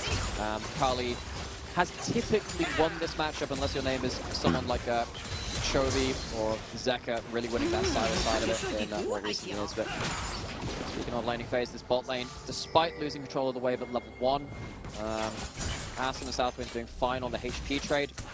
Haven't burned any pots themselves yet. Abel actually started with the refillable potion, but hasn't gone for the teleport. Sometimes you will see teleport on the Ezreal just to kind of give you that early first back to something like a tier, and if you're going for a refill pot anyway. Of course, gives the ability to stock up on that as well, but not speak, takes the cleanse instead. Very important for something like the Varasol or the Heimerdinger flying through, and you can very much understand that. Yeah. In post level 6, that gets very scary. Yeah, I mean, again, it's a rarity because, yeah, TP is just so often taken as Shanji's also gone TP, but Ghost up in that top lane is Cassante too, so you still have double TP, in fact, on both sides. And it's worth referencing is, I'm just glad we're getting action in the bottom lane. Forget what I'm talking about elsewhere. There's damage being done in the bottom lane, and it's a little bit more edgy. We don't have to sit here and just go, oh, Lulu's pressing E, how fun. I'd say you're the rare sort that enjoys the Heimerdinger in the bot lane. I think a lot How of people could are you more tired not of that now. enjoy the donger in the bot lane? See, the thing is, I spent many years following a guy called Seros, who is probably one of the world's. It was basically him and Sheldon that used to play an awful lot of Heimerdinger. Yeah. Those are basically the two. So I'm kind of like, for me, the novelty has sort of worn off. Seeing it in the support as well for such a long time, I'm like, look, it's kind of kooky, but it also reminds you of when like we started seeing Tryndamere mid coming out. Like, look, I enjoyed it for the first 5 games. Maybe lay off it now, folks. It's getting a bit old. It's definitely very obnoxious. Always in trouble.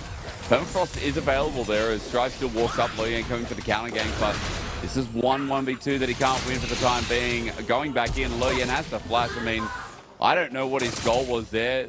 Strive already had to back away. I think his goal was, I have a red buff, they don't. Maybe we can win this out with some Conqueror stacking. But it's melee synergy with the Sejuani. Aki gets 2 sets of the Permafrost off, which is a lot of base damage. It's one of the reasons why Sejuani has managed to have such longevity from the jungle. You can do damage while still being a tank and fulfill your role as a teamfight initiator too, but that's going to be double flashes blown from Rare Atom's mid-jungle. Aki does blow his own though, so it's not like it's going to be a complete summoner clean trade. And now Scream coming back out onto the map, back into lane, has started doing pretty well on this side of the matchup. Well, Aki might be able to find another lane as well. Thematic smash, that timing's just rough. Cube, his flash might have to go on cooldown now as well. Is he going to even burn it? Permafrost there, knocked back. Why? Why, man? I guess, okay, never mind, that's why. I hate Sion too. That's crazy. That's actually pretty absurd because there are 2 things that happen there. Sion has some of the very highest base HP regen in the game. The W cooldown came up and he had a pot taking. Quick calculation comes through and Cube actually gets away with it. But, you know, both of us are going to shout out, like, oh no, why did you burn that flash? But I mean, the calculation's right. Credit to him. Wow, okay. Yeah, straight away from crazy sad to crazy good, and you know, has to burn TP to get back into lane, but still survives. Ghost was burned as a response up in top lane too, and remember that that's a flashless lane anyway. So opportunity maybe for Luyan to get something back here onto Shanji while Luyan starts up the dragon in the meanwhile. This is going to be spotted out as Aki is on his way down. Yeah, well, Aki's done a good job of influencing mid and top lane. Neither of those are bot lane, which is where you tend to stage your dragon attempts off of. Southwind is going to start poking out, start setting turrets down, trying to deny OMG's bot lane entrance in here. Southwind might have to blow the flash, but he doesn't have flash either. This could get a bit strange. That's him with a good dodge away. The Heimerdinger ult just goes wide. Cream now in a bit of trouble, but Permafrost in the fight you're talking about is so great. This is just like game number 2, only funkier as Strive gets a kill there too. And I feel like Cream just put himself in a lot of danger. He put himself in a lot of danger and then completely whiffed the ultimate. Steals the Heimerdinger ult. That's not a bad thing. Chooses to use the upgraded grenade. Imagine having Strive's ult. If that had been an upgraded turret, you dump it down. You're all fighting around that area of the river anyway. That could have been huge for zone denial. I think Cream, decision-making and execution, a little bit awry, and then suddenly Dragon, 2 kills over to Rare Atom, traded for just the one on the other side. Have to see, of course, how this works out. Reminder that Aki doesn't have flash. As soon as you use this Q, Aki really struggles to get back into the play. And despite the Hawk Shot being used to kind of give some extra ability to kind of see around the edge of this fight, you see again, like, Cream just messes up that Heimerdinger ult. Again, I don't think it's a bad ult to steal. I just think it was badly used. Yeah, that's a good point. I mean, again, it would have made all the difference because now OMG is out. That gold lead went over to RA, and the kill also went to Strive, who's now level 6, or was in the fight, but of course, worth mentioning that he did hit that point, and that was able to get Merc Treads. Melee mid, you've just given gold over to. Like, that's going to switch. It always does. We know this matchup. We've seen it since Season 8, since the reworks and the release came out of these champions. That gold is significant. It's right to bring that up. Another kill goes over to Assume as well, which is going to be close to that Immortal Shield Bow. So, great start as well. That's a far way to go. Hang on a minute, Cream. Is he going to break? That ulti's coming up. Strive will have ulti if he wants to pull the trigger, has the passive available, one more bit of auto. The damage could be there. Aki's nearby to help out, but still, Strive has got his own support coming through. Rather, sorry, that's PP God from OMG who helps out. Never mind, he's facing down the barrel of a 1v3. Liam just hit level 6, Cyclone available. Definitely means the 2v2 in this mid lane gets a bit more funky, saw early on. Melee synergy with Sejuani, just so hard to fight against, but now with 2 assists, level 6 to his name. Liam, I heading towards the Herald with the ultimate refresh from Strive. As he said, came back up when that in the middle of that mid lane tussle. We're at him feeling bold enough to head towards this Herald. Cream using the E cooldown, trying to speed up his rotation towards his Herald. Not willing to let this go for free. Does have hijack available because how he uses the all-in there. Still away the right ulti this time is Scream as he gets the first kill onto Lur Yan. Arky going to die in the meantime though. His Strive is pacing his way out. Actually going to get out as well. Prop the Strive trying to dodge from the true shot barrage, but he still lives on. As that was just nicely played for a comeback in what was a pretty dangerous fight. Yeah, because Arky wins the mind game. I'm pretty sure the clone was up from Lian. If you manage to tank the Sejuani ultimate with the Wukong clone, that fight looks very, very different. So Arky puts himself in the right position, wins the mind game against the Wukong, gets him the first kill. Cream understanding how quickly he could rotate there as well. Knowledge of how quickly he'd arrive at the objective means that you do actually manage to stage a pretty okay fight at that point. Next time you're going to take that fight though, might have to see whether Southwind is in the area. This time when it gets so obnoxious at this point in the game, I'm going to put down those turrets. Maybe that changes the equation a little bit. Go back to the again. Basically what we said, don't manage to tank up that Sejuani ult with the Wukong clone. Too much damage just through multiple permafrost passives, stack them onto the jungler, he goes down, but Strive at least manages to wrestle one back. And he's got 2 kills, and the fact that the first player who's able to wrestle up one is now got himself another Hextech Alternator in the inventory. I'd be very scared if I was OMG because that Herald didn't get taken down. There's still a fight to be had, and Strive's ulti's really on that, not that on that long of a cooldown. He has an insane amount of burst damage for where the game's at right now. Okay, but there is no AD carry here, and I mean, though it is it's not the longest cooldown in the world. I mean, actually, it can't ult rank one stop. Stop. Sure. It's not bad. It's better definitely than not going to be on Carp cooldown for this fight. Very true. Oh, that's very true. But yeah, Rare Adam not in a position to play this, particularly because Aston wasn't there as well. AD carry didn't have come through in that one.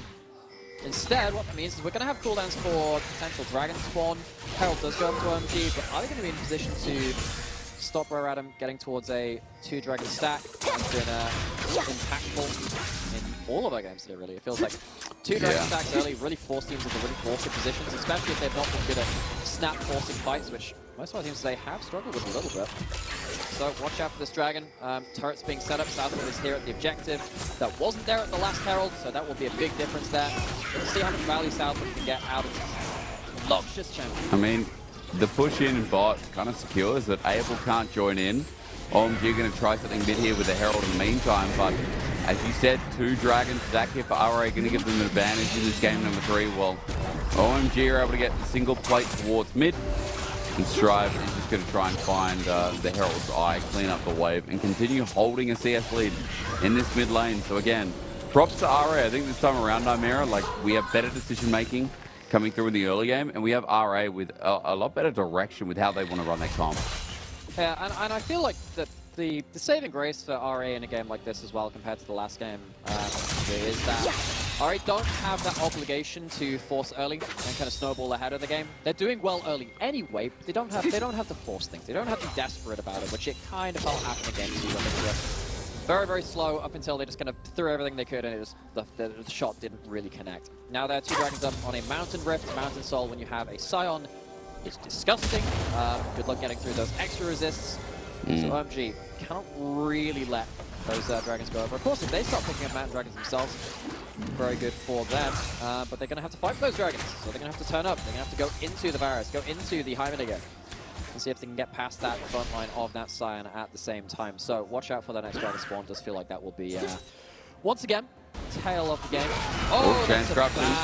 And Heimerdinger. Oh man, you gotta love this combination. Just as potent as ever. That it is, and once again, we see the power of Varus putting down the hail of arrows. The extra grievous wounds means that he heals some of the spell. Doesn't have nearly as much value. TP God, very low level, very squishy, not able to escape that one. And suddenly, killing that bottom side, plate in the mid. Rare picking up some freebies. It's not like the hugest thing ever, but it's just enough to keep OMG and hold them accountable.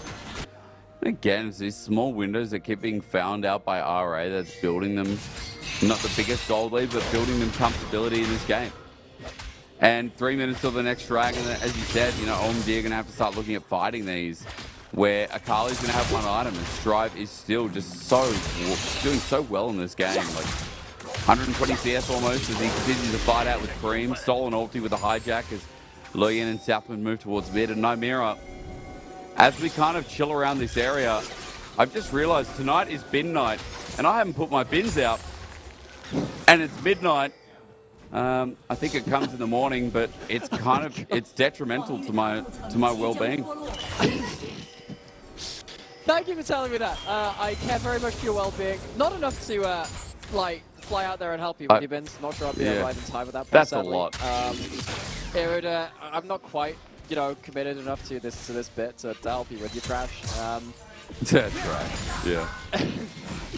You call it rubbish. Don't lie. You call it trash. It's so American. Okay, I do. You can't expose me like this and all my Britishisms. True. Oh. And maybe try and expose Abel in his mid lane.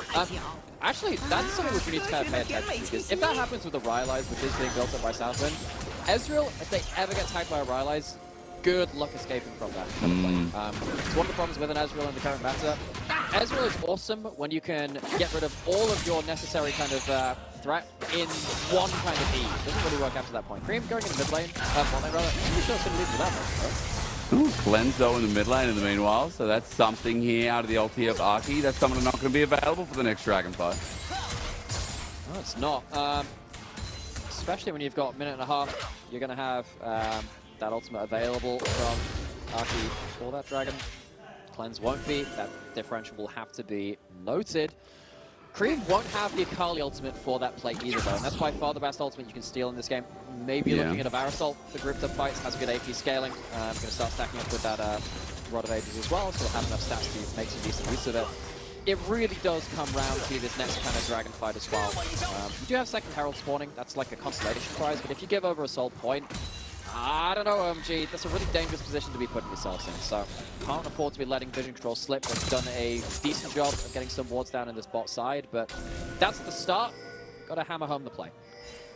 I think Chains of Corruption is something worth mentioning. It can be stolen away. Actually, even though you talk about Akali ult being the best to steal, and I can agree with you on that.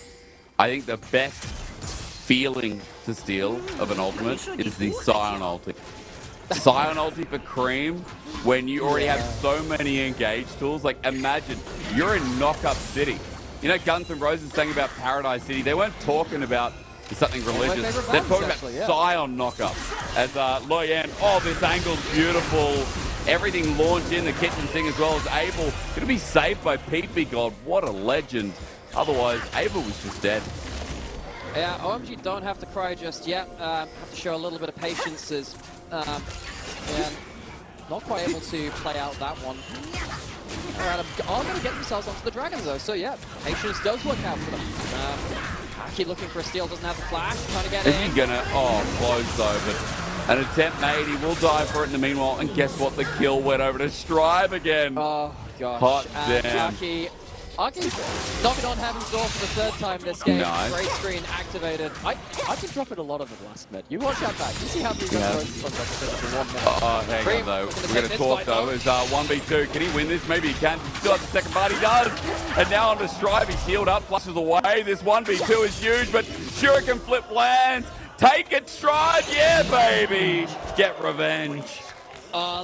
Waits out just long enough for that E to cancel. The only way that could have been outplayed was by cancelling the Shuriken flip with the Iskander dunk. So Strive, knowing the matchup, playing that out well, it's another kill over to this mid laner. Strive in their victorious game was deathless. Snowballed so well. He's again deathless. Again, has himself a Dark Seal to start stacking up as well. This Akali is going to get very scary very quickly with this amount of gold. You have yourself a 4-0 Akali. That's just nuts. We'll look at the replay again because Cream did play this, I feel like, as well as he could. And you do have the Akali ult back here. This is... It is just really scary to know how much base damage comes out of something like an Akali ult, right? Because you have the level 2 at this point of the ult at level 11. And yeah, the execute them just crazy. Something like the Rod of Ages gives you the HP to play around it. Luckily Strive at least able to cancel out something. Second Herald, actually, in picture, take it in, got a fight starting. Spinning again. This time around, I'm a happy man. We get more blood as Strive got 5, 6. Count it with me, ladies and gentlemen. You all went to kindergarten. 6 kills and another one for RA. Oh, it is coming in like a flood. Strive is just monstrous at this point. This Akali, 6-0-2, 9 stats in the Dark Seal, building towards the Shadow Flame. This is ridiculous. Rare Adam get the Sin to game 2. This is really looking like a clean snowball through the objectives which they've had again. Soul Point, second Herald, mid tower down. This is coming apart of teams for OMG. God, it's just such night and day performance. It's strange that Game 2 even existed. I don't know what dictates RA having games like this, Nightmare. Like, what is the difference? Because Game 2, they're chilling. They're like, not in a good way. Yeah, no, this is not the first time we have seen Rare Atom kind of stop Game 1, really have an out of character Game 2, and then Game 3 they come back in force. But at the end of the day, if they're winning the series, they're winning the series. That's probably the most important thing for them. Of course, game score knocked the teams out of playoffs before, but Rare Atom hoping to put themselves into a safer berth than just that. Looking to go 4-2, of course, from this victory from their first 6 played. They'd actually be up there with some pretty big names. They'd be, ahead of teams like NIP, which even though they went through large amounts of changes from V5 to the new brand, a lot of big names on there, which they would be ahead of. RNG, of course, struggling too. Oh, yeah. Rare Adam, well, they're already really ahead of coming out RNG. swinging, and they were already ahead of them too. But still, it's just like, again, just good to check in for people who might not be following as many of these games, so many of them, of course. But again, really looking to put the hurt down. Oh, an attempt made. That was healed by PB God as well to help out Cream. Obviously, the Akali is the better Akali with the resources in this game, but still Cream having an attempt is needlessly large did you rod say sits in the the inventory. Akali is a better Akali? Is this Yeah. in regards to like Silas using your ult better than you? Absolutely. It's like, when you had the Ari game with Silas and you're like, True, well, true, true. Silas is better Ari or Ari's better Ari, depending on. It's like, remember when Lucian and Graves were effectively the same champion? It's like, oh yeah, this was just a better version of the other one in this match. Oh, that was, true. That was when exciting. when That was like Graves only hit one enemy. Yeah. Dude, You I have to just have, remember. Like, the obligatory, I miss like the Mafia Graves skin, the auto attack from that. Oh, That was, dude, if we're talking about missing like champion reworks, old Yorick was hilarious. That's Old Yorick definitely was one I hilarious. missed.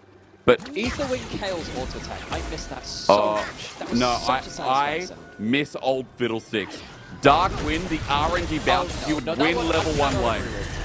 It was so good. It's like triple bouncing. It is just not fair. It's Dude, not counterplayable. You can get to platinum very, very easily. Playing it in Chinese servers was hilarious. OMG is looking to challenge Alright, on this dragon. This is the soul. This is the setup. Lian looking for a flank. Aki though, looking to cut Oh, Lian, dangerous path he's taken now as he dodges the way 2-shot barrage. I'm not sure how.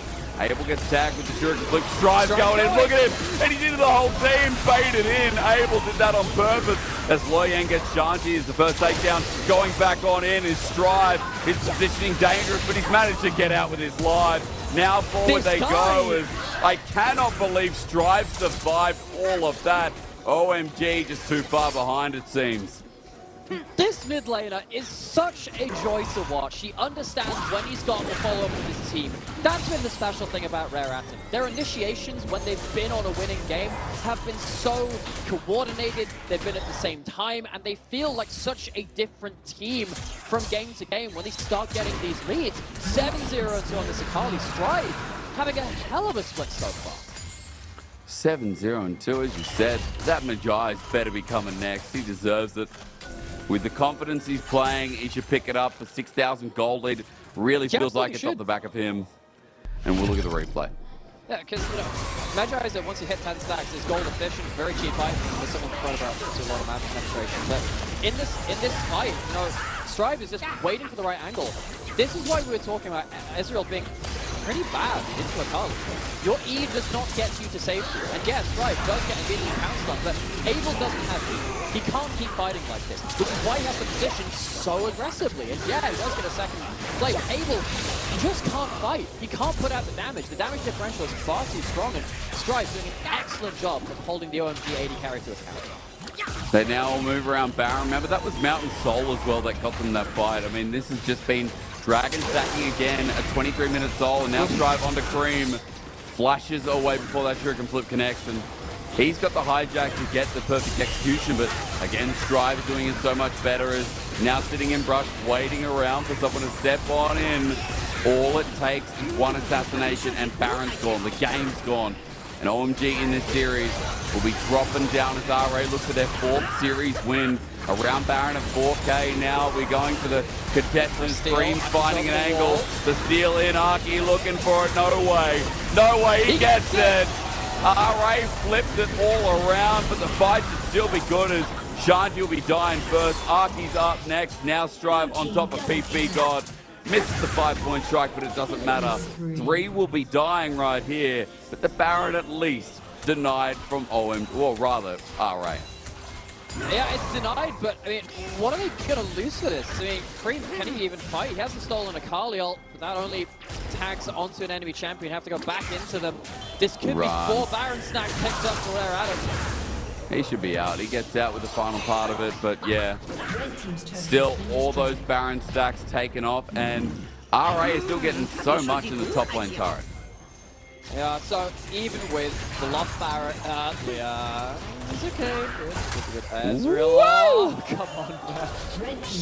You cannot play with our hearts like that, observers. Tracking that ultimate. I can shield now up again at least. Gonna get out of that one alive. It is a negative Baron power play, but this should have been really like the death play from Rare Adam. I've said that a couple of times today actually, where it feels like this play should end the game. Doesn't quite work out like that. Were it so easy. PP go. Fires the ult into the pit, it's kind of like it kind of stops Cube getting into a point where he can actually like lock people out.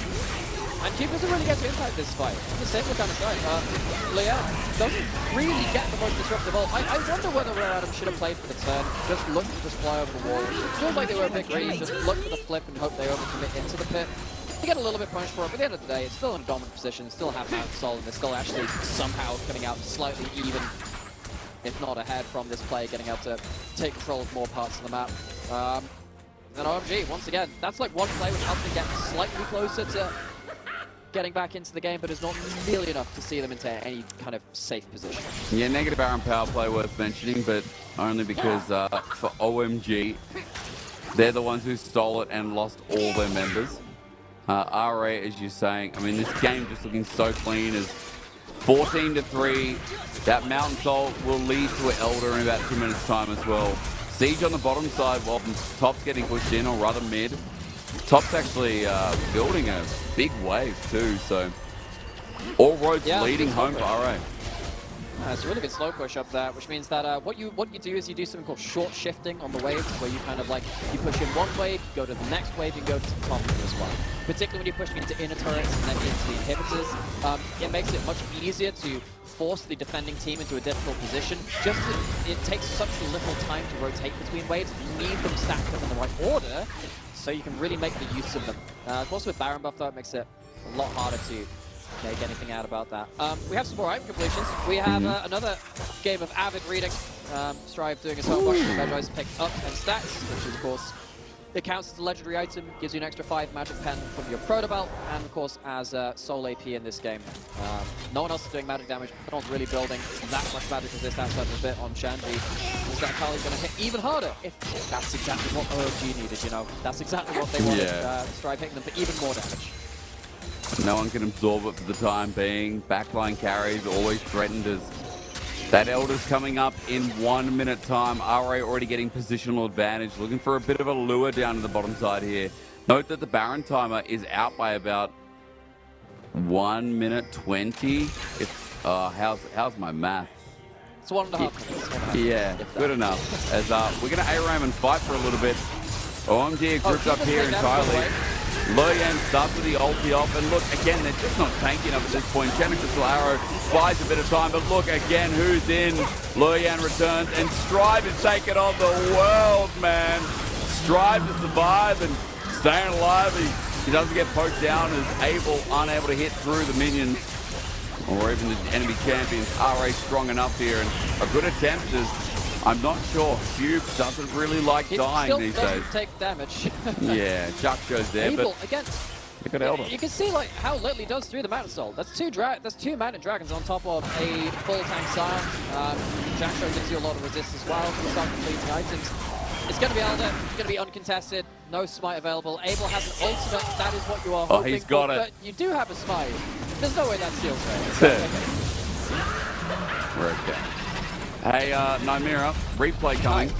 How does Cream is just not having a great game, nor is Yeah. Aki. Well, this is kind of like why diving into a Varus and a Heimerdinger, it's just not fun, really. You get CC and you immediately die. Didn't have something like a stopwatch to pull at that point, or at least didn't have the ability to do so with Strike.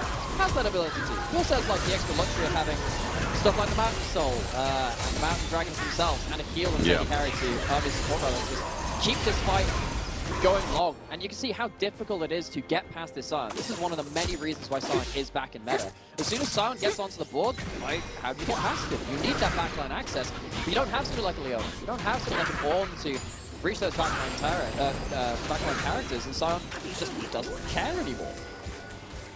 You've got yourself a 2.5 item front line bridge again, just unbeatable. And Scion has been shown throughout the course of today as well. Actually, maybe today's not the best representation, but... I gotta say, one of the 2 losses the champions had out of like 12 games played. True. But hey, with Shanji, again, it was very relevant as that Elder was picked up as we came back, you know, out of the replay. Now Baron's going to be there too, and RA will have the tools to just push this map in and try and end the game. OMG staring down a 3rd series defeat, would be sliding to 2 and 3 with a loss like this. Had to say, it started the split. Not sure if I would have ranked Rare Atom above OMG, at least in terms of that preseason. But seriously, RA, one of these teams which has been finding a lot of success, probably beyond what some people would have thought. OMG now have one last gasp to try and find something, but it's narrow onto a Scion. That's going to do functions nothing. Neither did True Shot Barrage. I think Cube healed from that.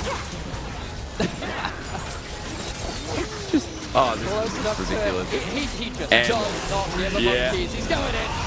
They still have Elder 20 seconds of it as well. Look at that knockup. Maki's going to dive. They're just looking for the end right here. I mean, RA again just don't care as OMG have been thwarted at every corner in this game. This series a little bit of a long one, but at the end of the day, RA will move up to 4 wins. How do you like them apples with the triple kill over to the jungler? Is he going to get a quadra? Are we going to get a penta on the monkey man? Oh, Zoom sealing it away. That is a bold move, but hey, bold is where RA come into the equation with the 2-1 over OMG. That game 2, once again, gave us an awful lot of questions about this roster, which has actually shown an awful lot of good stuff. It's a 2-1, but the wins for Rare Atom were pretty good, all said and done. Game 1 took a bit of a comeback, some stellar team fighting. Game 3 felt like a much more cohesive performance, better in the early game, once again solid in the team fights here, and the real star of today, outside of the players which we normally talk about, in Cube and Leon from the jungle, top lane, it really was Strive. Strive is starting to solidify himself as one of our mid lanes to watch, I feel like, outside of, you know, our huge amount of gods of the mid lane that we have hanging around the LPL. Does feel like Strive is starting to have an awful lot of performances to put to his name. Strive is, you know, quickly becoming a solid force for RA. Like, this series, I don't think we talked much about Cube. I don't think we talked much about Luyan, you know, within the realms of hard carries of the game. Again, the wins in RA. It was MVP in game number 1 for Strive. I think game 3, it's obvious that Strive's going to be getting it again. And even Southwind had a better performance, when Southwind, I think, has definitely been the weakest part of this new team. Yeah, Southwind's had very much had some weak games, but on that Heimerdinger achieved lane dominance. Actually, even though they lost the first wave control, did a really good job of using those turrets to block out those line skill shots. You can't fire an Ezreal Q through a turret, turns out. And then just turning up to objectives. Every time Heimerdinger was in an objective, things went very, very poorly for OMG. Part of that's the champion. A lot of it is communicating as a team to get Southwind into the right position at the right time. And you walk away from this series, again, just appreciating how Rare Atom, on a good day and on a good game, can really be a solid team. They play things fairly by the book. They like to play around their objectives. They love to play around their mid-game to late-game kind of team fighting compositions, particularly with their mid-jungle and top side, having interactive champions. And if they stick to that, this is a playoffs caliber team. This is a team which we can see very much building throughout this split and maybe taking some big scalps. But the difference is, teams like this, you would see them get to round 1 and then get knocked out straight away. Because RA, they have that caliber, but the problem is consistency. I think that's what they're lacking, where even teams like Weibo Gaming, sure, they can be explosive and a bit all over the place, but individual play comes into it from every single role. Where in this game, we're talking a lot about Strive. We're talking maybe a little bit more about Southwind on the Heimerdinger, but still, it's inconsistent in that regard. So props to RA, but overall, for an LPL team in playoffs, I can see the difference currently between them and maybe an IG team, right? IG currently a bit more consistent. That's their homework really, because I think there are some steps here which are good. You have shown that Leon doesn't need Vi to win. Of course, if he gets Vi, he's probably going to win. We've also shown that actually Strive has a number of carry champions from the mid lane where he has actually started to excel on as well. I think those two things are very important because if you're going into, if you're assuming they're going to reach best of fives, which, they're definitely looking towards it at that point, particularly with those 4 wins in tow, you're looking to see actually, if I was a coach going into a team against them, what would I ban away? Who would I look to upset? And those two players who have been so core to them are showing a bit more depth than we'd seen in their first few series. Stripe got MVP, by the way. No big surprise. I'll bring that up for you. I believe also we do have an interview with Strive, the man, as well. So Christina, standing by, ready to have a chat.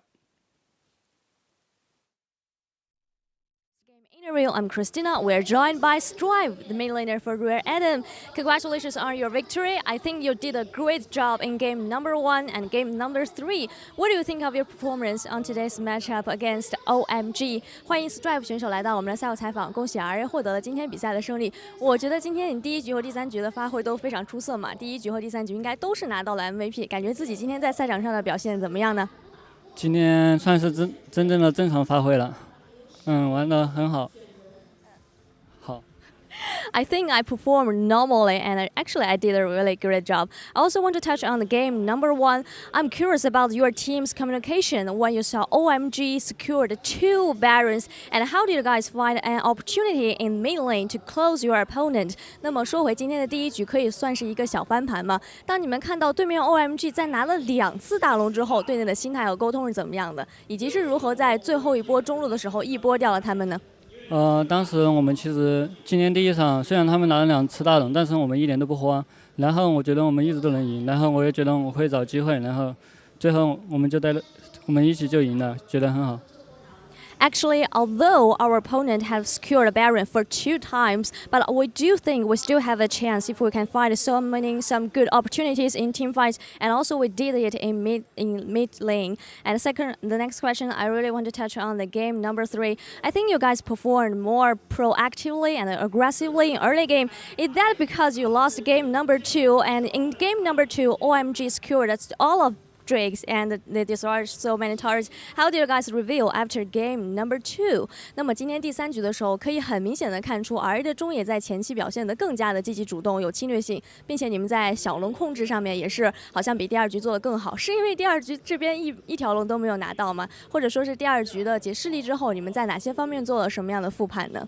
因为第2局有取了失误的，然后第3局我们的调整就是，我觉得我们中野得一直打架，然后我就觉得。中路就会是阿卡尼跟塞拉斯的对打，我觉得能接受这个对局，而且我会赢得这个对局，所以我们就前面就很快的节奏，然后就滚起去了。Actually, I think that we made so many mistakes in game number 2, and I have predicted that it will be Sylas against Akali in game number 3. And I think that as long as our mid jungle keep play aggressively and do more things early game, we can win this matchup. And I'm confident that I can win Sylas in game number 3. Final question for you. You have got four victories for you. I think it's really a good start for you, maybe. Did everything go as your expectations? And what's your next goal in next stage in regular season? 那么最后一个问题，现在 R 这里是取得了4个大场的胜利嘛？其实从积分表上来看，还是在慢慢的越打越好的。你觉得队伍的一切训练赛啊、赛场上的表现啊，这些方面都是在按照你们预期的发展吗？我感觉会越来越好，因为刚开始的时候我表现的比较差，然后有些时候表现的比较差，但是慢慢我就表现的越来越好了，然后我觉得我们会走到很远，今年。Personally, I think that I performed better and better compared with the beginning of the spring season. And overall, I do think that we team really performed much better. I hope that we can make a really high result and go far further in spring season. Thank you so much for joining me. 谢谢 Strive 选手来到我们的赛后采访。Back to you guys.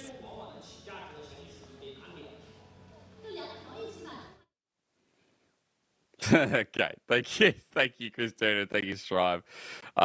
It's interesting to get insight there where Strive feels quite confident. I'd say humble, but definitely confident in their performance where it looks like things are looking up, you know, realizing that they are in a position, as you were saying, to kind of approach playoffs. Yeah, and I think this is a team which we started out the day saying they've kind of figured out their identity. That's a great place to start because if you know your identity, you know how you can improve on it. You know the good things about it, you know the bad things about it. And what we have seen is that when they have managed to get games which they're very comfortable in, they're just very aware of what they need to win a game. And the evolution of what we're seeing now is that they know how to do that from multiple roles. It's not just Cube winning 1v1s. It's not just Leon getting great initiations. Strive can have his hero plays too. And Rare Adam, like, they're not the complete product, but they're definitely part of one.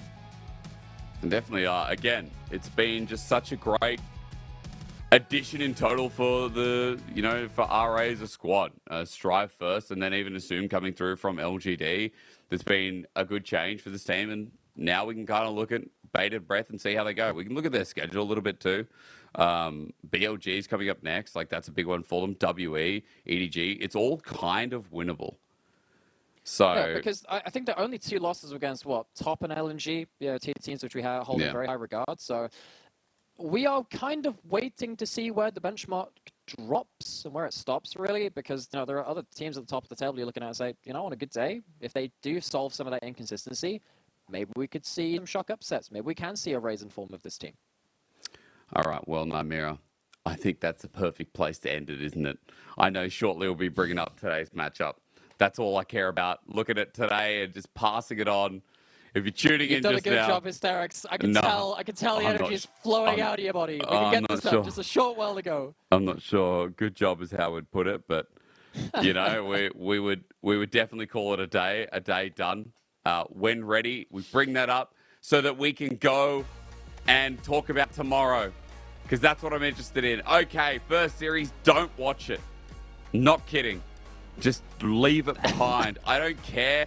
You know, people look out of context that there's 2 pentas. Thousands of people watching the double pentakills from game 1 and saying, oh my god, it's an awesome game. No, don't be fooled. It was crazy. It was terrifying. It was rubbish. I'm sure we will look at it several weeks in the future and go, oh, that was kind of fun. I don't know, man. That was a heck of a series in strange and horrifying ways. I mean, people can take it out of context and be like, oh, man, that was exciting. That's so cool. No freaking way. Did anyone who see game 1 get excited for that? Like, there is no way. People might want to rewatch the first series just to punish themselves. I don't know. First game especially, maybe worth it just for the lulz. But, yeah, we're going to try and not get tilted like that again as we look at the standings. And after today, it is simple to say that LGD in a really dire position. But, hey, RA in a great one, up there in the top 6 now. Yeah, for sure. I mean, RA, they started off 2-0 in series wins. They were kind of amongst kind of like the front runners very early on.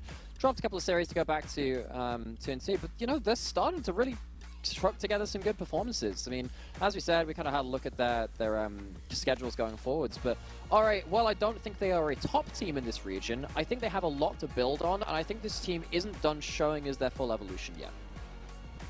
I think we're in a region where, like, with our 17 teams, there's so much versatility and so much room for improvement all the time. But taking away from that, tomorrow's actually a banger.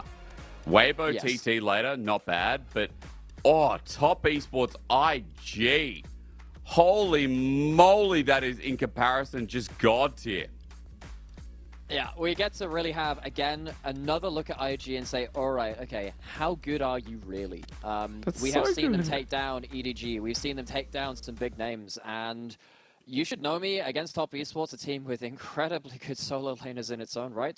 They are one of our top teams. Are they top 2? Are they top 3? We haven't found that out yet, but they're definitely up there in the upper echelon. IG, I think there are still some questions to be answered because they've had this explosive early split. The longevity needs to be there. The consistency needs to go there. And YSKM needs to show he can play more than 4 champions before I'm completely sold on him. True. I am still convinced that, like, YSKM is one of the best top laners, and against Top Esports, that should be great. No, Mira, that's going to round out the show. If it's not coming in my ear now, it's definitely coming shortly. My name's Asterix. Is bye for now, but not forever. I'm going to pass out, leave it there after the 3-day stint, after watching Solid Ultra trooping. Prime. Dude, never again. Maybe I never cast an Ultra Prime game again. I'm not sure. We'll find out. See you, everyone. Pack it away. See you next time. Run the credits. Thanks for joining us. Run the credits. Let's run the credits. Whenever the credits are ready, that's fine. Play me off, Johnny. Oh, I'll play you off. Hang on. No, my wife is asleep. We're not playing the piano to send you away. And she would be very upset. I only have enough soundproofing for voice, not for anything else. But I guess we're not running. Forget it. Guys, this is us now. This is it. Now we're off. Now we're off. Post-show podcast.